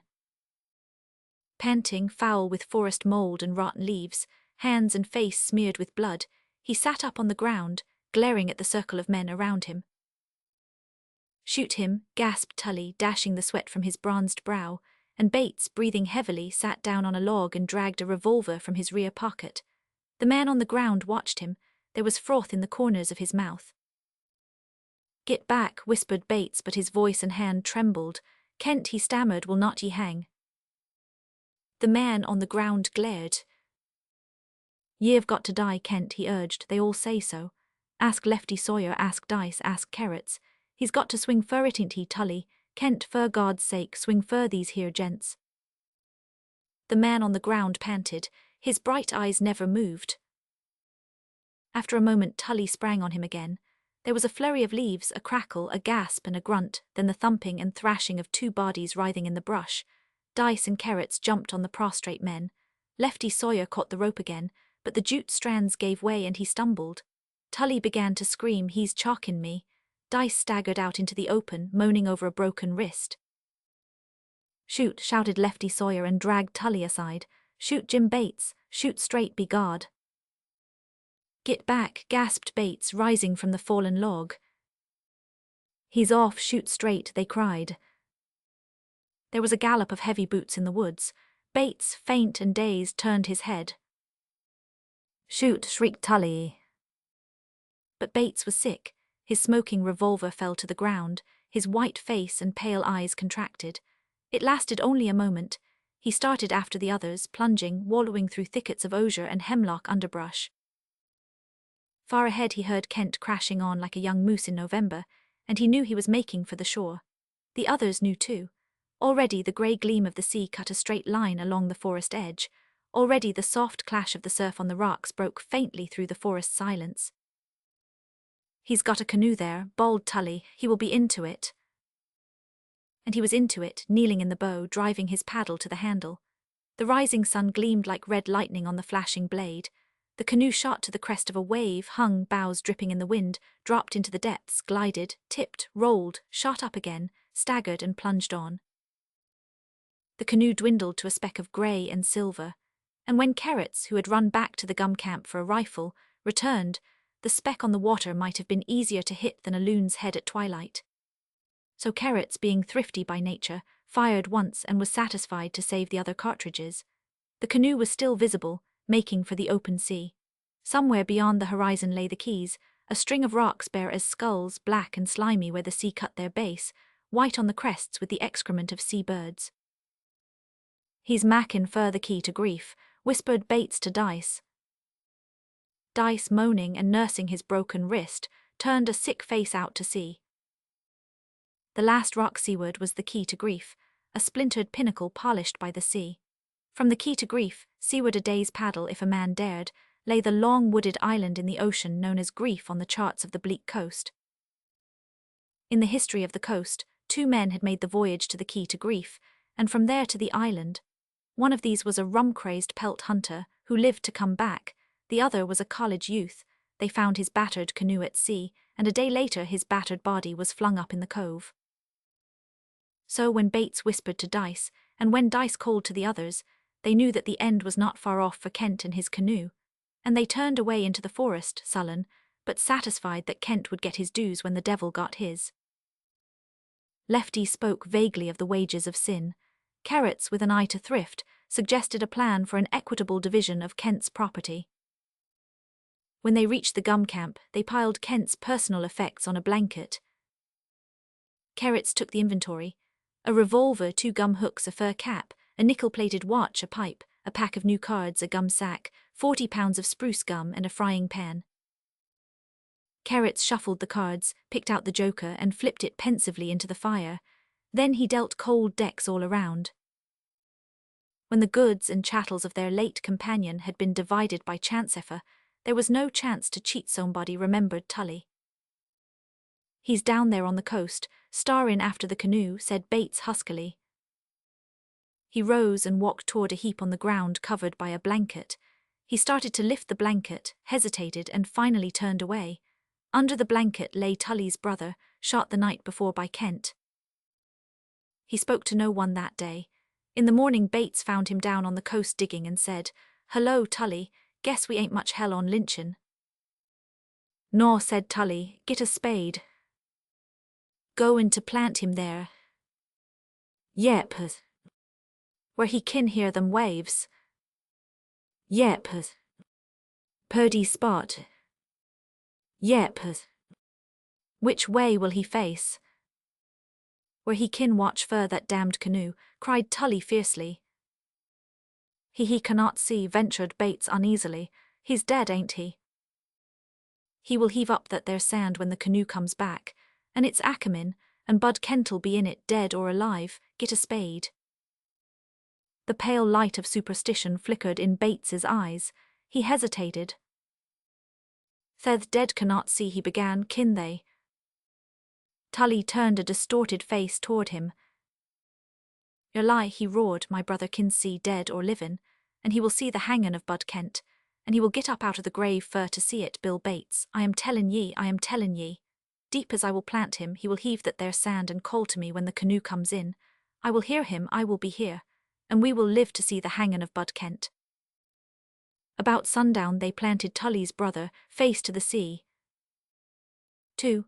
On the quay to Grief the green waves rub all day. White at the summit, black at the base, the shafted rocks rear splintered pinnacles, slanting like channel buoys. On the polished pillars seabirds brood white-winged, bright-eyed seabirds, that nestle and preen and flap and clatter their orange-coloured beaks when the sifted spray drives and drifts across the reef. As the sun rose, painting crimson streaks crisscross over the waters, the seabirds sidled together, huddling row on row, steeped in downy drowse. Where the sun of noon burnished the sea, an opal wave washed, listless, noiseless, a seabird stretched one listless wing. And into the silence of the waters a canoe glided, bronzed by the sunlight, jeweled by the salt drops stringing from prow to thwart, seaweed attrail in the diamond-flashing wake, and in the bow a man dripping with sweat. The canoe grated on a shelf of ebony, the seaweed rocked and washed, the little sea crabs sheared sideways, down into limpid depths of greenest shadows. Such was the coming of Bud Kent to the quay to Grief. He drew the canoe halfway up the shelf of rock and sat down, breathing heavily, one brown arm across the bow. For an hour he sat there, the sweat dried under his eyes. The seabirds came back, filling the air with soft, querulous notes. There was a livid mark around his neck, a red, raw circle. The salt wind stung it, the sun burned it into his flesh like a collar of red-hot steel. He touched it at times, once he washed it with cold, salt water. Far in the north a curtain of mist hung on the sea, dense, motionless as the fog on the Grand Banks. He never moved his eyes from it, he knew what it was. Behind it lay the Island of Grief. All the year round the Island of Grief is hidden by the banks of mist, ramparts of dead white fog encircling it on every side. Ships give it wide berth. Some speak of warm springs on the island whose waters flow far out to sea, rising in steam eternally. The body of the college youth tossed up in the cove on the mainland was battered out of recognition, but some said, when found, one hand clutched a crimson blossom half wilted, but broad as a sap pan. So Kent lay motionless beside his canoe, burned with thirst, every nerve vibrating, thinking of all these things. It was not fear that whitened the firm flesh under the tan, it was the fear of fear. He must not think, must throttle dread, his eyes must never falter, his head never turn from that wall of mist across the sea. With set teeth he crushed back terror, with glittering eyes he looked into the hollow eyes of fright. And so he conquered fear. He rose, the seabirds whirled up into the sky, pitching, tossing, screaming, till the sharp flapping of their pinions set the snapping echoes flying among the rocks. Under the canoe's sharp prow the kelp bobbed and dipped and parted, the sunlit waves ran out ahead, glittering, dancing. Splash, splash, bow and stern, and now he knelt again and the polished paddle swung and dipped and swept and swung and dipped again. Far behind the clamour of the seabirds lingered in his ears, till the mellow dip of the paddle drowned all sound, and the sea was a sea of silence. No wind came to cool the hot sweat on cheek and breast. The sun blazed a path of flame before him, and he followed out into the waste of waters. The still ocean divided under the bows and rippled innocently away on either side, tinkling, foaming, sparkling like the current in a woodland brook. He looked around at the world of flattened water, and the fear of fear rose up and gripped his throat again. Then he lowered his head, like a tortured bull, and shook the fear of fear from his throat, and drove the paddle into the sea as a butcher stabs to the hilt. So at last he came to the wall of mist. It was thin at first, thin and cool, but it thickened and grew warmer, and the fear of fear dragged at his head, but he would not look behind. Into the fog the canoe shot. The grey water ran by, high as the gunnels, oily, silent. Shapes flickered across the bows, pillars of mist that rode the waters, robed in films of tattered shadows. Gigantic forms towered to dizzy heights above him, shaking out shredded shrouds of cloud. The vast draperies of the fog swayed and hung and trembled as he brushed them. The white twilight deepened to a sombre gloom. And now it grew thinner. The fog became a mist, and the mist a haze, and the haze floated away and vanished into the blue of the heavens. All around lay a sea of pearl and sapphire, lapping on a silver shoal. So he came to the island of grief. 3. On the silver shoal the waves washed and washed, breaking like crushed opals where the sands sang with the humming froth. Troops of little shorebirds wading on the shoal tossed their sun-tipped wings and scuttled inland, where, dappled with shadow from the fringing forest, the white beach of the island stretched. The water all around was shallow, limpid as crystal, and he saw the ribbed sand shining on the bottom, where purple seaweed floated, and delicate sea creatures darted and swarmed and scattered again at the dip of his paddle. Like velvet rubbed on velvet, the canoe brushed across the sand. He staggered to his feet, stumbled out, dragged the canoe high up under the trees, turned it bottom upward and sank beside it, face downward in the sand. Sleep came to drive away the fear, but hunger, thirst and fever fought with sleep, and he dreamed of a rope that sawed his neck, of the fight in the woods and the shots. He dreamed, too, of the camp, of his 40 pounds of spruce gum, of Tully and of Bates. He dreamed of the fire and the smoke-scorched kettle, of the foul odour of musty bedding, of the greasy cards, and of his own new pack, hoarded for weeks to please the others. All this he dreamed, lying there face downward in the sand, but he did not dream of the face of the dead. The shadows of the leaves moved on his blond head, crisp with clipped curls. A butterfly flitted around him, alighting now on his legs, now on the back of his bronzed hands. All the afternoon the bees hung droning among the wildwood blossoms, the leaves above scarcely rustled, the shore birds brooded along the water's edge, the thin tide, sleeping on the sand, mirrored the sky. Twilight paled the zenith, a breeze moved in the deeper woods, a star glimmered, went out, glimmered again, faded and glimmered. Night came, a moth darted to and fro under the trees, a beetle hummed around a heap of seaweed and fell scrambling in the sand. Somewhere among the trees a sound had become distinct, the song of a little brook, melodious, interminable.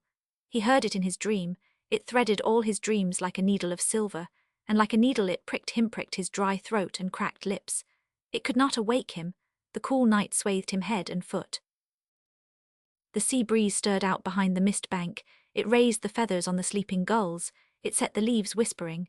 A twig snapped, broke off and fell. Kent stirred, sighed, trembled and awoke.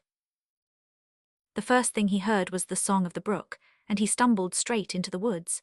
There it lay, a thin, deep stream in the grey morning light, and he stretched himself beside it and laid his cheek in it. A bird drank in the pool, too, a little fluffy bird, bright-eyed and fearless. His knees were firmer when at last he rose, heedless of the drops that beaded lips and chin. With his knife he dug and scraped at some white roots that hung half-meshed in the bank of the brook, and when he had cleaned them in the pool he ate them. The sun stained the sky when he went down to the canoe, but the eternal curtain of fog, far out at sea, hid it as yet from sight. He lifted the canoe bottom upwards to his head, and paddle and pole in either hand, carried it into the forest. After he had set it down he stood a moment, opening and shutting his knife. Then he looked up into the trees. There were birds there if he could get at them. He looked at the brook. There were the prints of his fingers in the sand. There, too, was the print of something else, a deer's pointed hoof. He had nothing but his knife. He opened it again and looked at it. That day he dug for clams and ate them raw. He waded out into the shallows too, and jabbed at fish with his setting pole, but hit nothing except a yellow crab. Fire was what he wanted. He hacked and chipped at flinty-looking pebbles and scraped tinder from a stick of sundry driftwood. His knuckles bled, but no fire came. That night he heard deer in the woods, and could not sleep for thinking, until the dawn came up behind the wall of mist, and he rose with it to drink his fill at the brook and tear raw clams with his white teeth.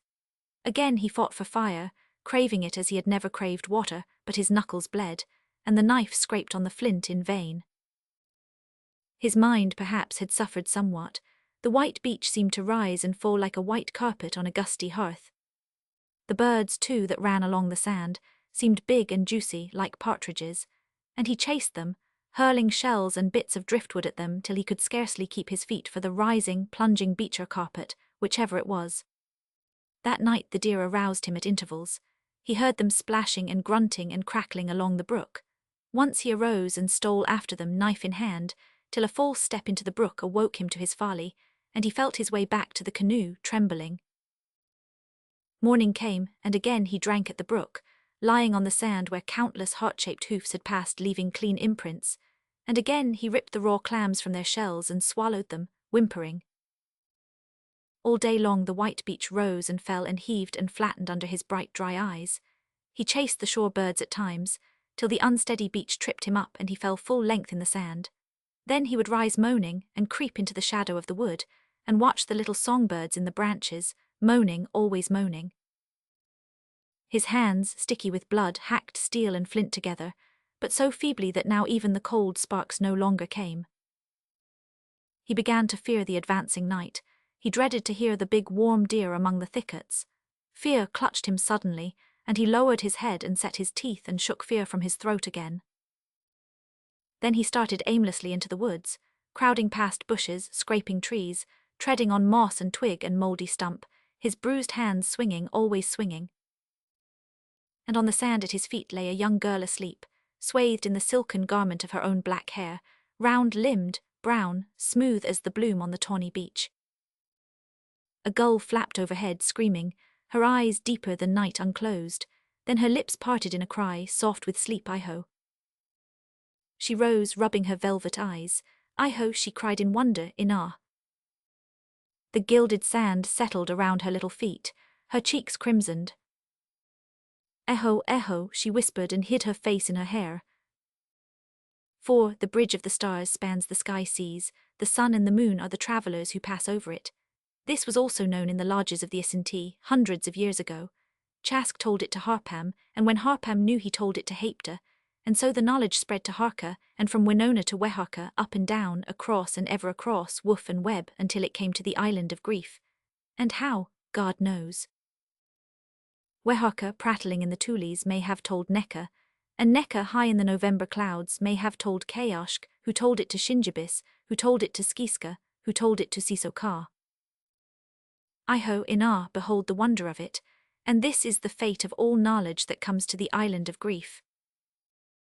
As the red glow died in the sky, and the sand swam in shadows, the girl parted the silken curtains of her hair and looked at him. "Eho," she whispered again in soft delight. For now it was plain to her that he was the sun. He had crossed the bridge of stars in the blue twilight. He had come. "Ido." She stepped nearer, shivering, faint with the ecstasy of this holy miracle wrought before her. He was the sun. His blood streaked the sky at dawn, his blood stained the clouds at even. In his eyes the blue of the sky still lingered, smothering 2 blue stars, and his body was as white as the breast of the moon. She opened both arms, hands timidly stretched, palm upward. Her face was raised to his, her eyes slowly closed, the deep-fringed lids trembled. Like a young priestess she stood, motionless save for the sudden quiver of a limb, a quick pulse flutter in the rounded throat. And so she worshipped, naked and unashamed, even after he, reeling, fell heavily forward on his face, even when the evening breeze stealing over the sands stirred the hair on his head, as winds stir the fur of a dead animal in the dust. When the morning sun peered over the wall of mist, and she saw it was the sun, and she saw him flung on the sand at her feet, then she knew that he was a man, only a man, pallid as death and smeared with blood. And yet, miracle of miracles, the divine wonder in her eyes deepened, and her body seemed to swoon and fall a-trembling and swoon again. For although it was but a man who lay at her feet, it had been easier for her to look upon a god. He dreamed that he breathed fire, that he craved as he had never craved water. Mad with delirium, he knelt before the flames, rubbing his torn hands, washing them in the crimson-scented flames. He had water, too, cool-scented water that sprayed his burning flesh, that washed in his eyes, his hair, his throat. After that came hunger, a fierce rending agony that scorched and clutched and tore at his entrails, but that too died away, and he dreamed that he had eaten and all his flesh was warm. Then he dreamed that he slept, and when he slept he dreamed no more. 5. Now the days began to run more swiftly than the tide along the tawny beach, and the nights, star-dusted and blue, came and vanished and returned, only to exhale at dawn like perfume from a violet. They counted hours as they counted the golden bubbles, winking with a million eyes along the foam-flecked shore, and the hours ended and began, and glimmered, iridescent, and ended as bubbles end in a tiny rainbow haze. There was still fire in the world, it flashed up at her touch and where she chose. a bow strung with the silk of her own hair, an arrow winged like a sea bird and tipped with shell, a line from the silver tendon of a deer, a hook of polished bone. These were the mysteries he learned, and learned them laughing, her silken head bent close to his. The first night that the bow was wrought and the glossy string attuned, she stole into the moonlit forest to the brook, and there they stood, whispering, listening and whispering, though neither understood the voice they loved. In the deeper woods, Cog the porcupine scraped and snuffed. They heard Wabos the rabbit pitter-pat, loping across dead leaves in the moonlight. Skiska the wood duck sailed past, noiseless, gorgeous as a floating blossom. Out on the ocean's placid silver, Shinjibis the diver shook the scented silence with his idle laughter, till Kayoshk the grey gull stirred in his slumber. There came a sudden ripple in the stream, a mellow splash, a soft sound on the sand. Behold! I see nothing. The beloved voice was only a wordless melody to her. Tahinka the red deer, the buck will follow. Tahinka, he repeated, notching the arrow. Ido Tamdoka. So he drew the arrow to the head, and the grey gull feathers brushed his ear, and the darkness hummed with the harmony of the singing string. Thus died Tamdoka, the buck deer of 7 prongs. 6. As an apple tossed spinning into the air, so spun the world above the hand that tossed it into space. And one day in early spring, Sisokar, the robin, awoke at dawn, and saw a girl at the foot of the blossoming tree, holding a babe cradled in the silken sheets of her hair. At its feeble cry, Cog the porcupine raised his quilled head, Wabos the rabbit sat still with palpitating sides, Kayoshk the grey gull tiptoed along the beach. Kent knelt with one bronzed arm around them both. Iho Inah, whispered the girl, and held the babe up in the rosy flames of dawn. But Kent trembled as he looked, and his eyes filled. On the pale green moss their shadows lay 3 shadows, but the shadow of the babe was white as froth. Because it was the firstborn son, they named it Chask, and the girl sang as she cradled it there in the silken vestments of her hair. All day long in the sunshine she sang. Wawas wawje. Kawin nijeka kediosai. Kega nawai nemigo eswin. Nebon nedoni's eyes. You wawas wawje. You wawas wawje. Out in the calm ocean, Shinjibis the diver listened, preening his satin breast in silence. In the forest, Tahinka the red deer turned her delicate head to the wind. That night Kent thought of the dead, for the first time since he had come to the Key of Grief. Aku chirped Sisokar the robin, but the dead never come again. Beloved, sit close to us, whispered the girl, watching his troubled eyes. Makante Maiska. But he looked at the babe and its white shadow on the moss, and he only sighed. Makante Maiska, beloved, death sits watching us across the sea. Now for the first time he knew more than the fear of fear. He knew fear, and with fear came grief. He never before knew that grief lay hidden there in the forest. Now he knew it. Still, that happiness, eternally reborn when 2 small hands reached up around his neck, when feeble fingers clutched his hand, that happiness that Sisokar understood, chirping to his brooding Matithat Tamdoka knew, licking his dappled fonts, that happiness gave him heart to meet grief calmly, in dreams or in the forest depths, and it helped him to look into the hollow eyes of fear. He often thought of the camp now, of Bates, his blanket mate, of Dice, whose wrist he had broken with a blow, of Tully, whose brother he had shot. He even seemed to hear the shot, the sudden report among the hemlocks. Again he saw the haze of smoke, he caught a glimpse of a tall form falling through the bushes. He remembered every minute incident of the trial. Bates's hand laid on his shoulder, Tully, red-bearded and wild-eyed, demanding his death, while Dice spat and smoked and kicked at the blackened logins projecting from the fire. He remembered, too, the verdict and Tully's terrible laugh, and the new jute rope that they stripped off the market-sealed gum packs. He thought of these things, sometimes wading out on the shoals, shell-tipped fish spear poised. At such times he would miss his fish. He thought of it sometimes when he knelt by the forest stream listening for Tahinka's splash among the cresses. At such moments the feathered shaft whistled far from the mark, and Tamdoka stamped and snorted till even the white fisher, stretched on a rotting log, flattened his whiskers and stole away into the forest's blackest depths. When the child was a year old, hour for hour notched at sunset and sunrise, it prattled with the birds and called to Nika, the wild goose who called again to the child from the sky, "Northward, northward, beloved." When winter came there is no frost on the island of grief Nika, the wild goose passing high in the clouds called, "Southward, southward, beloved," and the child answered in a soft whisper of an unknown tongue till the mother shivered and covered it with her silken hair. "O beloved," said the girl, "Chask calls to all things living to Cog, the porcupine to Wabos to Kayashk, the grey gull calls and they understand." Kent bent and looked into her eyes. "Hush, beloved, it is not that I fear." "Then what, beloved?"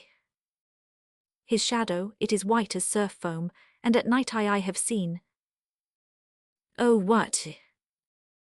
"The air about him aglow like a pale rose." "Markant Maiska, the earth alone lasts, I speak as one dying I know, O beloved."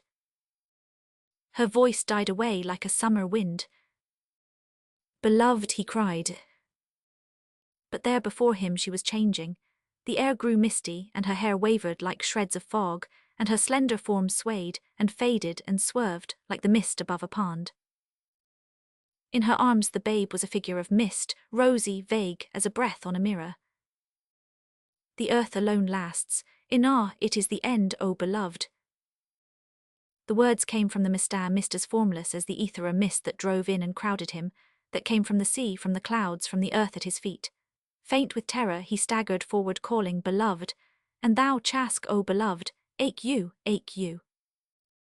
Far out at sea, a rosy star glimmered an instant in the mist and went out. A sea-bird screamed, soaring over the waste of fog-smothered waters. Again he saw the rosy star. It came nearer, its reflection glimmered in the water. "Chask," he cried. He heard a voice, dull in the choking mist. "O beloved, I am here," he called again. There was a sound on the shoal, a flicker in the fog, the flare of a torch, a face white, livid, terrible, the face of the dead. He fell upon his knees, he closed his eyes and opened them. Tully stood beside him with a coil of rope. Behold the end, the earth alone lasts. The sand, the opal wave on the golden beach, the sea of sapphire, the dusted starlight, the wind and love shall die. Death also shall die, and lie on the shores of the skies like the bleached skull there on the quay to grief, polished, empty, with its teeth embedded in the sand. A matter of interest. A matter of interest. He that knows not and knows not that he knows not is a fool, shun him. He that knows not and knows that he knows not is simple, teach him. He that knows and knows not that he knows is asleep, wake him. He that knows and knows that he knows is wise, follow him. Arabian proverb. 1. Much as I dislike it, I am obliged to include this story in a volume devoted to fiction. I have attempted to tell it as an absolutely true story, but until 3 months ago, when the indisputable proofs were placed before the British Association by Professor James Holroyd, I was regarded as an impostor. Now that the Smithsonian Institute in Washington, the Philadelphia Zoological Society, and the Natural History Museum of New York City are convinced that the story is truthful and accurate in every particular, I prefer to tell it my own way. Professor Holroyd urges me to do this, although Professor Bruce Stoddard of Columbia College is now at work upon a pamphlet, to be published the latter part of next month, describing scientifically the extraordinary discovery which, to the shame of the United States, was first accepted and recognized in England. Now, having no technical ability concerning the affair in question, and having no knowledge of either comparative anatomy or zoology, I am perhaps unfitted to tell this story. But the story is true. The episode occurred under my own Aisha, within a few hours' sail of the battery. And as I was one of the first persons to verify what has long been a theory among scientists, and moreover, as the result of Professor Holroyd's discovery is to be placed on exhibition in Madison Square Garden on the 20th of next month, I have decided to tell, as simply as I am able, exactly what occurred. I first wrote out the story on April 1, 1896. The North American Review, the popular science monthly, the Scientific American, Nature, Forest and Stream, and the fossiliferous magazine in turn rejected it, some curtly informing me that fiction had no place in their columns. When I attempted to explain that it was not fiction, the editors of these periodicals either maintained a contemptuous silence or bluntly notified me that my literary services and opinions were not desired. But finally, when several publishers offered to take the story as fiction, I cut short all negotiations and decided to publish it myself. Where I am known at all, it is my misfortune to be known as a writer of fiction. This makes it impossible for me to receive a hearing from a scientific audience. I regret it bitterly, because now, when it is too late, I am prepared to prove certain scientific matters of interest and to produce the proofs. In this case, however, I am fortunate, for nobody can dispute the existence of a thing when the bodily proof is exhibited as evidence. This is the story, and if I write it as I write fiction, it is because I do not know how to write it otherwise. I was walking along the beach below Pine Inlet, on the south shore of Long Island. The railroad and telegraph station is at West Oyster Bay. Everybody who has traveled on the Long Island Railroad knows the station, but few, perhaps, know Pine Inlet. Duck shooters, of course, are familiar with it, but as there are no hotels there and nothing to see except Salt Meadow, Salt Creek, and a strip of dune and sand, the summer squatting public may probably be unaware of its existence. The local name for the place is Pine Inlet. The maps give its name as Sand Point, I believe, but anybody at West Oyster Bay can direct you to it. Captain McPeak, who keeps the West Oyster Bay house, drives duck shooters there in winter. It lies 5 miles southeast from West Oyster Bay. As I was strolling along the beach, biting my pencil reflectively, tremendously impressed by the solitude and the solemn thunder of the surf, a thought occurred to me: how unpleasant it would be if I suddenly stumbled on a summer boarder. As this joyless impossibility flitted across my mind, I rounded a bleak sand dune. A summer girl stood directly in my path. If I jumped, I think the young lady has pardoned me by this time. She ought to, because she also started and said something in a very faint voice. What she said was, "Oh." She stared at me as though I had just crawled up out of the sea to bite her. I do not know what my own expression resembled, but I have been given to understand it was idiotic. Now I perceived, after a few moments, that the young lady was frightened, and I knew I ought to say something 153. So I said, "Are there any mosquitoes here?" "No," she replied with a slight quiver in her voice. "I have only seen one, and it was biting somebody else." I looked foolish, the conversation seemed so futile, and the young lady appeared to be more nervous than before. I had an impulse to say, "Do not run, I have breakfasted," for she seemed to be meditating a plunge into the breakers. What I did say was, "I did not know anybody was here. I do not intend to intrude. I come from Captain McPeak's, and I am writing an ode to the ocean." After I had said this, it seemed to ring in my ears like, "I come from Table Mountain, and my name is Truthful James." I glanced timidly at her. "She's thinking of the same thing," said I to myself. What an ass I must appear. However, the young lady seemed to be a trifle reassured. I noticed she drew a sigh of relief and looked at my shoes. She looked so long that it made me suspicious, and I also examined my shoes. They seemed to be fairly respectable. This was sudden. I had intended to retire and leave the beach to her, but I did not fancy being driven away so abruptly. "I was about to withdraw, madam," said I, bowing stiffly. "I beg you will pardon any inconvenience." "Dear me," she cried, "you do not understand. I would not think for a moment of asking you to leave Pine Inlet. I merely ventured to request you to walk on the dunes. I am so afraid that your footprints may obliterate the impressions that my father is studying." "Oh," said I, looking about me as though I had been caught in the middle of a flower bed. "Really, I did not notice any impressions. Impressions of what, if I may be permitted?" "I do not know," she said, smiling a little at my awkward pose. "If you step this way in a straight line, you can do no damage." I did as she bade me. I suppose my movements resembled the gait of a wet peacock. Possibly they recalled the delicate maneuvers of the kangaroo. Anyway, she laughed. This seriously annoyed me. I had been at a disadvantage. I walk well enough when let alone. "You can scarcely expect," said I, "that a man absorbed in his own ideas could notice impressions on the sand. I trust I have obliterated nothing." As I said this, I looked back at the long line of footprints stretching away in perspective across the sand. They were my own. How large they looked. Was that what she was laughing at? I wish to explain, she said gravely, looking at the point of her parasol. I am very sorry to be obliged to warn you to ask you to forgo the pleasure of strolling on a beach that does not belong to me. Perhaps, she continued in sudden alarm, perhaps this beach belongs to you. The beach, oh no, I said. But you were going to write poems about it. Only one, and that does not necessitate owning the beach. I have observed, said I frankly, that the people who own nothing write many poems about it. She looked at me seriously.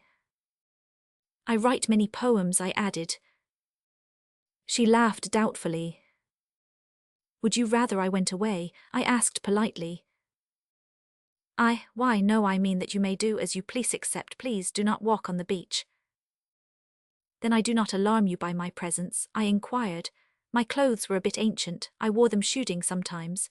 My family is respectable, I added, and I told her my name. Oh, then you wrote culled cowslips and faded fig leaves, and you imitate Maeterlinck, and I know lots of people that you know. She cried with every symptom of relief. And you know my brother. I am the author, said I coldly, of culled cowslips, but faded fig leaves was an earlier work, which I no longer recognize, and I should be grateful to you if you would be kind enough to deny that I ever imitated Maeterlinck. Possibly, I added, he imitates me. Now do you know, she said, I was afraid of you at first. Papa is digging in the salt meadows nearly a mile away. It was hard to bear. Can you not see, said I, that I am wearing a shooting coat? I do see no, but it is so old, she pleaded. It is a shooting coat all the same, I said bitterly. She was very quiet, and I saw she was sorry. Never mind, I said magnanimously, you probably are not familiar with sporting goods. If I knew your name, I should ask permission to present myself. Why, I am Daisy Holroyd, she said. Little, she cried. I did not mean that, said one. You know that your brother and I were great friends in Paris. I know, she said significantly. Of course, I said, Jack and I were inseparable. Except when shut in separate cells, said Miss Holroyd coldly. This unfeeling allusion to the unfortunate termination of a Latin Quarter celebration hurt me. The police, said I, were too officious. So Jack says, replied Miss Holroyd demurely. We had unconsciously moved on along the sandhills, side by side as we spoke. To think, I repeated, that I should meet Jack's little. Please, she said, you are only 3 years my senior. She opened the sunshade and tipped it over one shoulder. It was white and had spots and posies on it. Jack sends us every new book you write, she observed. I do not approve of some things you write. Modern school, I mumbled. That is no excuse, she said severely. Anthony Trollope did not do it. Like millions of pygmy Ajaxes defying the lightning, I said. Miss Holroyd laughed. Now I never imagined that authors were clever except in print, she said. She was a most extraordinary girl. I suppose, she observed after a moment's silence, I am taking you to my father. Delighted, I mumbled. I had the honor of meeting Professor Holroyd in Paris. Yes, he bylaid you and Jack out, said Miss Holroyd serenely. The silence was too painful to last. Captain McPeak is an interesting man, I said. I spoke more loudly than I intended. I may have been nervous. You mean Mr. Frisbee? I do. Yes, I admitted Mr. Frisbee is queer. He was once a bill poster. I know it, exclaimed Daisy Holroyd with some heat. He ruins landscapes whenever he has an opportunity. Do you know that he has a passion for bill posting? He has. He posts bills for the pure pleasure of it, just as you play golf or tennis or billiards. But he's a hotel clerk now, I said. Nobody employs him to post bills. I know it. He does it all by himself for the pure pleasure of it. Papa has engaged him to come down here for 2 weeks, and I dread it, said the girl. What Professor Holroyd might want of Frisbee, I had not the faintest notion. I suppose Miss Holroyd noticed the bewilderment in my face, for she laughed and nodded her head twice. Not only Mr. Frisbee, but Captain McPeak also, she said. You do not mean to say that Captain McPeak is going to close his hotel, I exclaimed. My trunk was there. It contained guarantees of my respectability. Oh no, his wife will keep it open, replied the girl. Look, you can see Papa now, he's digging. Where? I blurted out. I remembered Professor Holroyd as a prim, spectacled gentleman with close-cut, snowy beard and a clerical allure. The man I saw digging wore green goggles, a jersey, a battered sou'wester and hip boots of rubber. He was delving in the muck of the salt meadow, his face streaming with perspiration, his boots and jersey splashed with unpleasant-looking mud. He glanced up as we approached, shading his eyes with a sunburnt hand. Papa, dear, said Miss Holroyd, here is Jack's friend whom you bylaid out of Mars's. The introduction was startling. I turned crimson with mortification. The professor was very decent about it. He called me by name at once. When he said this, he looked at his spade. It was clear that he considered me a nuisance and wished to go on with his digging. I suppose, he said, you are still writing. A little, I replied, trying not to speak sarcastically. My output had rivaled that of the Duchess in quantity, I mean.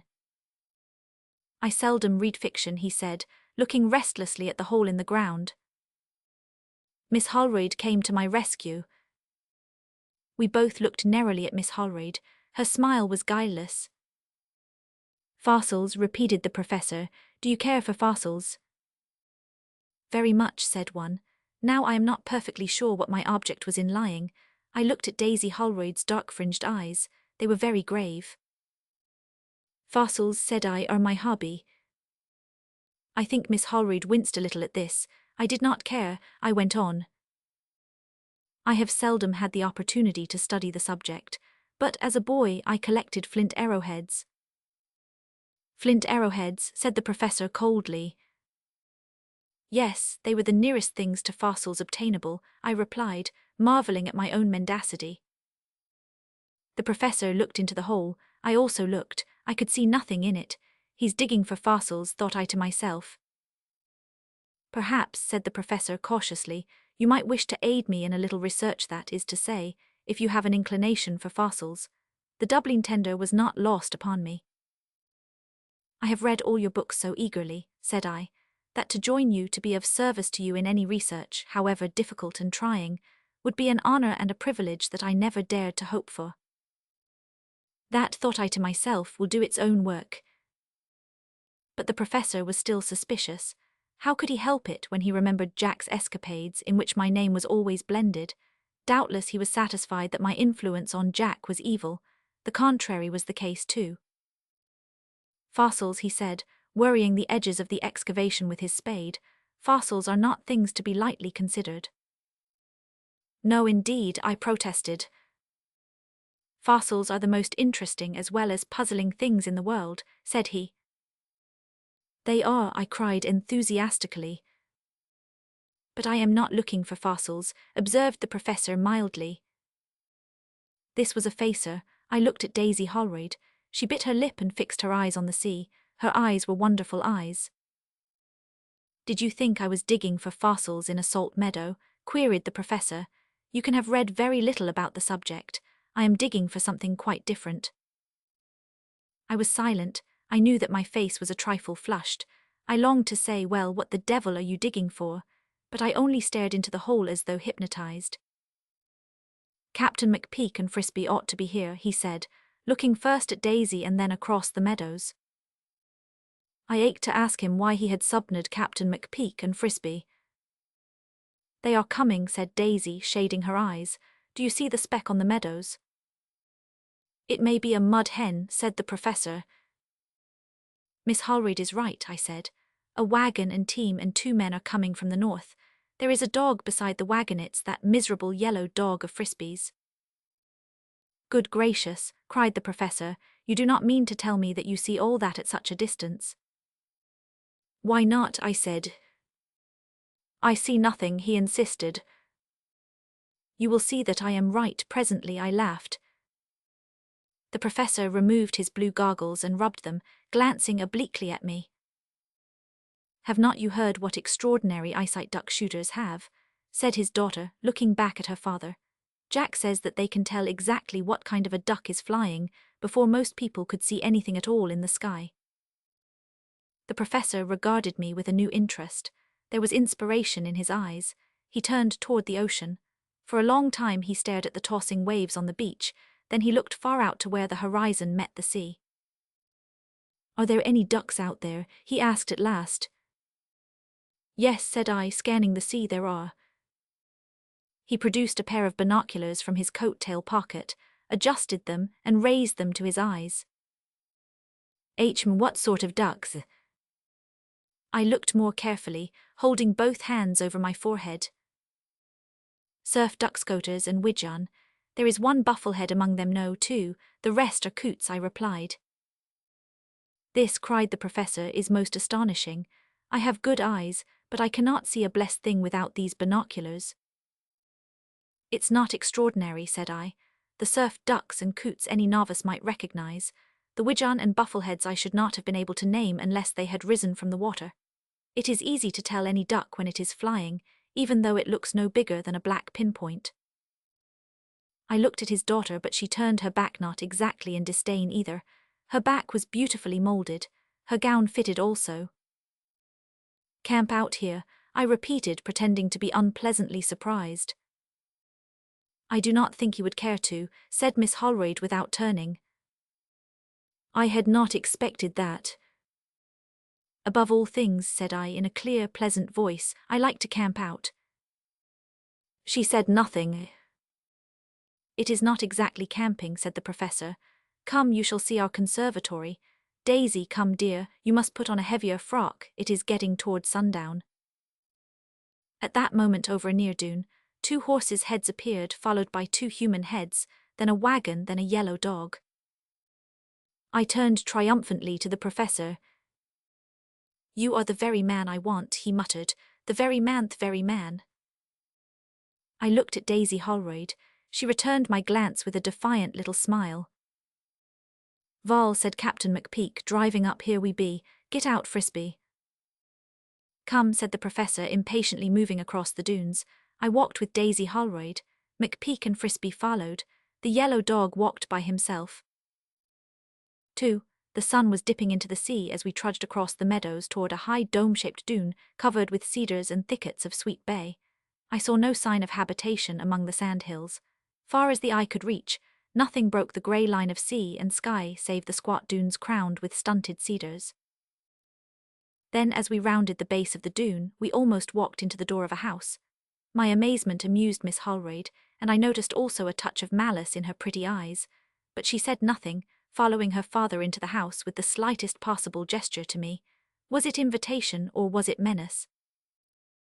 The house was merely a light wooden frame, covered with some waterproof stuff that looked like a mixture of rubber and tar.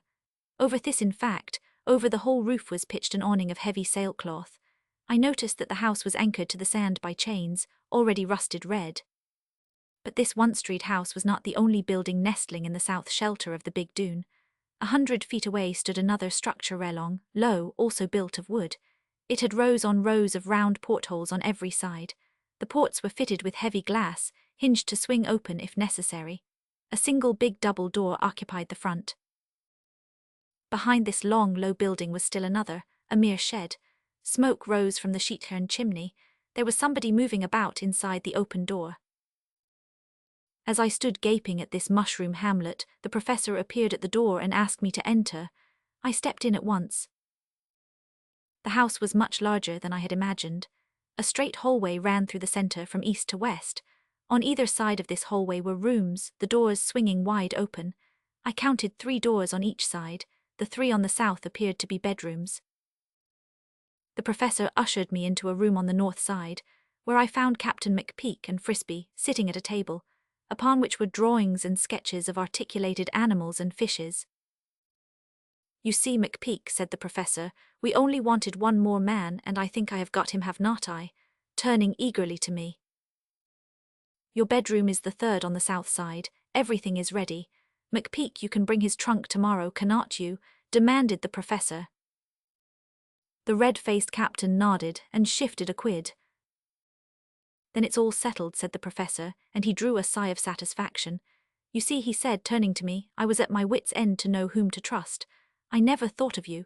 Jack's out in China, and I did not dare trust anybody in my own profession. All you care about is writing verses and stories, is not it? I like to shoot, I replied mildly. Just the thing, he cried, beaming at us all in turn. Now I can see no reason why we should not progress rapidly. McPeak, you and Frisbee must get those boxes up here before dark. Dinner will be ready before you have finished unloading. Dick, you will wish to go to your room first. My name is not Dick, but he spoke so kindly and beamed upon me in such a fatherly manner that I let it go. I had occasion to correct him afterwards several times, but he always forgot the next minute. He calls me Dick to this day. It was dark when Professor Holroyd, his daughter, and I sat down to dinner.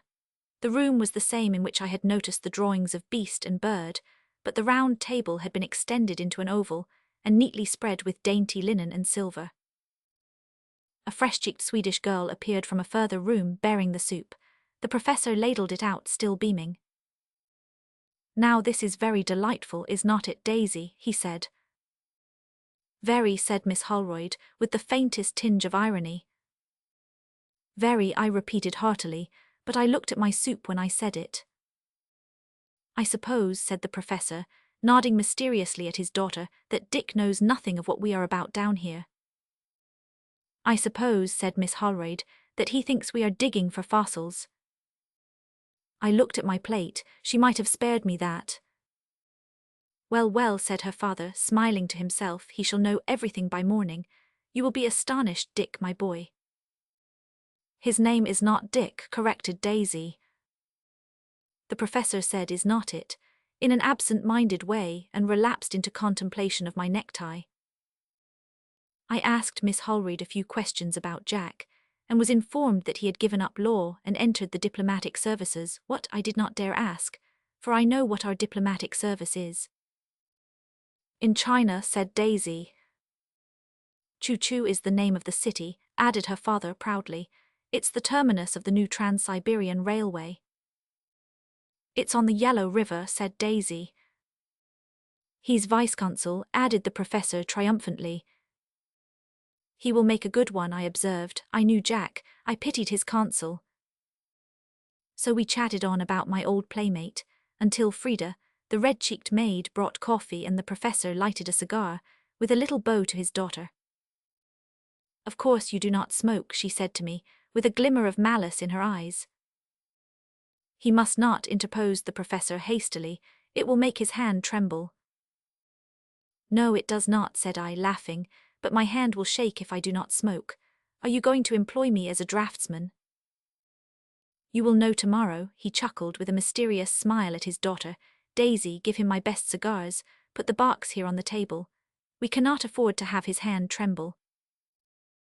Miss Holroyd rose and crossed the hallway to her father's room, returning presently with a box of promising-looking cigars. I do not think he knows what is good for him, she said. He should smoke only one every day. It was hard to bear. I am not vindictive, but I decided to treasure up a few of Miss Holroyd's gentle taunts. My intimacy with her brother was certainly a disadvantage to me now. Jack had apparently been talking too much, and his sister appeared to be thoroughly acquainted with my past. It was a disadvantage. I remembered her vaguely as a girl with long braids, who used to come on Sundays with her father and take tea with us in our rooms. Then she went to Germany to school, and Jack and I employed our Sunday evenings otherwise.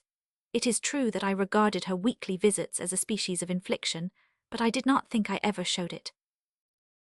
It is strange, said I, that you did not recognize me at once, Miss Holroyd. Have I changed so greatly in 5 years?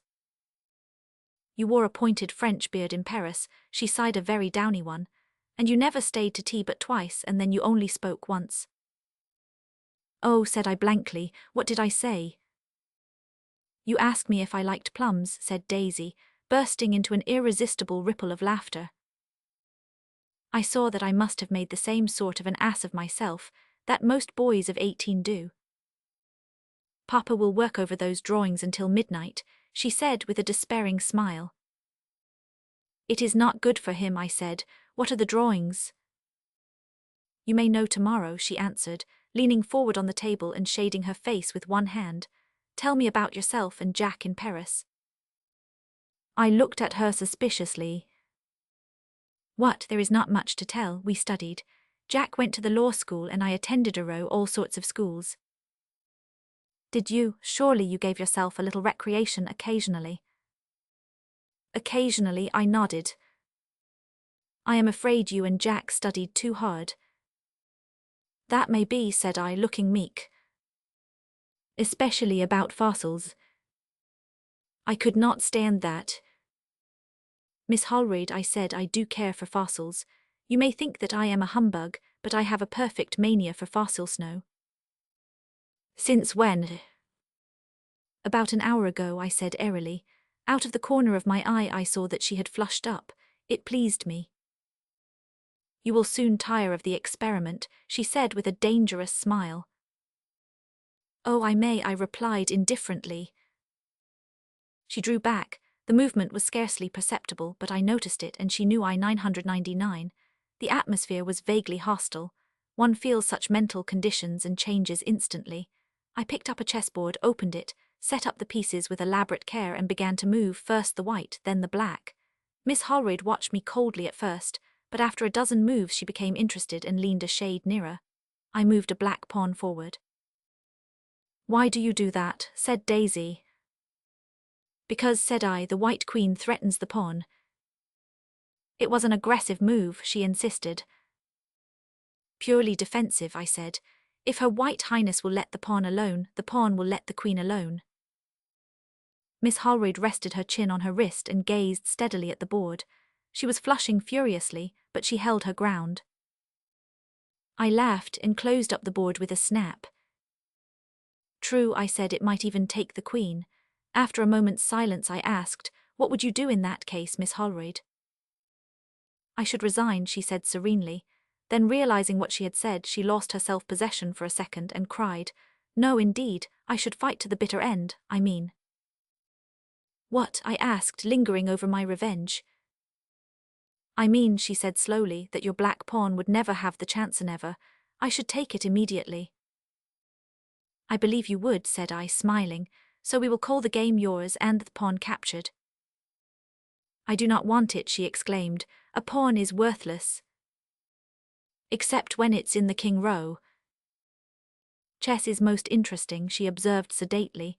She had completely recovered her self-control. Still, I saw that she now had a certain respect for my defensive powers. It was very soothing to me. You know, said I gravely, that I am fonder of Jack than of anybody. That's the reason we never write each other, except to borrow things. I am afraid that when I was a young cub in France I was not an attractive personality. On the contrary, said Daisy, smiling, I thought you were very big and very perfect. I had illusions. I wept often when I went home and remembered that you never took the trouble to speak to me but once.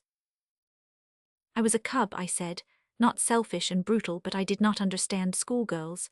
I never had any sisters and I did not know what to say to very young girls. If I had imagined that you felt hurt. Oh, I did 5 years ago. Afterward I laughed at the whole thing. Laughed, I repeated, vaguely disappointed. Why, of course, I was very easily hurt when I was a child. I think I have outgrown it. The soft curve of her sensitive mouth contradicted her. Will you forgive me now? I asked. Yes, I had forgotten the whole thing until I met you an hour or so ago. There was something that had a ring not entirely genuine in this speech. I noticed it but forgot it the next moment. Tiger cubs have stripes, said one. Selfishness blossoms in the cradle and prophecy is not difficult. I hope I am not more selfish than my brothers. I hope not, she said, smiling. Presently she rose, touched her hair with the tip of one finger and walked to the door. Good night, she said, courtesying very low. Good night, said I, opening the door for her to pass. 3. The sea was a sheet of silver, tinged with pink. The tremendous arch of the sky was all shimmering and glimmering with the promise of the sun. Already the mist above, flecked with clustered clouds, flushed with rose color and dull gold. I heard the low splash of the waves breaking and curling across the beach. A wandering breeze, fresh and fragrant, blew the curtains of my window. There was the scent of sweet bay in the room, and everywhere the subtle, nameless perfume of the sea. When at last I stood upon the shore, the air and sea were all aglimmer in a rosy light, deepening to crimson in the zenith. Along the beach I saw a little cove, shelving and all ashine, where shallow waves washed with a mellow sound. Fine as dusted gold the shingle glowed, and the thin film of water rose, receded, crept up again a little higher, and again flowed back, with the low hiss of snowy foam and gilded bubbles breaking. I stood a little while quiet, my eyes upon the water, the invitation of the ocean in my ears, vague and sweet as the murmur of a shell. Then I looked at my bathing suit and towels.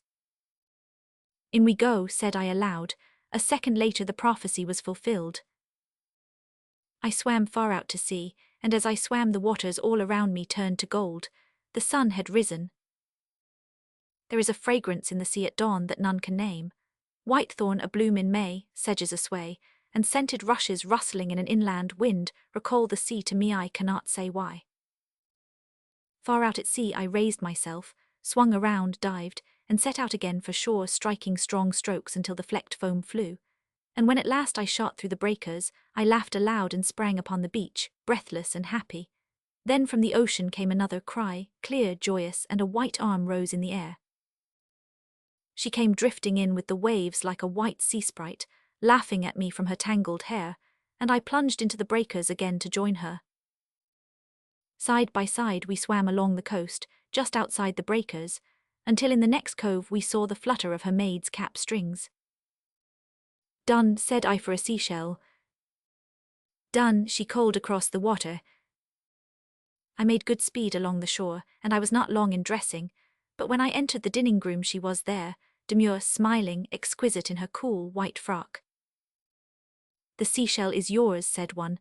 "I hope I can find one with a pearl in it." The professor hurried in before she could reply. He greeted me very cordially, but there was an abstracted air about him, and he called me Dick until I recognized that remonstrance was useless. He was not long over his coffee and rolls. "McPeak and Frisbee will return with the last load, including your trunk, by early afternoon," he said, rising and picking up his bundle of drawings.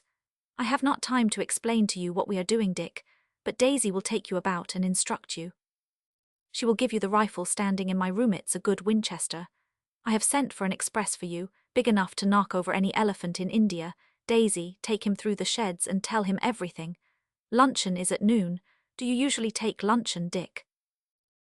When I am permitted, I smiled.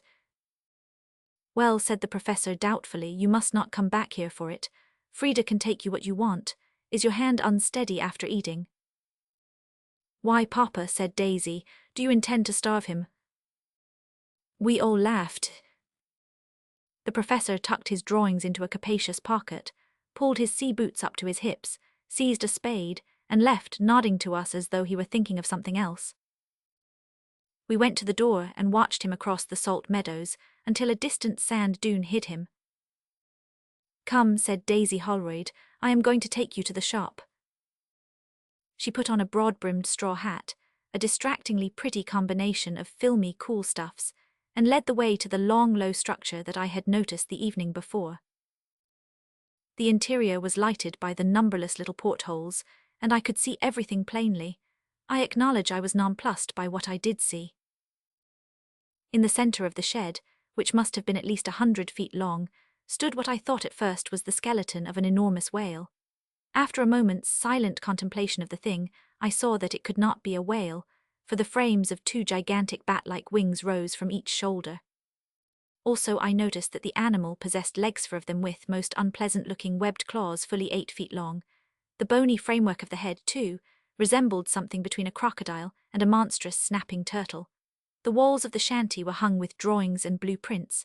A man dressed in white linen was tinkering with the vertebra of the lizard-like tail. "Where on earth did such a reptile come from?" I asked at length.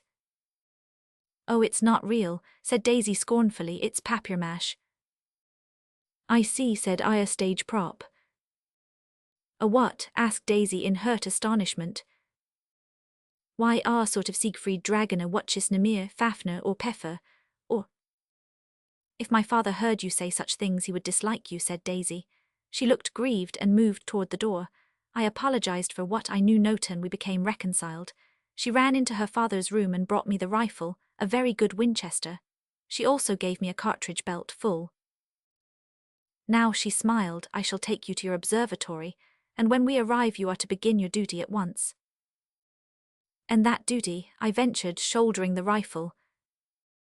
That duty is to watch the ocean. I shall then explain the whole affair, but you must not look at me while I speak. You must watch the sea. This, said I, is hardship. I had rather go without the luncheon. I do not think she was offended at my speech. Still she frowned for almost 3 seconds. We passed through acres of sweet bay and spear grass, sometimes skirting thickets of twisted cedars, sometimes walking in the full glare of the morning sun, sinking into shifting sand where sun-scorched shells crackled under our feet, and sun-browned seaweed glistened, bronzed and iridescent. Then, as we climbed a little hill, the sea wind freshened in our faces, and lo, the ocean lay below us, far-stretching as the eye could reach, glittering, magnificent. Daisy sat down flat on the sand. It takes a clever girl to do that and retain the respectful deference due her from men. It takes a graceful girl to accomplish it triumphantly when a man is looking. You must sit beside me, she sighed as though it would prove irksome to me. Now, she continued, you must watch the water while I am talking. I nodded. Why do not you do it then? She asked. I succeeded in wrenching my head toward the ocean, although I felt sure it would swing gradually round again in spite of me. I said meekly. Did you hear what I said? Yes, sir, a thing in the ocean that's going to astonish me. Visions of mermaids rose before me. The thing, said Daisy, is a thermosaurus. I nodded vaguely, as though anticipating a delightful introduction to a nautical friend. You do not seem astonished, she said reproachfully. Why should I be? I asked. Please turn your eyes toward the water. Suppose a thermosaurus should look out of the waves. Well, said I, in that case the pleasure would be mutual. She frowned and bit her upper lip. Do you know what a thermosaurus is? She asked. If I am to guess, said I guess it's a jellyfish. It's that big, ugly, horrible creature that I showed you in the shed, cried Daisy impatiently. I stammered. Not papier-mâché either, she continued excitedly, it's a real one. Well, said I at last, it strikes me that you and I resemble a pair of Andromedas waiting to be swallowed. This rifle will not stop a beast, a live beast, like that Nibelungen dragon of yours. Yes, it will, she said, it's not an ordinary rifle. Then for the first time I noticed, just below the magazine, a cylindrical attachment that was strange to me. Now if you will watch the sea very carefully, and will promise not to look at me, said Daisy, I will try to explain. She did not wait for me to promise but went on eagerly, a sparkle of excitement in her blue eyes. You know, of all the fossil remains of the great bat-like and lizard-like creatures that inhabited the earth ages and ages ago, the bones of the gigantic saurians are the most interesting. I think they used to splash about the water and fly over the land during the Carboniferous period. Anyway, it does not matter. Of course, you have seen pictures of reconstructed creatures such as the Ichthyosaurus, the Plesiosaurus, the Anthracosaurus, and the Thermosaurus. I nodded, trying to keep my eyes from hers. Yes, said one, there was no use in saying no. I am glad you do. Now Papa has proved that this creature lived entirely in the Gulf Stream, emerging for occasional flights across an ocean or two. Can you imagine how he proved it? No, said I, resolutely pointing my nose at the ocean. He proved it by a minute examination of the microscopical shells found among the ribs of the Thermosaurus. These shells contained little creatures that live only in the warm waters of the Gulf Stream. They were the food of the Thermosaurus. It was rather slender rations for a thing like that, was not it? Did he ever swallow bigger foedermen? Oh yes, tons of fossil bones from prehistoric men are also found in the interior of the Thermosaurus. Then said I, you at least had better go back to Captain McPeak's. Please turn around, do not be so foolish. I did not say there was a live thermosaurus in the water, did I? Is not there? Why no. What's the Winchester for? I asked. Listen and I will explain. Papa has found out how. I do not exactly understand that there is in the waters of the Gulf Stream the body of a thermosaurus. The creature must have been alive within a year or so. The impenetrable scale armor that covers its body has, as far as Papa knows, prevented its disintegration. We know that it is there still, or was there within a few months. Papa has reports and sworn depositions from steamer captains and seamen from a dozen different vessels, all corroborating each other in essential details. These stories, of course, get into the newspaper Seasipant stories, but Papa knows that they confirm his theory that the huge body of this reptile is swinging along somewhere on the Gulf Stream. She opened her sunshade and held it over her. I noticed that she deigned to give me the benefit of about 1/8 of it. Your duty with that rifle is this. If we are fortunate enough to see the body of the thermosaurus come floating by, you are to take good aim and fire rapidly every bullet in the magazine. Then reload and fire again, and reload and fire as long as you have any cartridges left. A self-feeding Maxim is what I should have, I said with gentle sarcasm. Well, and suppose I make a sieve of this big lizard. Do you see these rings in the sand? She asked. Sure enough, somebody had driven heavy piles deep into the sand all around us, and to the tops of these piles were attached steel rings, half buried under the spear grass. We sat almost exactly in the center of a circle of these rings. The reason is this, said Daisy. Every bullet in your cartridges is steel-tipped and armor-piercing. To the base of each bullet is attached a thin wire of pallium. Pallium is that new metal, a thread of which, drawn out into finest wire, will hold a ton of iron suspended. Every bullet is fitted with minute coils of miles of this wire. When the bullet leaves the rifle, it spins out this wire as a shot from a lifesaver's mortar spins out, and carries the lifeline to a wrecked ship. The end of each coil of wire is attached to that cylinder under the magazine of your rifle. As soon as the shell is automatically ejected, this wire flies out also. A bit of scarlet tape is fixed to the end, so that it will be easy to pick up. There is also a snap clasp on the end, and this clasp fits those rings that you see in the sand. Now when you begin firing, it is my duty to run and pick up the wire ends and attach them to the rings. Then, you see, we have the body of the thermosaurus full of bullets, every bullet anchored to the shore by tiny wires, each of which could easily hold a ton's strain. I looked at her in amazement. Then she added calmly, we have captured the thermosaurus. Your father, said I at length, must have spent years of labor over this preparation. It is the work of a lifetime, she said simply. My face, I suppose, showed my misgivings. It must not fail, she added. But we are nowhere near the Gulf Stream, I ventured. Her face brightened, and she frankly held the sunshade over us both. Ah, you do not know, she said, what else Papa has discovered. Would you believe that he has found a loop in the Gulf Stream, a genuine loop that swings in here just outside of the breakers below? It is true. Everybody on Long Island knows that there is a warm current off the coast, but nobody imagined it was merely a sort of backwater from the Gulf Stream that formed a great circular mill race around the cone of a subterranean volcano and rejoined the Gulf Stream off Cape Albatross. But it is. That is why Papa bought a yacht 3 years ago and sailed about for 2 years so mysteriously. Oh, I did want to go with him so much. This, said I, is most astonishing. She leaned enthusiastically toward me, her lovely face aglow. Is not it, she said, and to think that you and Papa and I are the only people in the whole world who know this. To be included in such a trilogy was very delightful. Papa is writing the whole thing, I mean, about the currents. He also has in preparation 16 volumes on the Thermosaurus. He said this morning that he was going to ask you to write the story first for some scientific magazine. He is certain that Professor Bruce Stoddard of Columbia will write the pamphlets necessary. This will give Papa time to attend to the 16-volume work, which he expects to finish in 3 years. Let us first, said I, laughing, catch our Thermosaurus. We must not fail, she said wistfully. We shall not fail, I said, for I promise to sit on this sand hill as long as I live until a thermosaurus appearseth. That is your wish, Miss Holroyd. Our eyes met for an instant. She did not chide me either for not looking at the ocean. Her eyes were bluer anyway. I suppose, she said, bending her head and absently pouring sand between her fingers, I suppose you think me a bluestocking, or something odious.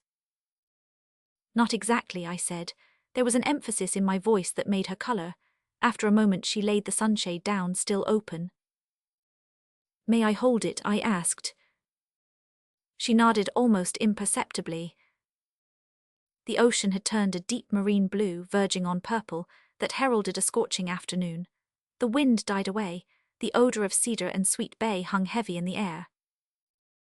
In the sand at our feet, an iridescent flower beetle crawled, its metallic green and blue wings burning like a spark. Great gnats with filmy, glittering wings danced aimlessly above the young goldenrod. Burnished crickets, inquisitive, timid, ran from under chips of driftwood, waved their antennae at us and ran back again.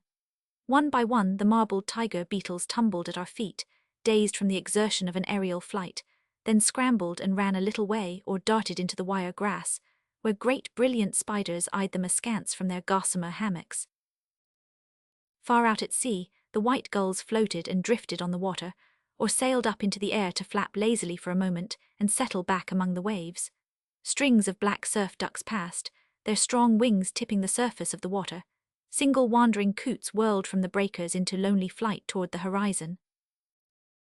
We lay and watched the little ringnecks running along the water's edge, now backing away from the incoming tide, now boldly wading after the undertow. The harmony of silence, the deep perfume, the mystery of waiting for that something that all await. What is it? Love, death, or only the miracle of another morrow, troubled me with vague restfulness. As sunlight casts shadows, happiness, too, throws a shadow, and the shadow is sadness. And so the morning wore away until Frida came with a cool-looking hamper. Then delicious cold fowl and lettuce sandwiches and champagne cups set our tongues wagging as only very young tongues can wag. Daisy went back with Frida after luncheon, leaving me a case of cigars with a bantering smile. I dozed, half awake, keeping a partly closed eye on the ocean, where a faint grey streak showed plainly amid the azure water all around. That was the Gulf Stream loop.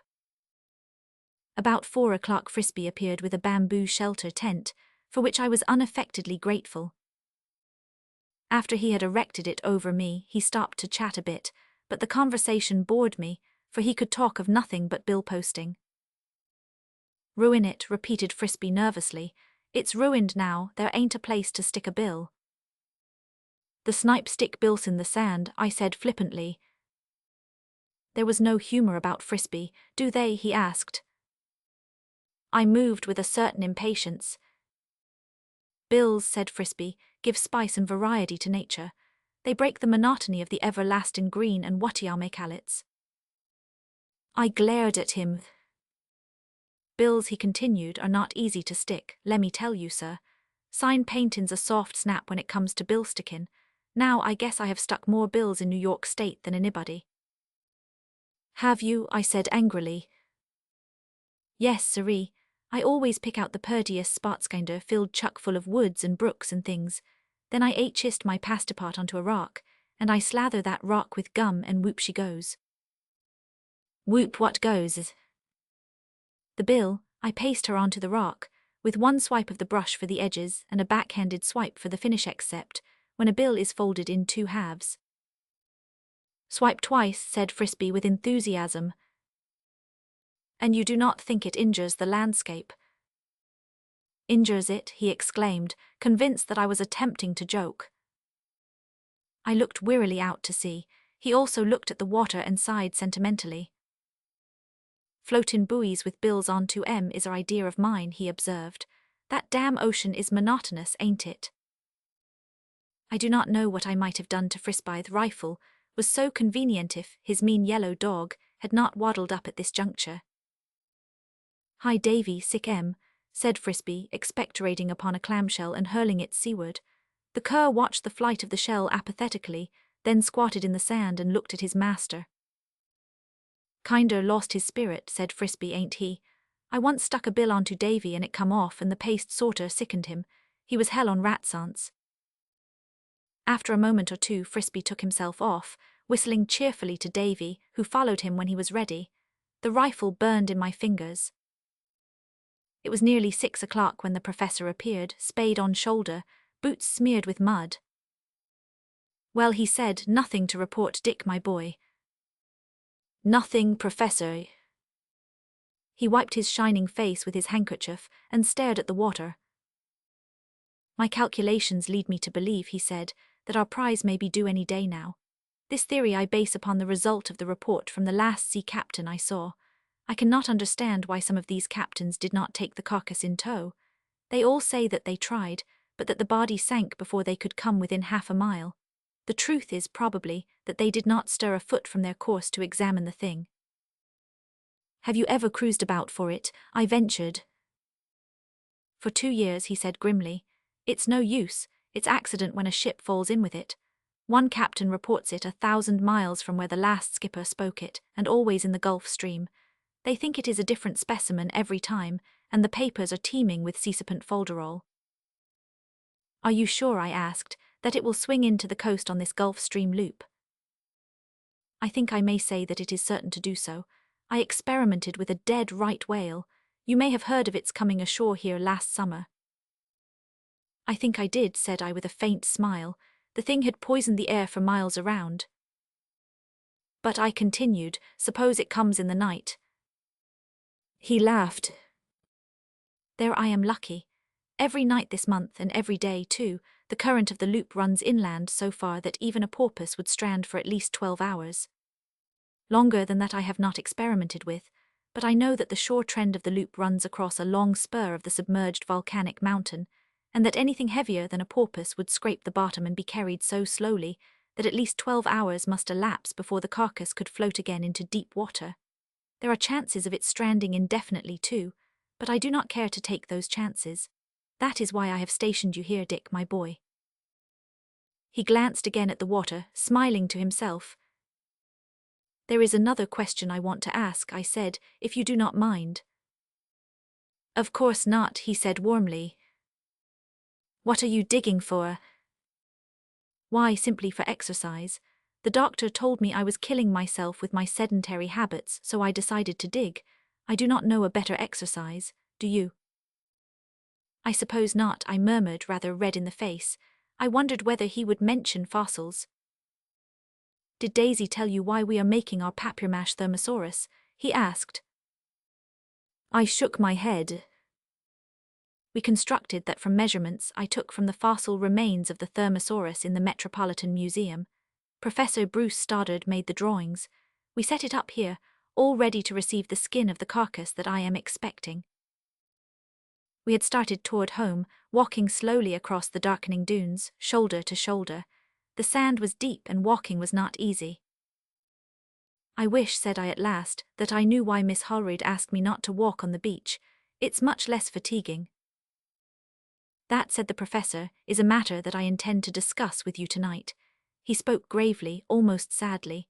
I felt that something of unparalleled importance was soon to be revealed, so I kept very quiet, watching the ocean out of the corners of my eyes. 'Fore dinner was ended, Daisy Holroyd lighted her father's pipe for him and insisted on my smoking as much as I pleased. Then she sat down and folded her hands like a good little girl, waiting for her father to make the revelation which I felt in my bones must be something out of the ordinary. The professor smoked for a while, gazing meditatively at his daughter. Then, fixing his grey eyes on me, he said, "Have you ever heard of the creathat Australian bird, half parrot, half hawk, that destroys so many sheep in New South Wales?" I nodded. "The cree kills a sheep by alighting on its back and tearing away the flesh with its hooked beak until a vital part is reached. You know that? Well, it has been discovered that the cree had prehistoric prototypes. These birds were enormous creatures who preyed upon mammoths and mastodons and even upon the great saurians. It has been conclusively proved that a few saurians have been killed by the ancestors of the cree, but the favorite food of these birds was undoubtedly the thermosaurus.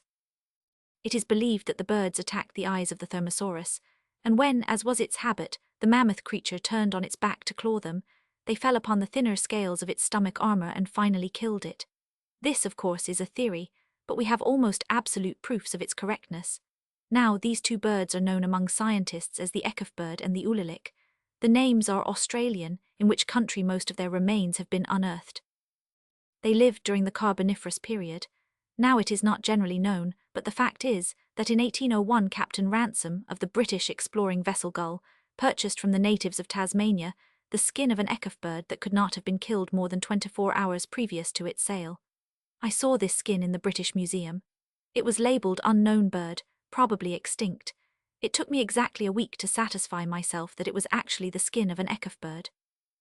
But that is not all, Dick, my boy, continued the professor excitedly. In 1854, Admiral Stewart of our own navy saw the carcass of a strange, gigantic bird floating along the southern coast of Australia. Sharks were after it, and before a boat could be lowered, these miserable fish got it. But the good old Admiral secured a few feathers and sent them to the Smithsonian. I saw them. They were not even labelled, but I knew that they were feathers from the ekofbird or its near relative, the ulalik. I had grown so interested that I had leaned far across the table.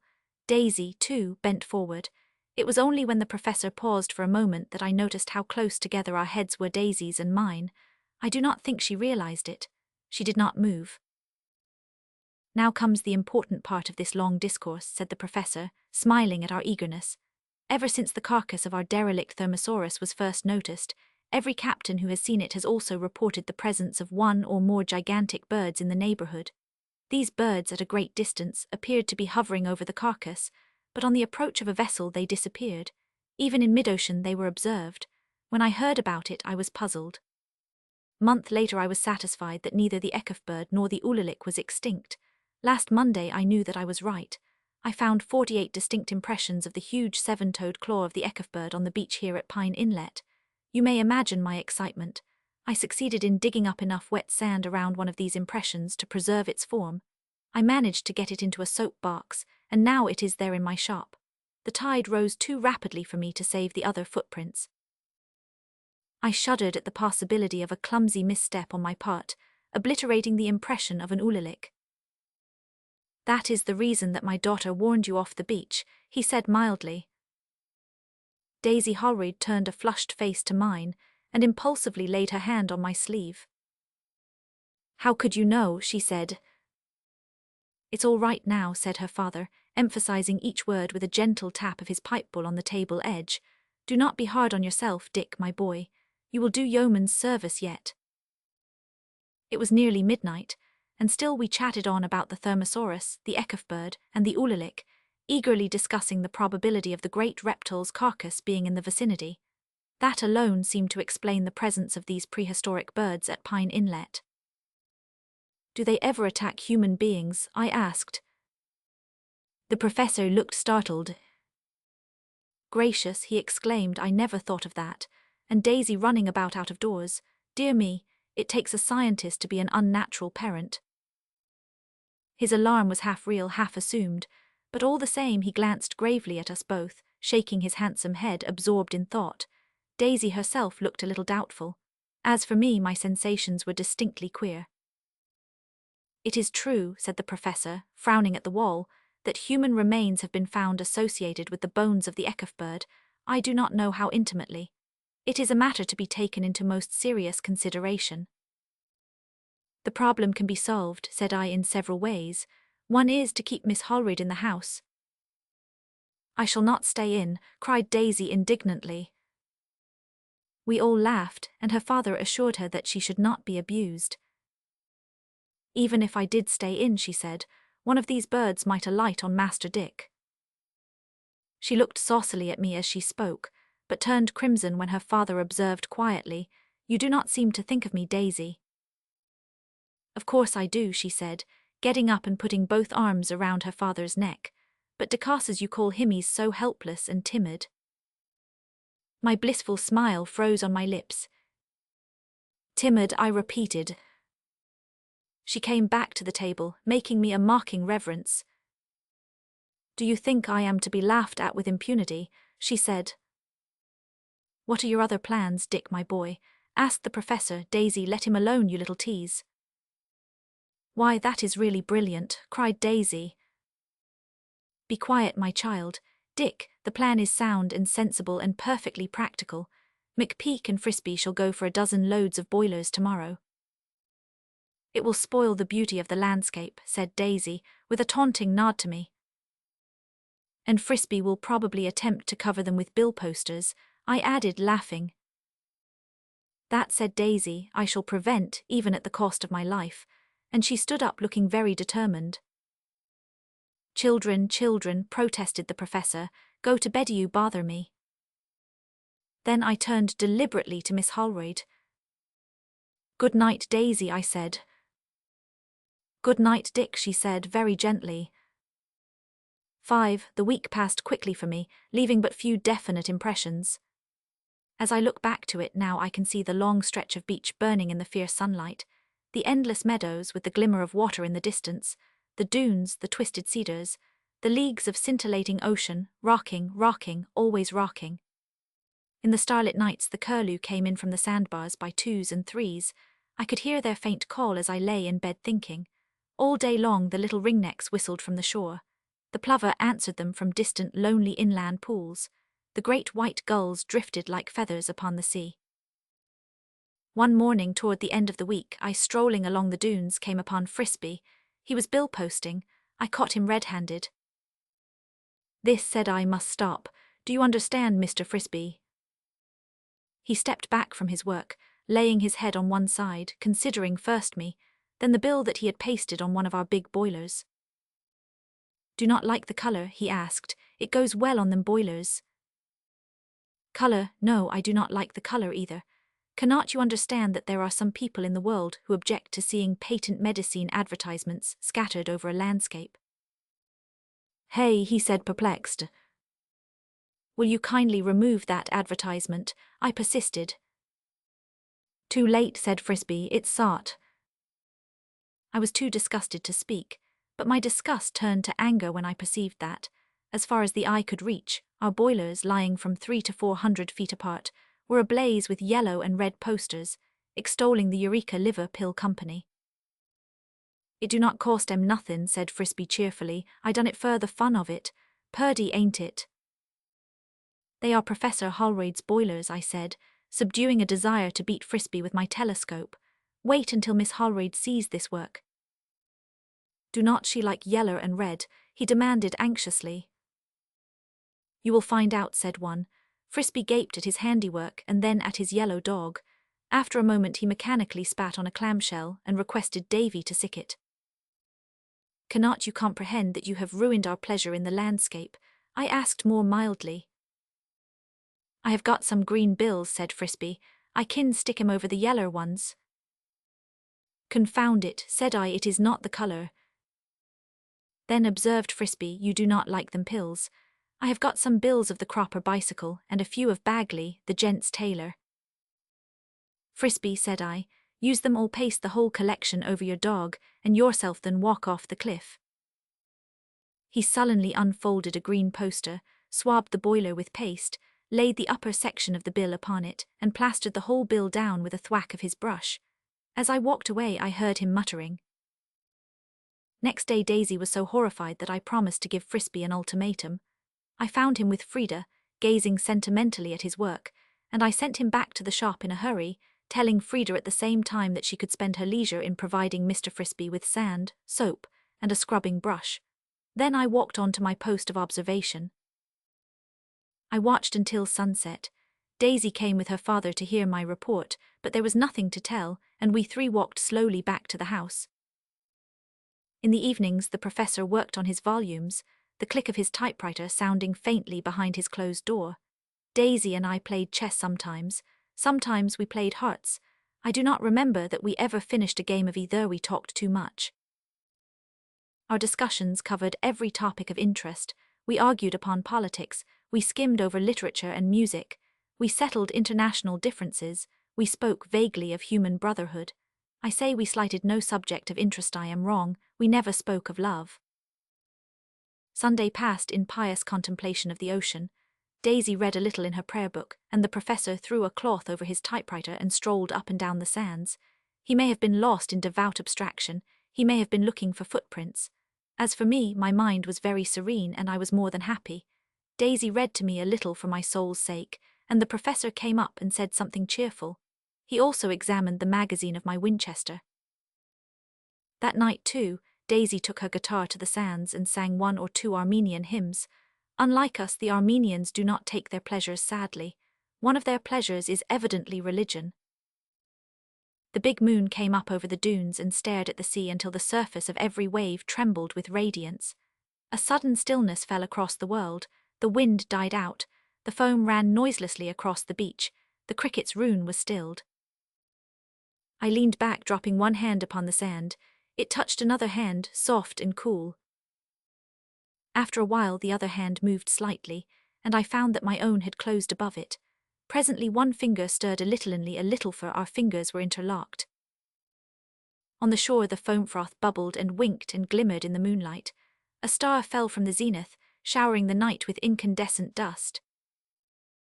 If our fingers lay interlaced beside us, her eyes were calm and serene as always, wide open, fixed upon the depths of a dark sky. And when her father rose and spoke to us, she did not withdraw her hand. "Is it late?" she asked dreamily. "It is midnight, little daughter." I stood up, still holding her hand, and aided her to rise. And when, at the door, I said good night, she turned and looked at me for a little while in silence, then passed into her room slowly, with head still turned toward me. All night long I dreamed of her, and when the east whitened I sprang up, the thunder of the ocean in my ears, the strong sea wind blowing into the open window. She is asleep, I thought, and I leaned from the window and peered out into the east. The sea called to me, tossing its 1,000 arms, the soaring gulls, dipping, rising, wheeling above the sandbar, screamed and clamored for a playmate. I slipped into my bathing suit, dropped from the window upon the soft sand, and in a moment had plunged head foremost into the surf, swimming beneath the waves toward the open sea.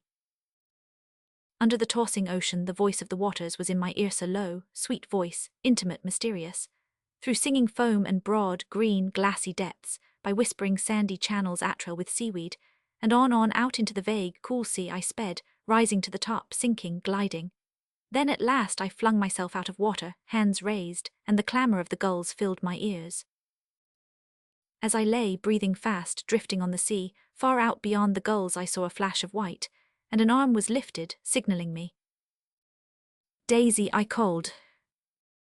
A clear hail came across the water, distinct on the sea wind, and at the same instant we raised our hands and moved toward each other. How we laughed as we met in the sea. The white dawn came up out of the depths, the zenith turned to rose and ashes. And with the dawn came the wind, a great sea wind, fresh, aromatic, that hurled our voices back into our throats and lifted the sheeted spray above our heads. Every wave, crowned with mist, caught us in a cool embrace, cradled us, and slipped away, only to leave us to another wave, higher, stronger, crested with opalescent glory, breathing incense. We turned together up the coast, swimming lightly side by side, but our words were caught up by the winds and whirled into the sky. We looked up at the driving clouds, we looked out upon the pallid waste of waters, but it was into each other's eyes we looked, wondering, wistful, questioning the reason of sky and sea. And there in each other's eyes we read the mystery, and we knew that earth and sky and sea were created for us alone. Drifting on by distant sands and dunes, her white fingers touching mine, we spoke, keying our tones to the wind's vast harmony, and we spoke of love. Grey and wide as the limitless span of the sky and the sea, the winds gathered from the world's ends to bear us on, but they were not familiar winds. For now, along the coast, the breakers curled and showed a million fangs, and the ocean stirred to its depths, uneasy, ominous, and the menace of its murmur drew us closer as we moved. Where the dull thunder and the tossing spray warned us from sunken reefs, we heard the harsh challenges of gulls. Where the pallid surf twisted in yellow coils of spume above the bar, the singing sands murmured of treachery and secrets of lost souls agasp in the throes of silent undertows. But there was a little stretch of beach glimmering through the mountains of water, and toward this we turned, side by side. Around us the water grew warmer, the breath of the following waves moistened our cheeks, the water itself grew grey and strange about us. "We have come too far," I said, but she only answered, "Faster, faster, I am afraid." The water was almost hot now, its aromatic odor filled our lungs. "The Gulf Loop," I muttered. "Daisy, shall I help you?" No swim clothes by me, oh Dick. Her startled cry was echoed by another shrill scream. Unutterably horribly, and a great bird flapped from the beach, splashing and beating its pinions across the water with a thundering noise. Out across the waves it blundered, rising little by little from the water, and now, to my horror, I saw another monstrous bird swinging in the air above it, squealing as it turned on its vast wings. Before I could speak, we touched the beach, and I half lifted her to the shore. Quick, I repeated, we must not wait. Her eyes were dark with fear, but she rested a hand on my shoulder, and we crept up among the dune grasses and sank down by the point of sand where the rough shelter stood, surrounded by the iron-ringed piles. She lay there, breathing fast and deep, dripping with spray. I had no power of speech left, but when I rose wearily to my knees and looked out upon the water, my blood ran cold. Above the ocean, on the breast of the roaring wind, 3 enormous birds sailed, turning and wheeling among each other, and below, drifting with the grey stream of the Gulf Loop, a colossal bulk lay half submerged, a gigantic lizard, floating belly upward. Then Daisy crept kneeling to my side and touched me, trembling from head to foot. I know, I muttered, I must run back for the rifle. And leave me. I took her by the hand, and we dragged ourselves through the wire grass to the open end of a boiler lying in the sand. She crept in on her hands and knees and called to me to follow. The birds may attack you. If they do, I can get into one of the other boilers, I said. Daisy, you must not venture out until I come back. You will not, will you? No, she whispered doubtfully. Then Goodby.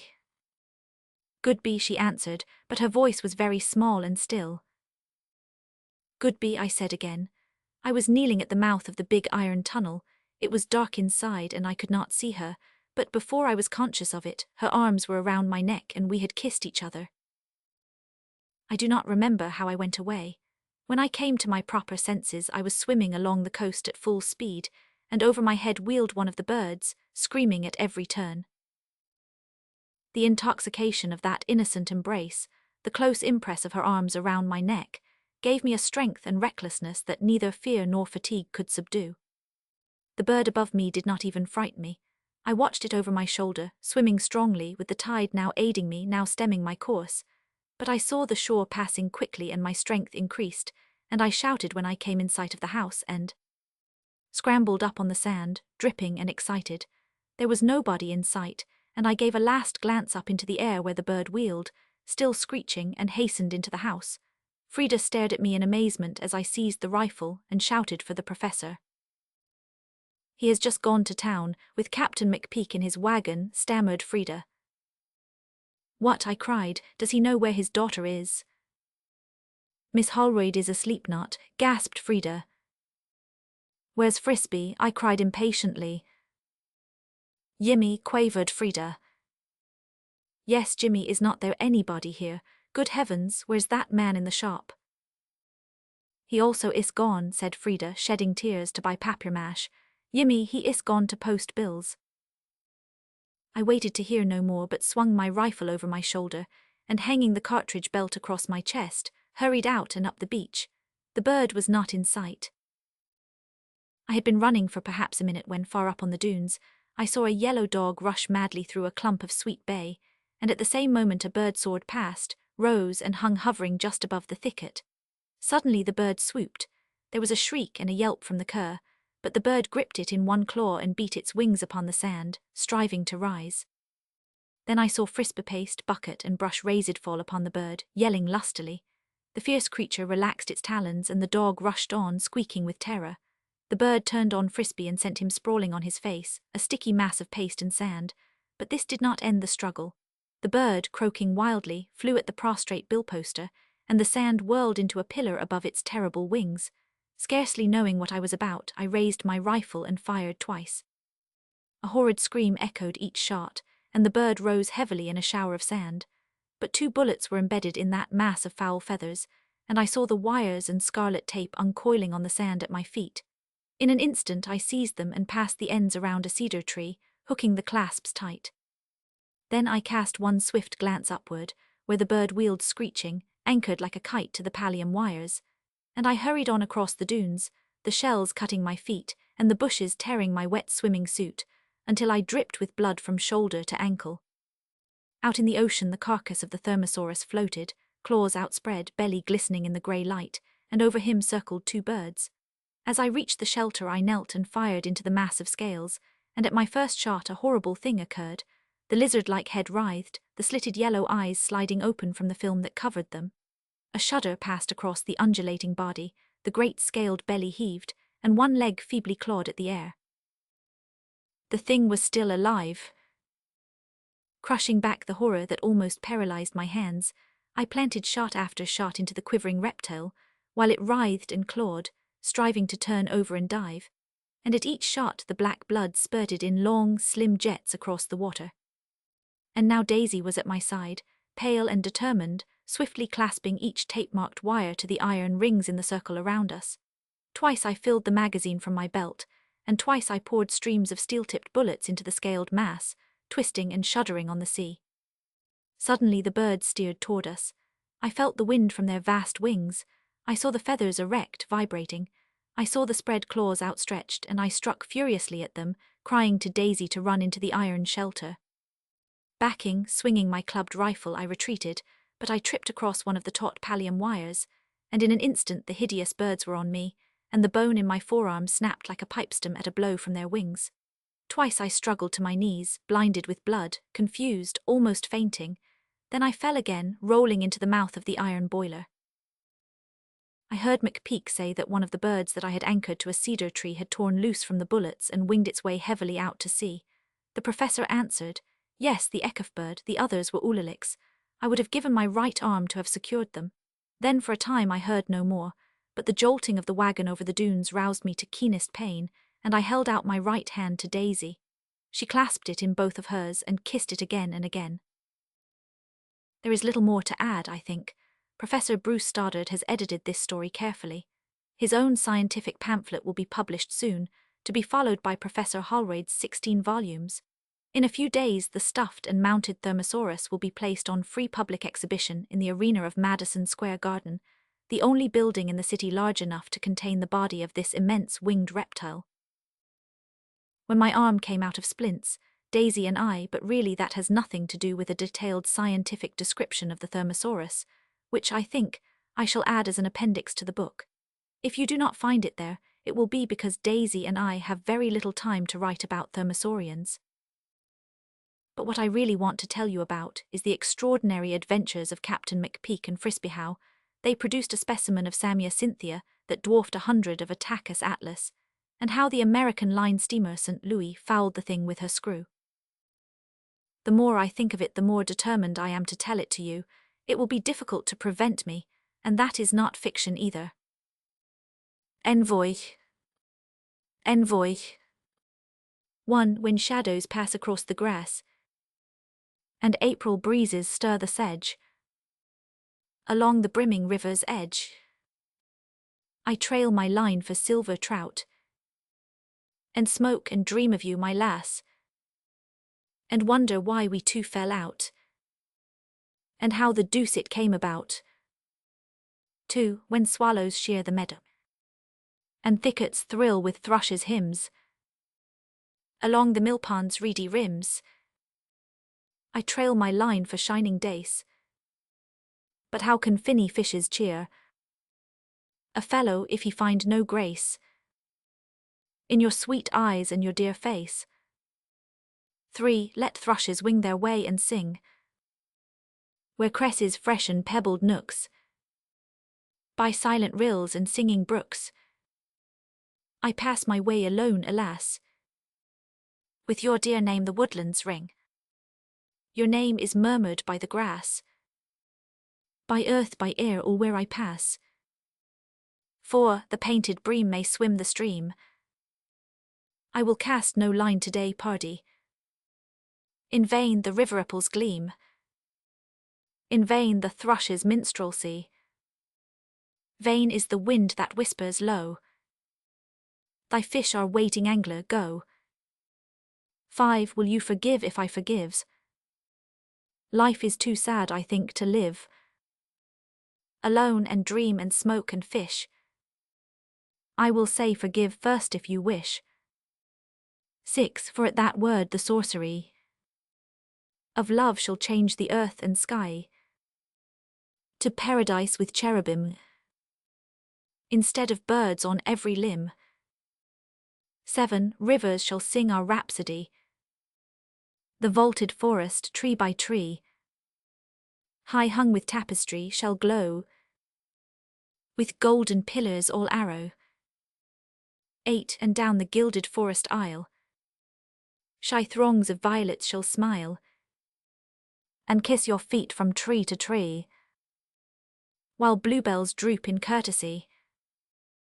9. And if the sun incarnadine the cloud's green leaves shall be your screen, and if the clouds with jealousy should weep, we'll beg of some kind tree a moment's hospitality. 10. Good cheer is here if you incline, moss-hidden springs shall bubble wine, while squirrels chuckle, rank on rank, and strawberries from every bank shall blush to see how deep we drank. 11. Winds of the west shall cool our eyes, while every woodland creature tries his voice a little so that he may know his notes more perfectly when crickets start the symphony. 12. Through hazel glade and scented dell, where brooklets ring a tinkling bell, the forest orchestra shall swell until the sun-soaked grasses ring with crickets strumming string on string. 13. Then with your white hand daintily, scarce touching mine, we will leave our tree and ramble slowly toward the west, where our high castle's flaming crest, towering behind the setting sun, flings out its banners one by one, signals of fire that day is done. 14. Deep in that palace we shall find how blind we are, how blind, how blind, and how he will laugh who holds the key to the great portal's mystery, and how his joyous laugh will ring when you and I shall bid him fling the gates ajar for you and me. 15. Let shadows flee athwart the lea, when dark December strips the hedge along the icy river's edge. Yet if you will forgive me, lass, the world shall bloom like spring to me, snow turn to dew upon the grass, and faggots blossom where you pass. 16. Swallows shall shear the frozen mere, dead reeds along the millpond's rims shall thrill with summer thrushes' hymns, while summer breezes blow apace. If you will but forgive me, dear, and let me find a moment's grace in your sweet eyes and your dear face. R.W. 100.